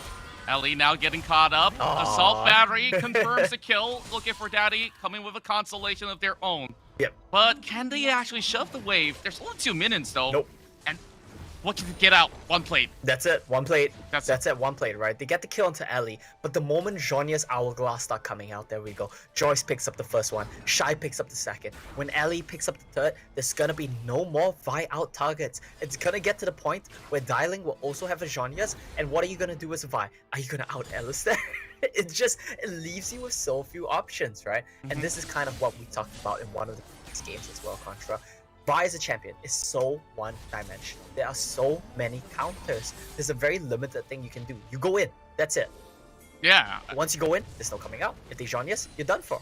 Indeed. Now, PP possibly will be able to hold up a split push for his own liking. And all they have to do, they just send the bot lane at them and like, okay, he has to back away. Exactly. Yeah, and they're just running the show right now, Team Flash. Every single lane is pushing in. They have full confidence. They don't care about numbers advantages. They don't care about getting favorable matchups. They don't even say we need to match. Okay. Hextech Omen under turret. Am I really saying this correct? And that comes Tidal Wave onto Juan. And Shy locks them right in. And that's where Camille just slowly slides away. That final lance will be able to do the trick. Now they manage to get a lock on to the target that they want. Ellie goes down, but still, they might lose the Drake for this. Okay, that was a mistake there for the side of Team Flash. I was gonna say, it no longer matters your lane assignments, your setups. As long as you go in, you will win the fight, barring a huge misplay, right? But I guess we're not quite at that stage yet. They still need the numbers advantage. They need Alistair. They need Varus to be able to push and move. Now this might be a big mistake for LFD. LFD having 2 members inside of the pit. Here comes the Valkyrie as well. They're working on the Drake. That must just be a steal, but Joyce turns gold, and instead, looking for that, he secures the second Drake while the fight commences. Gordy will be in the front line of the defense. While Joyce goes in for the chase, they aim down low, and one is kind of caught in an awkward position, and that's where our PP goes down once more. Baron is up in 8. Do they want to try to rush this? Do they want to make a beeline there? It seems like that's not the case. Sad. Yeah, maybe not so soon, but eventually Team Flash will do so. I've never seen any mid laner throughout C Championship to rush for a Guardian Angel as first item. Yes, but to be fair, we've only seen, I think, one other Java in mid lane, right? So I guess this one kind of fits. And you know what the funny thing is, Contra? Ever since he bought the GAs, he stopped dying. He hasn't had to pop it. Indeed, and now he actually gets one member locked on. Glordy now getting the tidal wave on his side, but it's going to be Dilling, the first one to fall. Glordy, he tries to flash on the wall, and Team Flash looking even more sloppy. They overstate their welcome, and they can't even do the Baron for now. This is so frustrating to watch. If you look at Team Flash, and this is kind of the point I was making about Vietnamese teams as well, right? What are they good at? They're good at fighting, skirmishing, finding leads. What are they not good at? Playing macro, not making mistakes, and solidifying your lead and closing out the game. That's what we're seeing right now. They found the lead effortlessly. They stomped LFD in the early game. But now they're just throwing and throwing and throwing. Hextech all the way onto PP. He uses the dominance immediately, and that will buy him a little bit more time. And I'm kind of curious, though. I was taking a look at the min-map, and Wolf is all the way down bot. Maybe he could have actually contributed if he were to be around. Possible for sure, right? He definitely could have tried to make a trip over. The main thing I want to focus on this game is we need to look at Team Flash's lane assignments at this point. They had such a lead that, honestly, they didn't really need to care about that anymore, but we've reached a point in the game where it's even enough and it's relevant enough. And with the comp that LFD has, so punishing if you overextend, especially with an immobile ADC like Varus. If they get on you, you're gonna die. Right? So you have to be very careful that you have numbers around your Varus to keep him safe and leave your Camille to split push. But Vi wants him. Oh, meanwhile, as he flashes away, that's going to be Assault Battery connecting, I do believe. But there's a catch! Emile taking down the Corki, and Ellie will definitely rush right in. That trade definitely looks better for Team Flash now that they're working on the inhib. Oh, Polarize on top. Win has to flash. Here comes Flag and Drag. And with the flag, Wolf gets what he needed. Assault Barrier will connect. It's a killing spree for Wolf. Looking for the double as well. And Team Flash is slowly crumbling. This is Baron, by the way, Contra. They're gonna get Baron off of that play. Team Flash making way too many mistakes, and now their hopes lie in a steal from the side of Joyce. There might just be a little bit of a slight chance right now, but we are having PP to look over the wall. That will keep him alive, and he immediately jumps over, buys a little few seconds off, and he saves down away, buying a bit more time. Here comes Dragon's Rage. He's looking for Wolf, but he will still fall, and that's Baron for LFD. What am I watching? Team Flash, they are giving me divine esports flashbacks right now. Winning the game 1, throwing the game 2, and then getting stumped from there. Team Flash, don't repeat history here. This is so disappointing. They're just making too many mistakes. They're just getting caught in places they should not be. And the key members who need to have genres to dodge out on the Vi engage are not buying it. Ari staying on the Proto Belt. Varus is staying on the Twin Shadows. And this is what's punishing them. Poor itemization, being greedy with their enchantments given that they had a lead. They didn't want to just negate the Vi completely. Now they're going to lose mid. That's a really good knock-up here from Gordy just to buy a little bit more space. As Team Flash opts to back away. Flash is not being expended, so I think that's gonna, but the split push is coming right in effect. Yep. So Team Flash, they still get that tier 3 down, but LFD, they're working on the Drake, and I guess LFD is still trying to prove you wrong right here. Now they're going for a flank. Might just be a catch onto Joyce, but Vi has ulti. completely negated for Demo. Big wave there in the Dragon lane, so that's just gonna be Shy going down to catch that one. I do want to point out, though they've been throwing, the gold lead from Shy is still exceptionally huge. This guy can still run the game. We're basically in an even game state where that early game never happened, right? We're assuming that early game never happened because at this point, after all the throws, it basically didn't. So it all comes down to Shy, how well he can navigate his split push, and how well the members of Team Flash, including Shy, can dodge out of the 5 force attempts with the ultimate. That's right. After a few botch fights, Team Flash now seeing the current state of the game to be quite even up.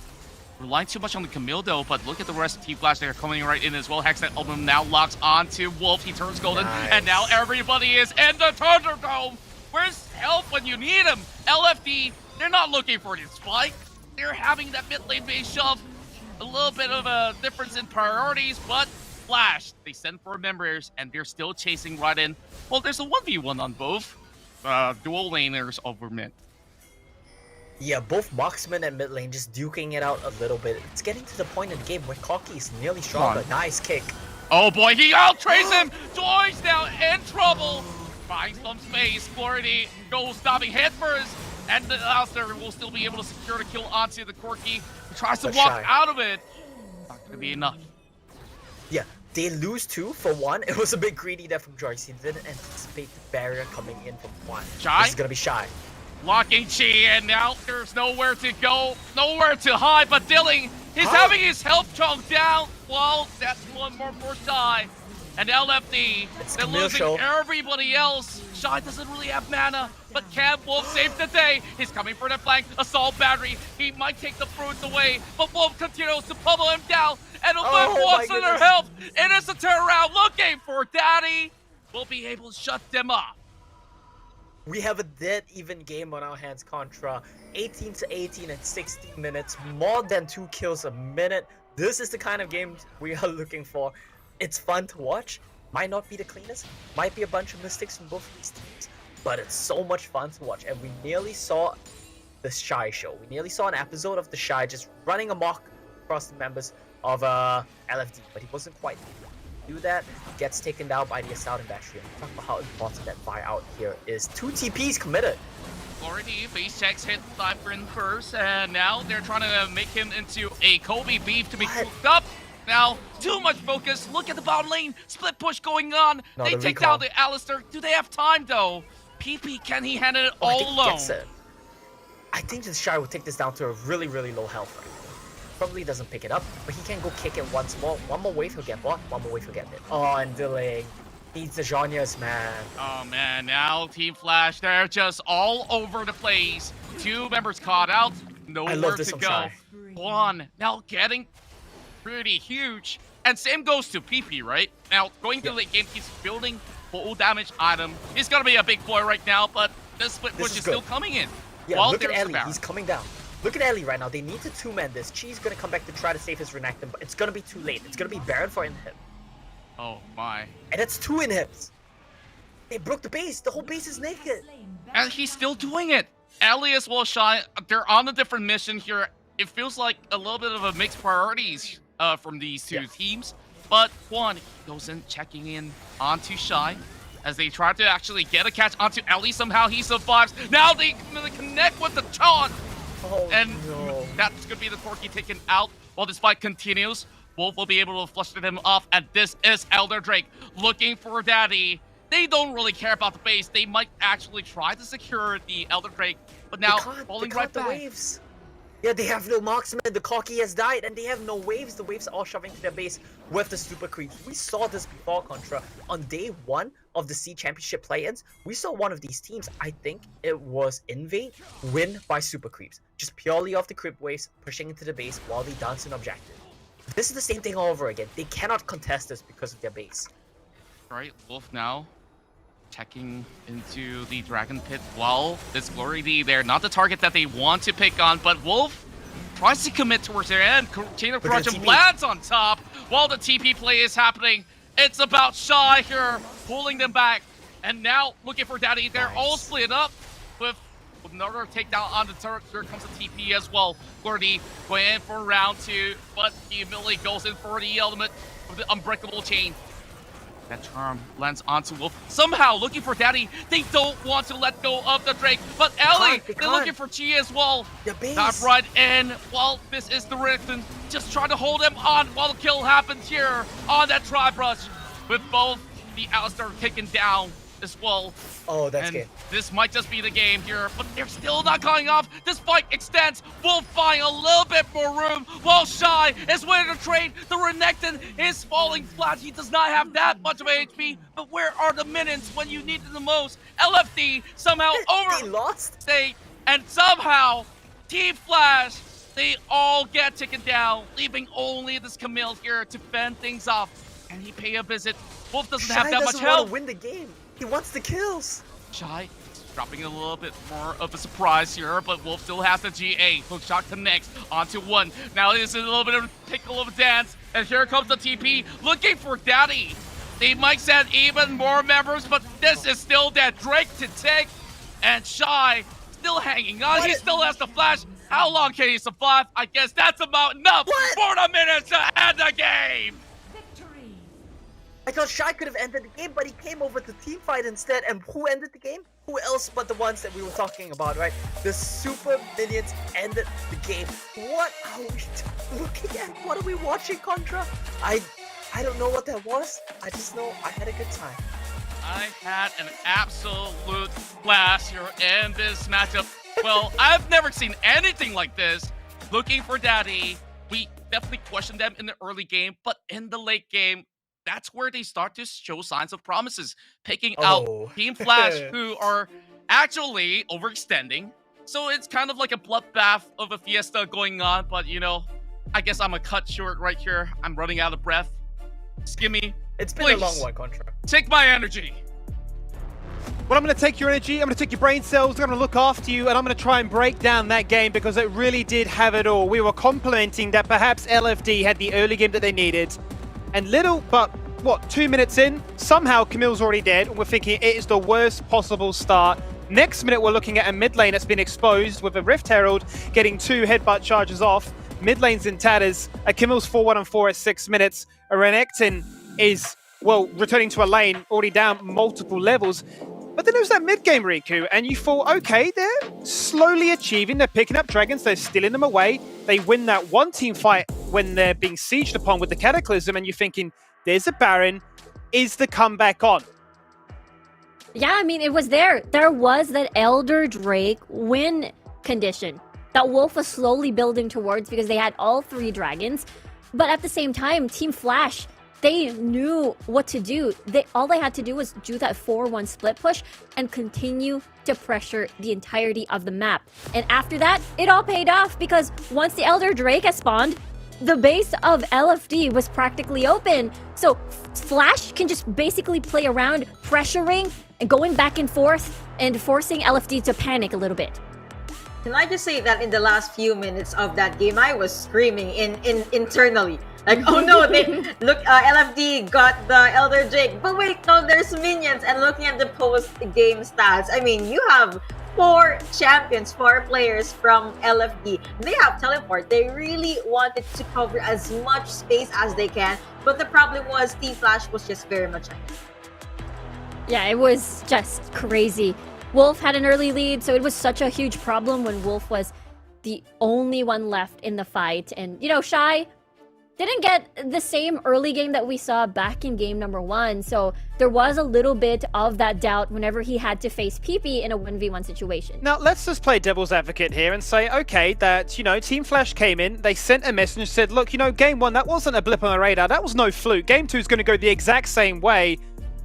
Okay, maybe a little bit of limit testing, maybe giving the viewers at home a bit of a show there, say, look how hard we can try to throw this game, but still bring it back. The minions did it for them. The minions ended the game, and Team Flash might end this series 3-0. We'll find out after this quick break.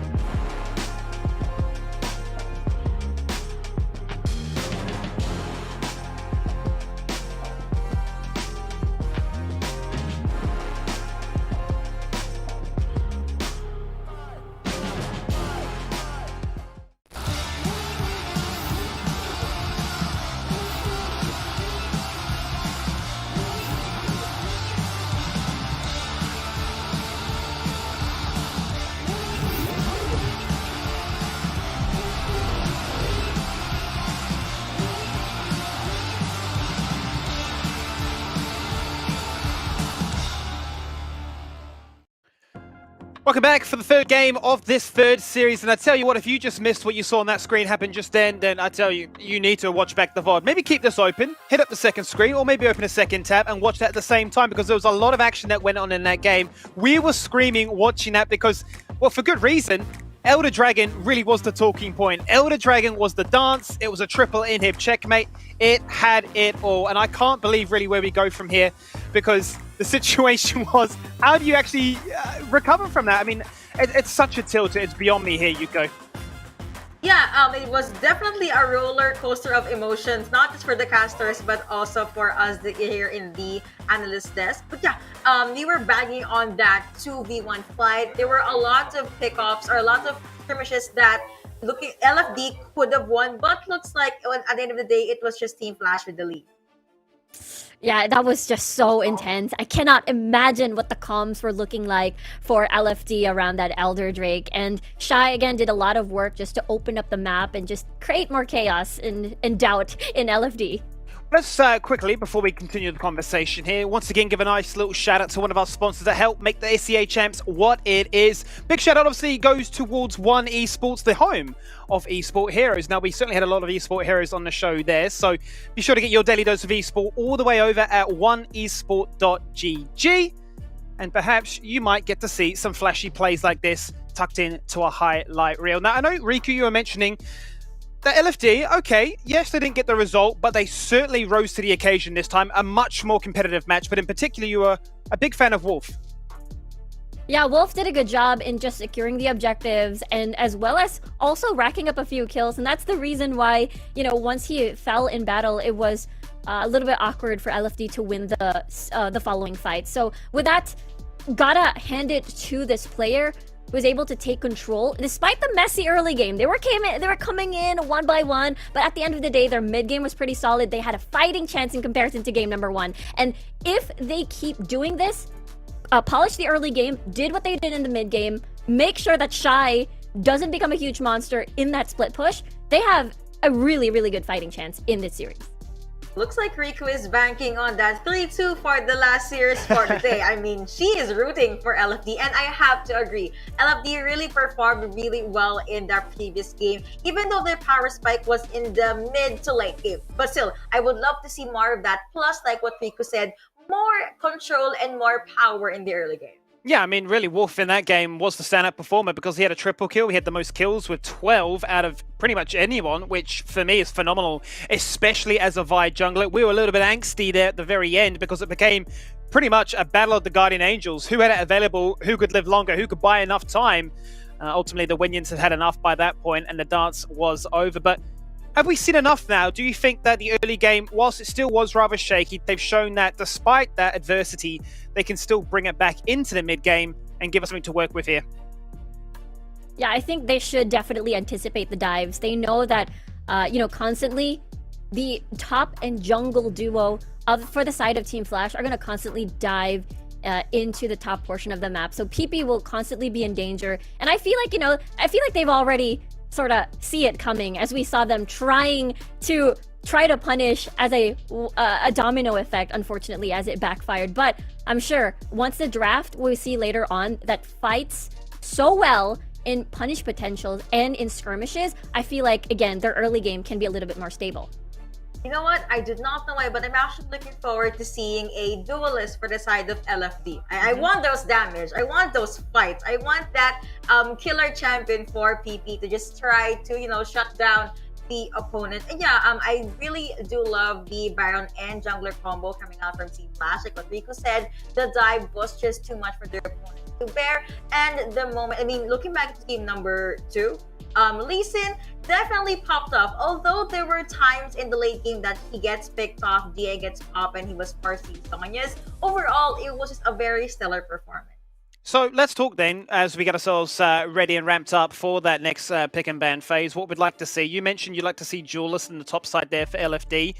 What really springs to mind, because I'm looking at his champion history, see obviously Darius at the top of the table there, they banned that away from themselves. They have also flexed Vi into the top lane. That could be a curveball if they require it to be, but Do you think that's really the direction they want to go? They want to say, look, Shy, we're not afraid of you.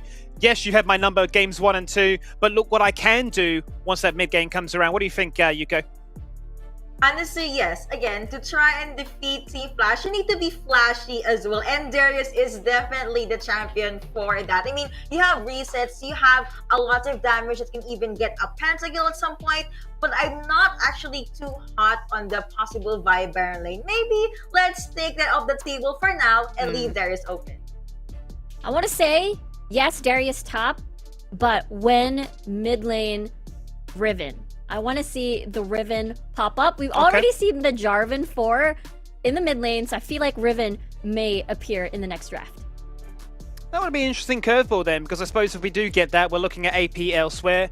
I suppose if Ziggs is off the cards as well, where does the balance come from? Well, does that even matter? Because there's obviously the argument to be made, if you have a strong enough early game, if the rotations are clean enough that you can build that gold lead, who cares about mitigation? Who cares about resistances that you can get from the magic or armor or whatever it may be, because you're so far ahead that you're in this commanding position. And I think, once again, that has been our big critique of LFD, right? Is the fact that they are falling behind in these early games. They're not respecting the dive, which, if we now flip the script and start focusing on Team Flash, has been their strength. They've picked champions that allow them to be this aggressive. They're getting away with a crime, really, to sort of jump in and do it time and time again, and it's not being respected, not being read.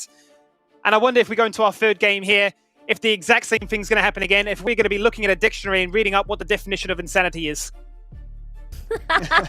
I bet it's this entire series, especially that second game. And yeah, I feel like the strats coming from Team Flash is not gonna exactly change. I feel like it's still gonna be big Lee Sin priority on the side of Flash, also as well for the Renekton and the Camille. Camille in this entire series has been open, so we'll see now if that's going to be entirely prioritized towards top side. And again, mid lane, Assassins as well, just to try and get that skirmish on board. At this point, it's actually a crime for Team Flash to not even have the early game. But I'm still rooting for LFD to try and make that change. Possibly, they could get Lee Sin for themselves. However, again, Team Flash, they will most likely have that not Lee Sin prio, but a Lee Sin ban. Yeah, Team Flash has massive respect already on this pick just because of the dive potential it can do. And most likely towards the side of mainly top side.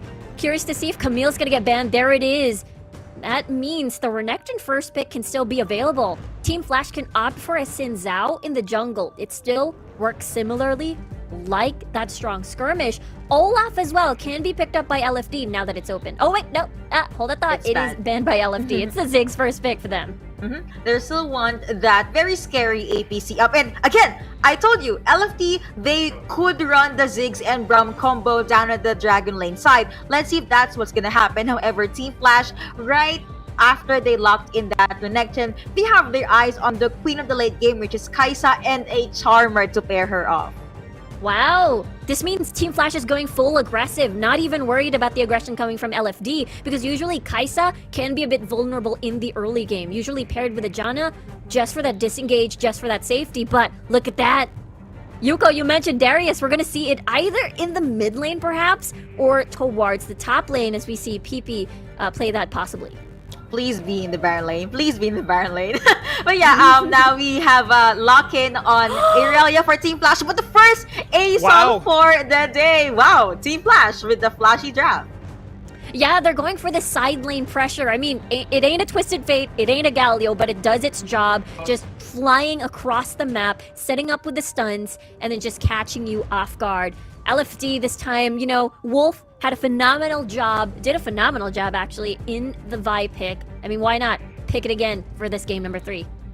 My oh my, what about a curveball here, Yuko? I mean, you're talking about we wanted to see the Darius, we wanted to see the Jarvan once again look to try and be that initiating target. And I like the fact that they've gone this direction, that they've opened up with the Ziggs and the Braum first of all, because it's like, hey, we know that Flash want to be aggressive, so let's lock them in place, hit them with CC. What are they going to do about it? Run it back with the Vi again, let Wolf try and pop off.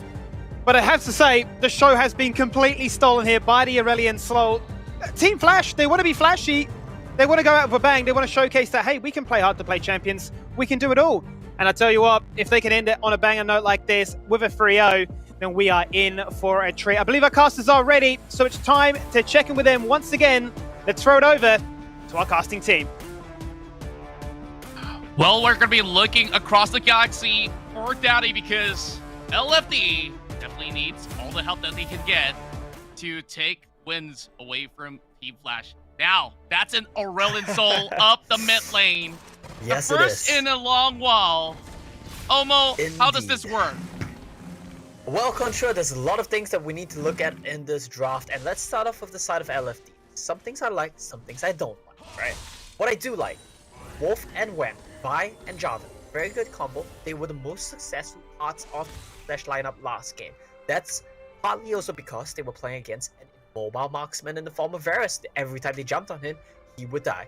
This time around though, they're going up against a Rakan Kai'Sa combo, which is so hard to kill. You cannot punish her with Cataclysm, and it's so hard to use Vi ultimate to lock her down as well. That's the bad part of the draft for LFD. Now let's talk about this other side of the map. For the side of Team Flash here, they've opted for the Irelia into Darius matchup, and if you mechanically max this, like if you play this matchup to its limits, you can stomp it as an Irelia, but you must play it very well. And for that to happen, they had to put Renekton into the jungle. It's gonna make a trip mid lane, help shove out this mid lane wave, and it's just gonna be Ellie and Joyce working in tandem. Now what this Aurelian Soul really wants to do, and what Joyce is helping him do, secure his base timing, get him high health enough, get him some mana, let him get him buy-in. He's gonna push the wave, he's gonna fly to top lane, and he's gonna kill PP over and over again. Oh boy, speaking of killing PP, he might just be the one that gets taken down. Last ticket to ignite and shine just shows who's the more dominant Barret laner. Yeah, and it kind of got interrupted a bit there, but it was the Control 7, or I'm not sure what you call it, the level 5, level 6 mastery, flashing over the head of the Shy, showing his mastery of the champion. That was very clean. That's exactly what I mean, right? Play the matchup to its limits, push it to the edge, toe the line. That's exactly what Shy did. Outplays PP, gets the solo kill, crosses the Bramble Vest purchase, and he's gonna take a 500-600 gold lead in this lane matchup. Yeah, and that also forces a rule fast so early, where ideally as Darius you want to play aggressively, you want to eventually build up that Trinity Force, if ever the case would be. Or perhaps just go for Black Cleaver. Either one will actually work. Now, going back into this whole matchup with Ellie here, who could easily roam up with pretty much a Cosmic Drive across any lanes in particular. I want to see that giant stun that he could actually pull off against LFD, if that could ever happen. Extra thought points. For sure, for sure. I mean, in the mid to late game, that's definitely something you should expect to see from the Aurelian. So, for now, I think we're just going to be expecting to see him fly into PP's lane and just, you know, harass him a little bit, punish him a little bit, and see what he can do there. Yeah, PP doesn't mind a little bit of tease here because he's always getting help from Wolf, and I think that's how they managed to actually get a little bit more lead coming into the past game. And Team Flash still thriving with chaos. But the problem is, Ellie in the mid lane is consistently getting poked.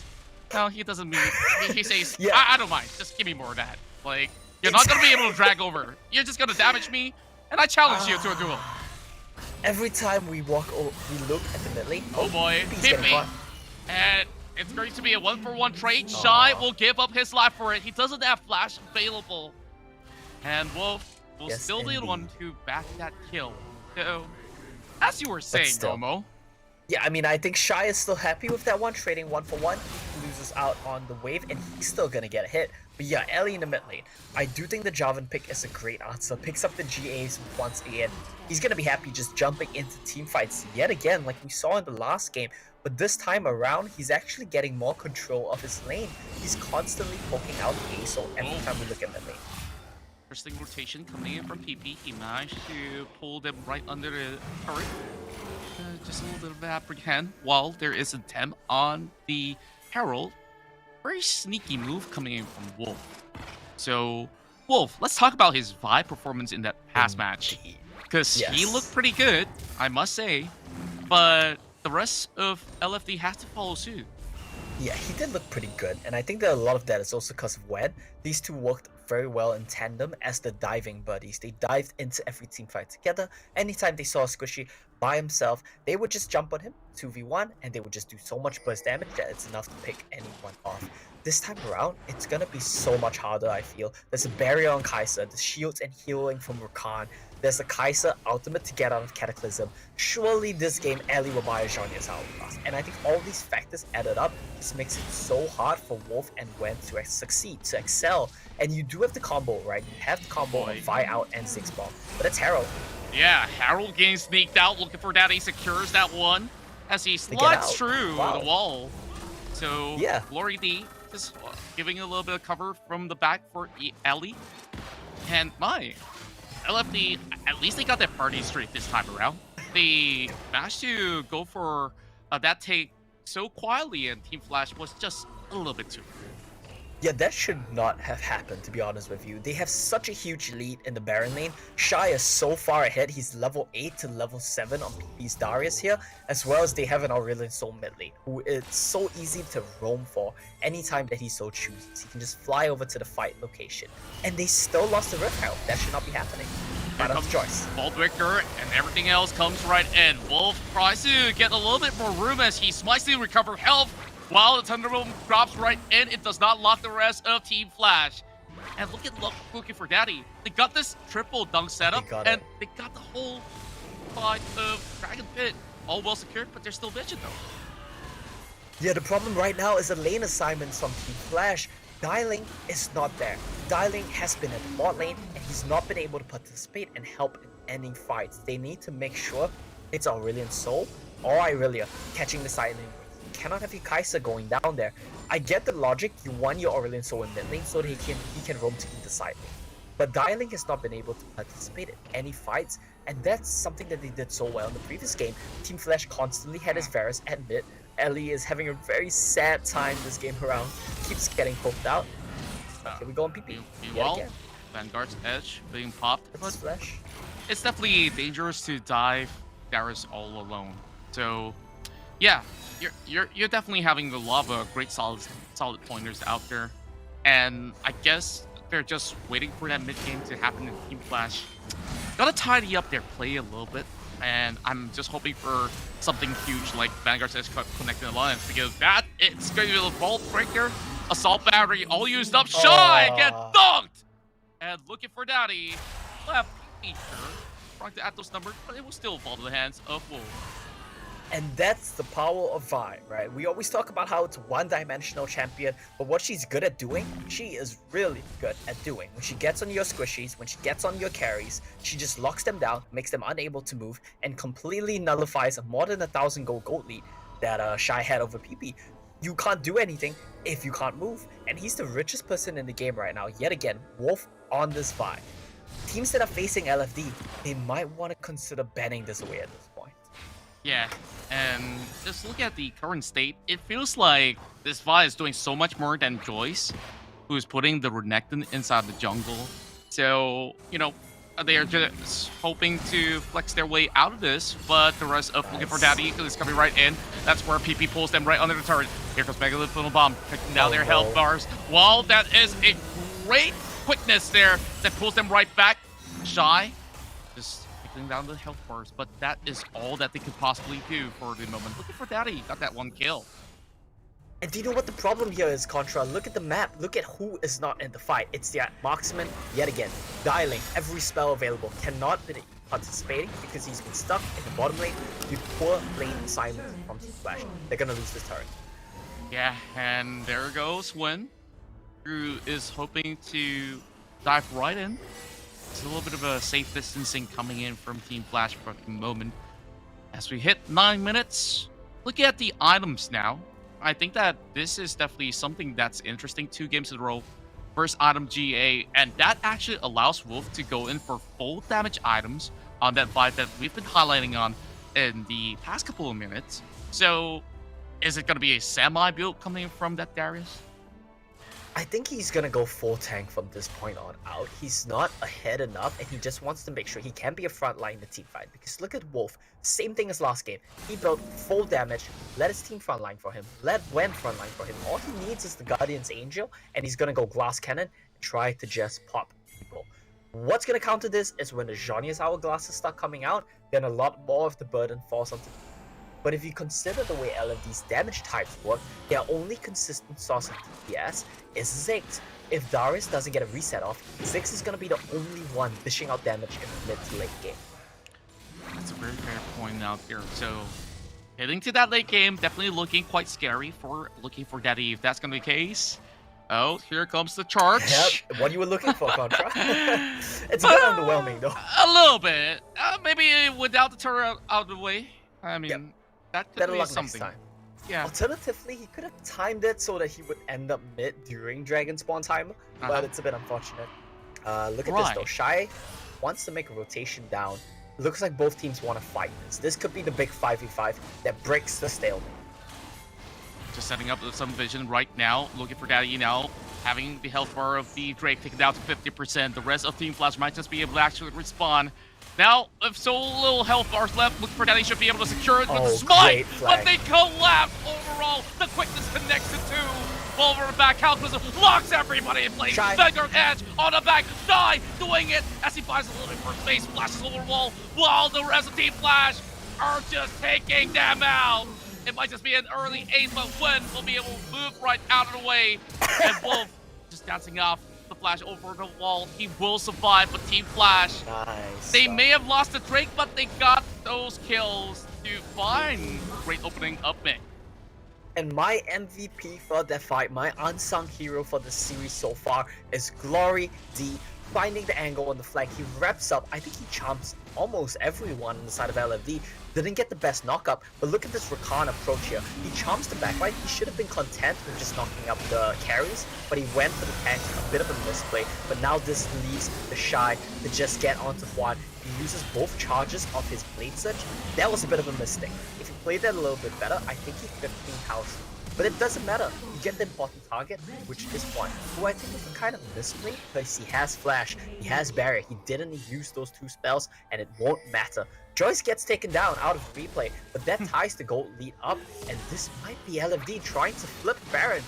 Well, that's a really early call. Are they sure about this? Great knockup! Here comes the Brilliant Soul! Try for the stun, the Vanguard Edge will keep them at bay, and that's where one kill goes over to Ellie while the Flanker Drag connects, and they lock them inside a Cataclysm while Billing will have just about enough to survive all that outburst. Well, when goes down, LFD called the shot a little bit too early. And it's a disaster yet again for LFD. They cannot afford to lose another fight. The goal lead swinging to Team Flash, and now it's gonna be a Baron. It's gonna swing even more. Now, Contra, we identified that the DPS was gonna be an issue for the side of LFD. They only had Juan on that Ziggs to be the primary damage dealer. He drops at the start of the fight yet again with both sums up, and you see what happens at the end of the fight. Wen locks up basically both carries on the side of Team Flash with his Cataclysm, but there's no damage to follow up. He's full tank on this Jarvan. Wolf on a Vi is not going to be the carry despite the fact that he's building damage, and that looks like LFD, they've just run out of steam. Indeed, right? If you look into LFD, if they do initiate fight, it might actually look pretty good when you layer down all the ultimates. But when it comes down to defense, there's only Chi to rely on with a good Glacial Fissure, and that's just about it. What can Juan actually do in that very moment? It just felt like it's too much of pressure coming in, especially that Vanguard's Edge caught majority of the members of Looking for Daddy. They have no exit plan, and that is going to be a lot tougher than what they thought this matchup would be. And just looking back at Ellie as well, he's moving in to many of these fights as if he's a tank. Yeah, he's got that realized, but I think that is an interesting move from Arlen. That's something that people tend to not realize about a Brilliant Soul, right? He gets to basically hyper carry status in the late game if he's untouched. He does a bunch of damage, he has utility, and he's tanky. Bit of a threat there from Wolf.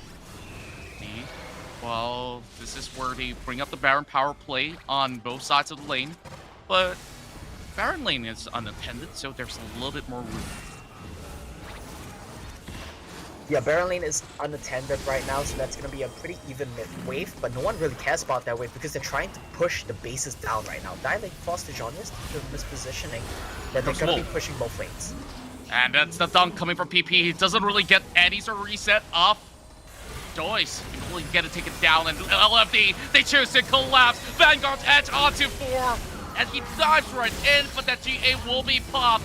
And, well, 4D will be next ones to be on a chopping block while Dilling tries to deal with Wolf all alone. LFD, they manage a defense while Team Flash, they got caught over here once more, but Wolf, he might just do it, Dilling! One ticket HP, and he survives with some great shutdown onto the Divide. Indeed. And Dilling right there. Clutches that one out. Look, Wolf has the assault of Vault Breaker. Is that what it's called? The Vault Breaker? Well, Assault Battery. Assault and Berry. Okay, it doesn't matter. He has the ultimate available, but Dilling comboed it so well that he blocked the plasma and he basically one-shotted Wolf out of GA before he could get outed. And you know, we criticize a lot of Flash's decision-making, their lane assignments. Why did you consistently put this Kai'Sa in the Dragon when he's solo farming the whole game? He can't contribute to any fight. And though that led to them losing out in a lot of team fights, a lot of skirmishes, the counterpoint to that is if you funnel your Kai'Sa solo farm, solo experience, he's gonna be level 14, 2 levels up with 1, higher level than his mid laner, and he's gonna have 3.5 items right now on this Kai'Sa. He is looking to 1v9 this game. Well, that's a very long connection of the Assault Battery, and I'm glad that you bring up about Dilling, because last match he was looking pretty good on his marksman role as well, and he's so reliable to the point where you see Team Flash going for so many of all these chaotic fights. He always remains at a very good safe position, so gotta give credit to that. Yeah, you definitely do, and I think that at this point, the Vi pick, we always criticize it, it's kind of running out of steam, right? You saw what happened when you tried to out the Rakan? Rakan just dashes 2 screens away and there's no follow-up. You're a damaged Vi, but you're not a carry. You're not very going to make it. If you have Baron? a tank Baron laner, tank mid laner, well yeah, this Baron is an afterthought. It's basically gone at this point in a blink of an eye. Joyce pops his ulti, and that's the biggest commitment they have to make to secure Baron for themselves. Well, it's Baron number 2, and Team Flash, they can call the shots right now. Looking for Daddy, playing a little bit more defensively. And Shy goes in, Vanguard Edge. 1 million flashes over. Well, that is Chi trying to tank it all out. And, well, Team Flash, very happy with that. Yeah, well, Shy faked out the members of LFD, but he also faked me out. I thought he was gonna go in, but he's just being a bit fancy. But here comes Ricardo, he goes right in, diving turrets, There we and go. Ellie trickling down the health bars as Wolf flies 4 times. Here comes the sun, Cataclysm blocks them in place. But Team Flash, I think they don't have to clear them all up. They will be able to eventually secure this game, and that's a convincing 3-0 for Team Flash. And Team Flash, they did what the seeds above them could not. The other Vietnamese teams, they got defeated. They got knocked out 3-0. They got knocked out 3-1. Team Flash, they come in today. They make a statement off the back of Shy, off the back of some excellent team fighting. They 3-0 LFD, Taiwan's 3rd seed, and they move on in the winner's bracket. A spectacular performance to them, and I think eyes need to be looking at Shy. Shy probably is currently the best Baron lane player that we've seen so far in the play-in stages. And Definitely I wonder who else could contest against this Team Flash. Yeah, they may have some sort of sloppy fight somewhere in between the series, but I think this is that ooze of confidence that Team Flash needed. Just go wild. Renekton in the jungle, Aurelion sold mid lane.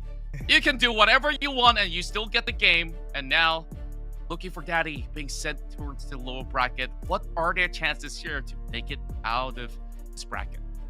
Yeah, it's a bit unfortunate, right? LFD, Taiwan's 3rd seed, they come in here, they get knocked down to the lower bracket. Tomorrow, they play against Hong Kong's 2nd seed, I believe. That should be QWQ. I think that should be an easier matchup here for them. Team Flash, we slated them as the favorites. And don't forget, this is Group C. C for creative. What we're gonna see that's super exciting is Banana's creative jungle picks and creative top lane picks going up against Team Flash's creative picks across the board. I think that that's gonna be a banger of a match that we should for sure look out for. That's right, we're going out in the Flash, and we'll pass it back to you, Skimmy. Thank you very much to our casting team, and look at that team, we have Vietnam on the board. It just took Team Flash to be Flash to bust out some unique champions. Some that looked fantastic, others that did not. Renekton jungle, get that out of my face, but Aurelion Sol Riku, I'm a believer. Yeah, during the objective fights, we saw how that Aurelion Soul is able to create huge impact and able to start the fights. It basically made everything extra chaotic than it already is. Yeah, it was just a problem for LFD that they could not just answer at all. And actually, we highlighted Shy before we jumped into game number 3. It looks like this player really lives up to the expectations. It sounds like that's the case to me, because we can bring up the scoreboard now and see exactly what he did.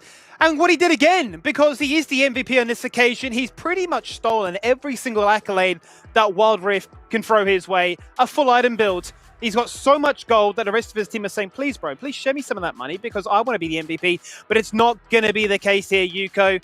How do you shut this man down? We asked this question on the desk multiple times throughout this best of 5. And the creativity, whilst nice, it just wasn't enough. The Darius of all things, the pocket pick, it wasn't there for LFD.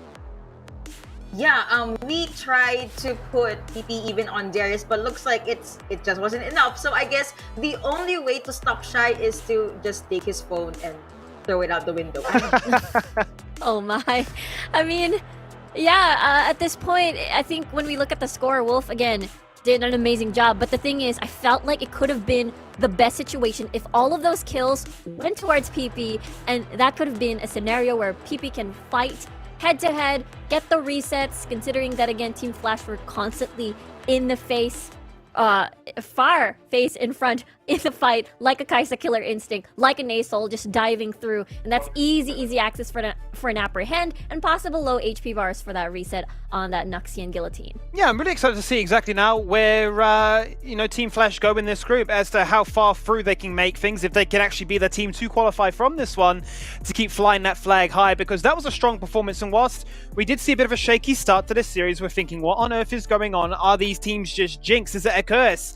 They've broken through. They've shown that, look, it's not all about the bot laners. A lot of the time, it is the marksman getting all the praise, but on this occasion, Yuko, it is the Shy. And I think, like Omo and Contra mentioned, he may just be the best Baron laner that we have in this playing stage.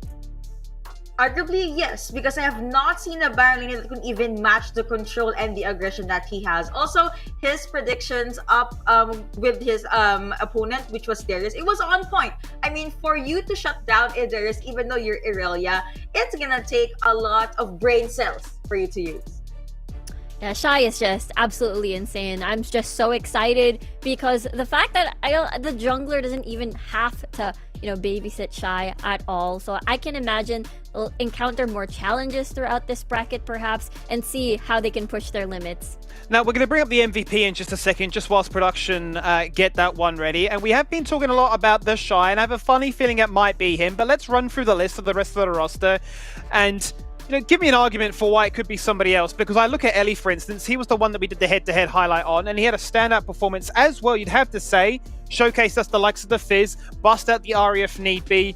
And sure, he showcased the Aurelion Soul and said, look, teams, you need to keep an eye on me because I've got a big champion pool. What do we make of sort of Ellie and the rest of the Team Flash as a whole there, Riku? Yeah, I think Ellie could be second best when it comes to the MVP title. I mean, the fact that he can just adjust on the fly, whatever the team needs. Do you need an assassin? I got Ari, I got Fizz. Do you want me to set up the fights around the objectives? I got Asol. I can create this side lane impact without using a Galileo, without using a Twisted Fate. I think that is pretty strong. It will definitely help enable and empower more of the lanes, especially when we talk about Shy. Shy doesn't have to worry about the rest of the lanes. He is fine on his own. Actually, one of the things I want to highlight about that is if we're gonna talk about the versatility and the how wide your champion pool or ocean is, Ellie is definitely one for the books, and I like that Skimmy bring that up. Maybe he could be the possible MVP aside from Shy, because even though Shy did throw us different champions, when it comes to the diversity, I still put my money on L. Yeah, and I suppose whilst we've got a moment, let's now look towards LFD and sort of what they were able to bring to the table. And whilst the 3-0 scoreline, it is pretty rough, there's no doubt about it. Were there a few moments for them that you looked at that you were quite happy with? I mean, they certainly in the mid game were able to, stabilize a few times. We've only got a quick moment, so what do you think about that one, Yuko? I guess I really like that. It's felt like every game LFD just performed a lot more better. If you're gonna be seeing again number 4, maybe we could have seen them in their prime. But God, they had a better grasp of how to move around Team Flash. However, again, early game, mid, there were some very small wrong decision making there. But overall, I think they just performed really well. Still not enough though to beat Team Flash. Not enough on the day, was it? Not indeed, Riku, as we're going to bring up that MVP. So drum roll, please. Who did get it? Is it Shy like we're predicting? Or may it just be Ellie? We're going to find out. It has to be Shy. Of course it is. The game says it was, and we saw pretty much what it could achieve. He's playing the flashy picks. He's dominating the laning phase. He's building himself a lead. But then with that lead, he's able to utilize it so effectively, Riku. Yeah, that's the thing, Joyce doesn't even have to worry about Shy. He can just be all in his own, maybe set up one gank, and then he's free to roam, free to go, get that early lead. I feel like, game number 2 was his shining moment, just being that solo unit, having to bother and just remove all of the structures of LFD. And it basically just snowballed into this big ball of chaos that LFD is not prepared for. Yeah, it's just crazy, the fact that he can get this far ahead as a champion where the resources are invested towards him, but it, as you say, isn't about the jungler there to bail him out. He's able to individually perform, but in the bruiser role, it can sometimes be a little bit brutal, right? The CC can go your way, but he's certainly not feeling the pain and punishment that could have come his way. The mechanics were in check, and I suppose, Yuko, going back to our point that we mentioned before about him potentially now being the best top laner in the play-in stage, what would we be looking at? Because I'm not too sure really what you target. Is it a case of playing something as a collective to just shut him down in a team fight? Because laning-wise, he seems to be untouched. Yeah, there's definitely no answer to Shy in that game. I mean, I think it could have been Wolf, but at the same time, he's on a tank jungler. He's not exactly on that carry that can match up. He's not maybe a Lee Sin or maybe even a Camille. And I think that is the struggle. And Shy was just basically uncontested throughout this whole series and pretty hard to shut down. That's why I'm so excited to see which top laner can challenge him out in the bracket. Well, here is bracket A, and this is how stuff started last night for the opening night. Divine Esports fell victim to a Boom Esports upset, putting them into the upper bracket. Buriram United then got a perfect 3-0 over the Bajaya Dragons, which meant that our lower bracket looked something a little bit like this. Divine Esports will then be taking them on. And that is a surprise that, well, nobody really saw coming. But bracket B, Riku, talk me through this one when it pops up.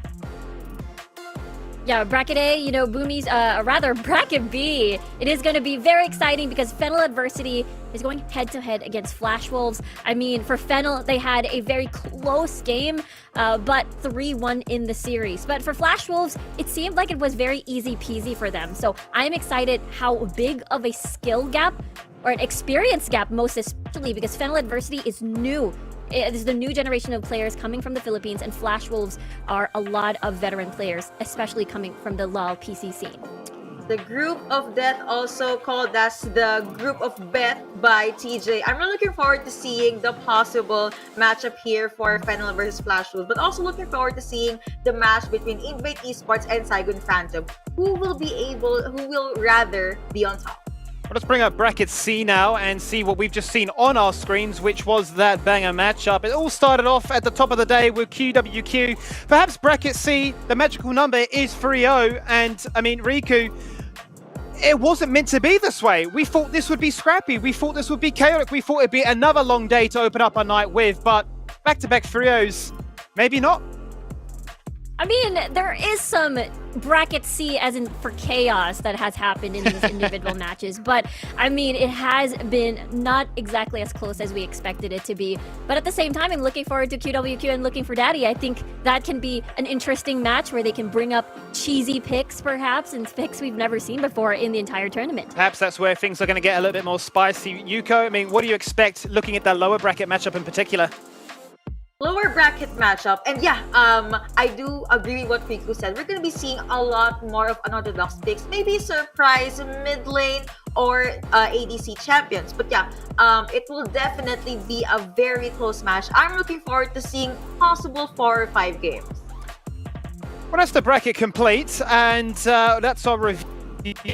so far. So let's now bring up the schedule for tomorrow, because there's more action. There's more play-ins action all week long, all the way through to Sunday. So if you've missed it, you've got time to watch back the VODs, but you've also got chances to look forward to what's on your screen tomorrow. It all starts at top of show. Divine Esports taking on the Bajaya Dragons. That's at 1 p.m. Singapore time.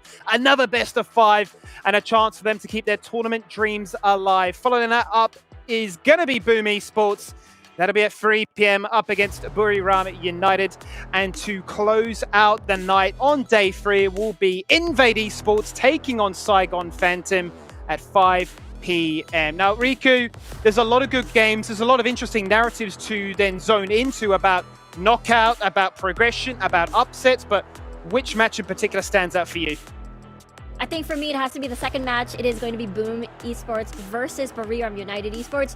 Just because, again, we're talking about Thailand, the champion region from the Summer Super Cup, and Boom just basically having a strong debut in this tournament. I'm excited to see them grow, and I'm excited to see some upsets, and excited to see them win this one against Buriram. I would have to agree with Ricky on that. I'm gonna have to put my money on the second series as well. Think of it as David and Goliath. Thailand region, known to be a very, very strong region against a team that performed really well in day 1. And need I say, they basically just ruined some of our co-talents' prediction. Well, ladies, thank you very much for joining me here on the desk, and to the casters all around that have been swapping in and out across the day here for play-ins day number 2. The SCA champs are coming to a close tonight. We're going to throw it as we're done for the night. We're going to get ourselves some rest. I hope you can get some rest as well. And we'll see you tomorrow for day number 3.